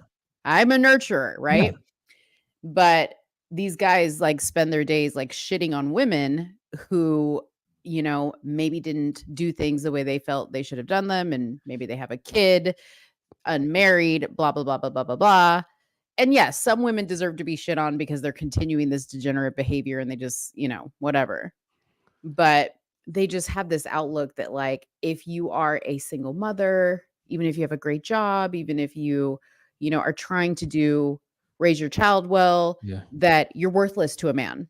You have no value to a man. And I just think that is like the worst message. I'm part of this Facebook group. I don't know how I got in it, but it's called Women Overestimating Their Value. Mm-hmm. And somehow it always devolves into racism. But Mhm. aside from that, again, it's like, the single mom post, right? And like talking about like how, if a single mom says, like, oh, I'm just gonna, one man's loss is another man will step up and whatever, take care of me, my kids, something like that. Whenever it becomes like, talking bad about the single mom, right? Yeah. But going back to like the submission issue is what these guys do is they figure they can find a woman who might not necessarily be a nurturer like you, right? And make them submit to their will because that's a sign of their masculinity. Yes. And, whereas submission is also earned because I guarantee you wouldn't be in your, being a nurturer if you had somebody who wasn't supportive of you, right? Mhm. Somebody who didn't, take care of you the needs you need the way you wanted to be taken care of, right? In order to put yourself in that role, right? Yeah. If he's demanding that all this be done over, like, Right. for him, because Yeah. it's your job to do so, Right. you wouldn't feel That'd be a comfortable different doing story. that, right? Yeah. And Absolutely. they feel that like they can break you into their submission, right? And into Right. bending into their will and to make you, be that woman that you're quote unquote supposed to be because they're such men. Mm-hmm. Then they'll call men like me cucks because I'm a kind of man who like, I'm like, I'll cook, I'll clean, I'll I'll we'll take turns, we'll split the chores in the house. That's Whatever, exactly what they would call you. Right, 100%. Because and I'm like, I'm cool, but in that though, like my wife also feels like, she is in a place to take care of me as Mhm. well. You know what I mean? Mhm. Like she feels supported. She feels like she wants to do things, make dinner, cook, clean, whatever, like Yeah. we do have traditional roles in the house, but we also like share them, Right. like I'll cook maybe like twice a month. You know what I mean? Yeah. Yeah. You just pick up the side. The Yeah. truth of the matter is there is no formula, number one. Okay. Like when you finally do get married and have kids, you realize, holy shit, we're just trying to survive. Okay. Like every man for himself. Like if you could do something for me, that'd be great. Okay. And of course it helps that you love the person because then you're more than willing to help, right? You're more than willing to do whatever you have to do. But this whole like there's a formula for how a woman has to be, and there's a formula for how a man has to be. And if these two things come together, then congratulations, you've Yeah. succeeded in life. You know? Yeah. Flip side of that, I'm glad you said that because I told my wife I was like, I'm not the quote unquote traditional man because I'm very sensitive as well. Mm-hmm. Like, she told me that we were expecting a child, and I fucking fell out You crying. bawled. Right? Yeah. Yeah. That's just me though, and like Yeah. I cried wedding day, I cried purple. I just like I'm emotional. You know what I mean? Aw. Yeah. And when things are bothering me, I Get don't hold them emotional. in. I don't like. I don't get emotional to the sense like I'm like, breaking things or like emotional, like where like I'm like super down. Like I will let you know like what's going on, right? It's like I Yeah. don't hold it in, Yeah. because you can also see it on my face, like something's wrong. You know what I mean? Like I'm very bad at masking. Same. Yeah. So, but I told him like, I'm not a traditional man in that sense, right? Like where I'm gonna always have like this straight face all the time. I'm gonna be closed off.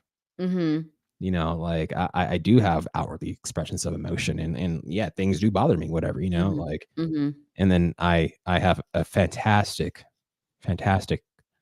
banana bread recipe, and I also make great chocolate chip cookies.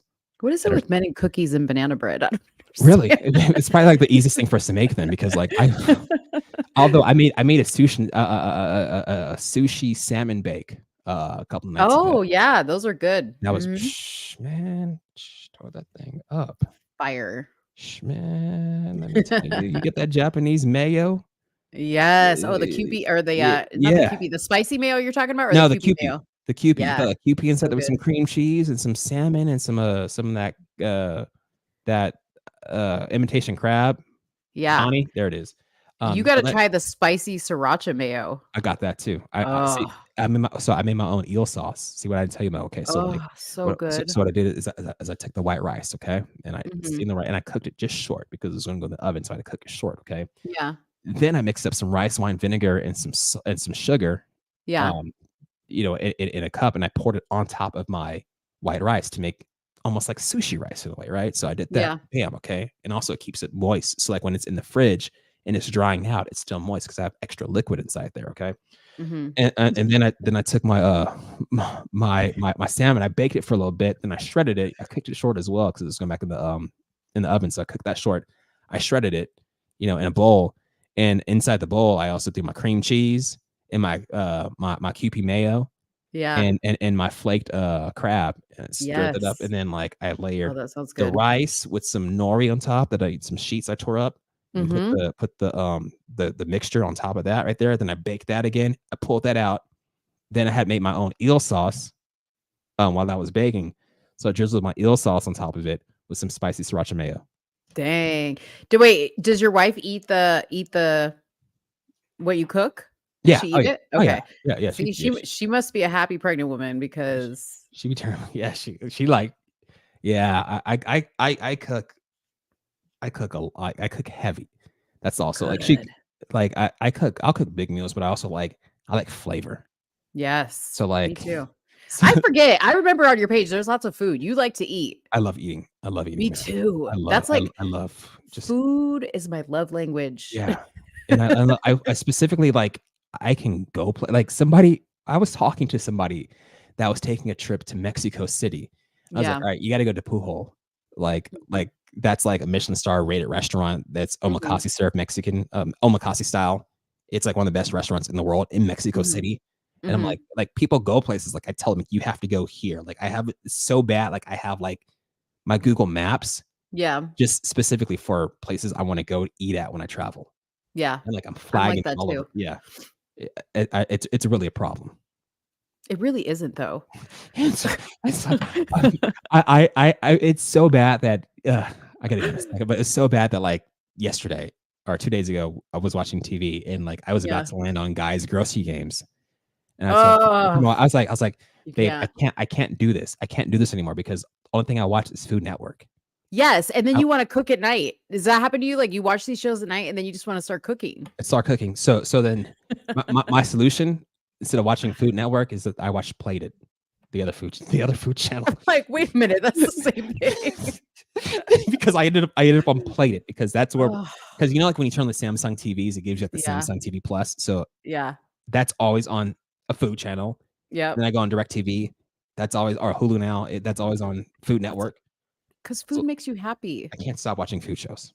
Yeah, well, because food, like food is the great uniter. That's what I say. Like, if we all Yeah. just sat down and had a meal together, we could literally change the world. That's why I said this to Soonie. I was like, we need to have a show like where we just like cook up our dish, like our favorite dish, and then we do like a show, but like a mukbang and just like eat food and like talk because I Yo, feel like no, for real. Like that's honestly like an idea that I yeah. wanted to do.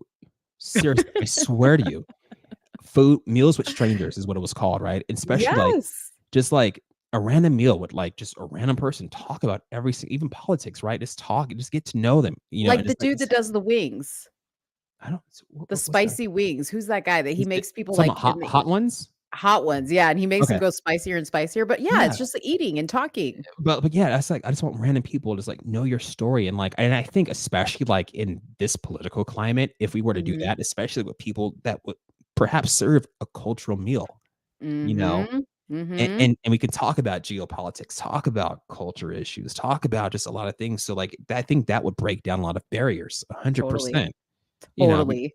because you might find some stuff out of some kind of you never knew that you even enjoyed. You know what I'm saying? Yeah. You might enjoy some doberwa and some injera. You know what I'm saying?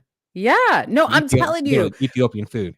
we've been on the same dude. Sudi is like, man, we should have a show like where we bring like people who have never been like for her neighborhood, right? Like people who have never been to like a hood spot or like a Yeah. barbecue in the hood, right? Yes. Just bring Yes. somebody who's never experienced that. Or in my case, like to a Hispanic dinner, like with Hispanic people, we're just like Yes. yelling at each other, but we're like, it's all Right. love, but it just seems crazy. You know what I mean? But And then speaking of that yelling, right? yeah. That's one thing I said about Trump. To take it back to that real quick is that people are like, he's so I'm like, y'all got to stop being so damn sensitive because the dude's from New York. You know, Mhm. that's how New Yorkers That's how they are. talk. Yeah. Right. That's how they I was talk. like, y'all got to be stop being so sensitive. And Yeah. like, because that it comes across brash and bombastic, all that stuff, right? Like Yeah. that's how it is in that part of the country, right? That's right. Yep. So yeah, but again, it comes back to people not getting out of their little itty bitty Bubbles. box and right. Mhm. And failing to understand how, the world outside of their made up world or, whatever media they choose to consume outside of that, like how Yeah. things actually work. Yeah. Hey, maybe next time I'm in California, we'll film our our trial I would episode love of to. Food with Friends. I What did would you call love it? to. Food with meals with Mo, meals with Meals with strangers, strangers, food whatever. with friends, We got to come fast up. friends, food, something like that. Yeah, we got to come up with something, and then that's I'd what love we'll to. do. Let's do it. No, and I'm very upset. I'm very upset that you didn't even post that you were in California, because if you would have, I would have said something. I know, and I didn't because I probably would have gotten a lot of messages, and I was there for my godson's baby shower. Him and his wife are having a baby, and I like last minute trip booked it. Do you mind telling me what city or the first letter of the city that you were in? Murrieta. Oh man, you down 215. I know, I was super close, and then I come came in on. San Diego, but then I left out of Ontario. So yeah, come on. I know, but I'll be back. She's my best friend. She lives right there, so Dang. I won't forget next time. What X off of Marietta? It's She's Murrieta Hot Springs. Okay. Yeah. I was trying to think of one that was like Canyon Lake, but that's like there's yeah, okay, not Yeah. Boxcar, but yeah, okay, Marietta Springs. Yeah. Yeah, man, dang. I know. Messed up.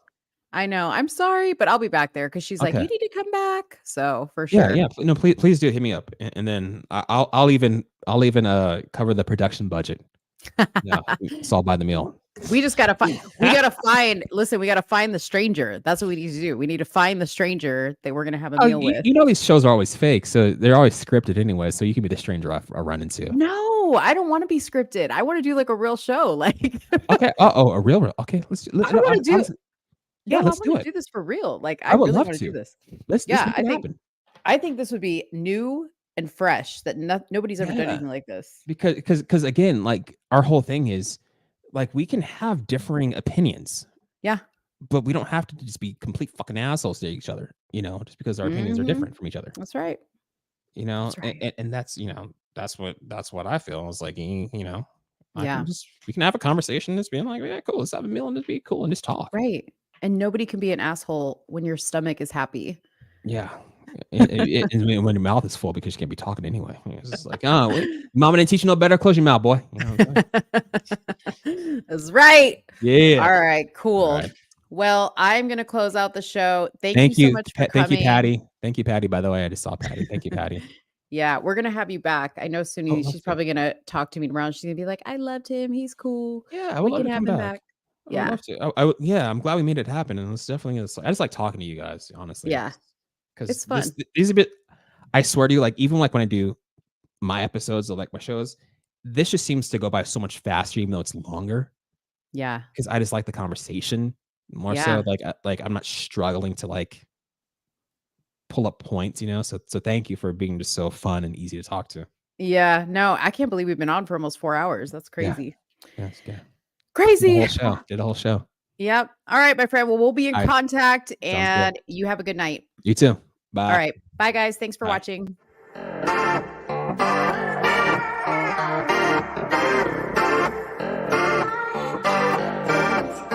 Patriotic summer.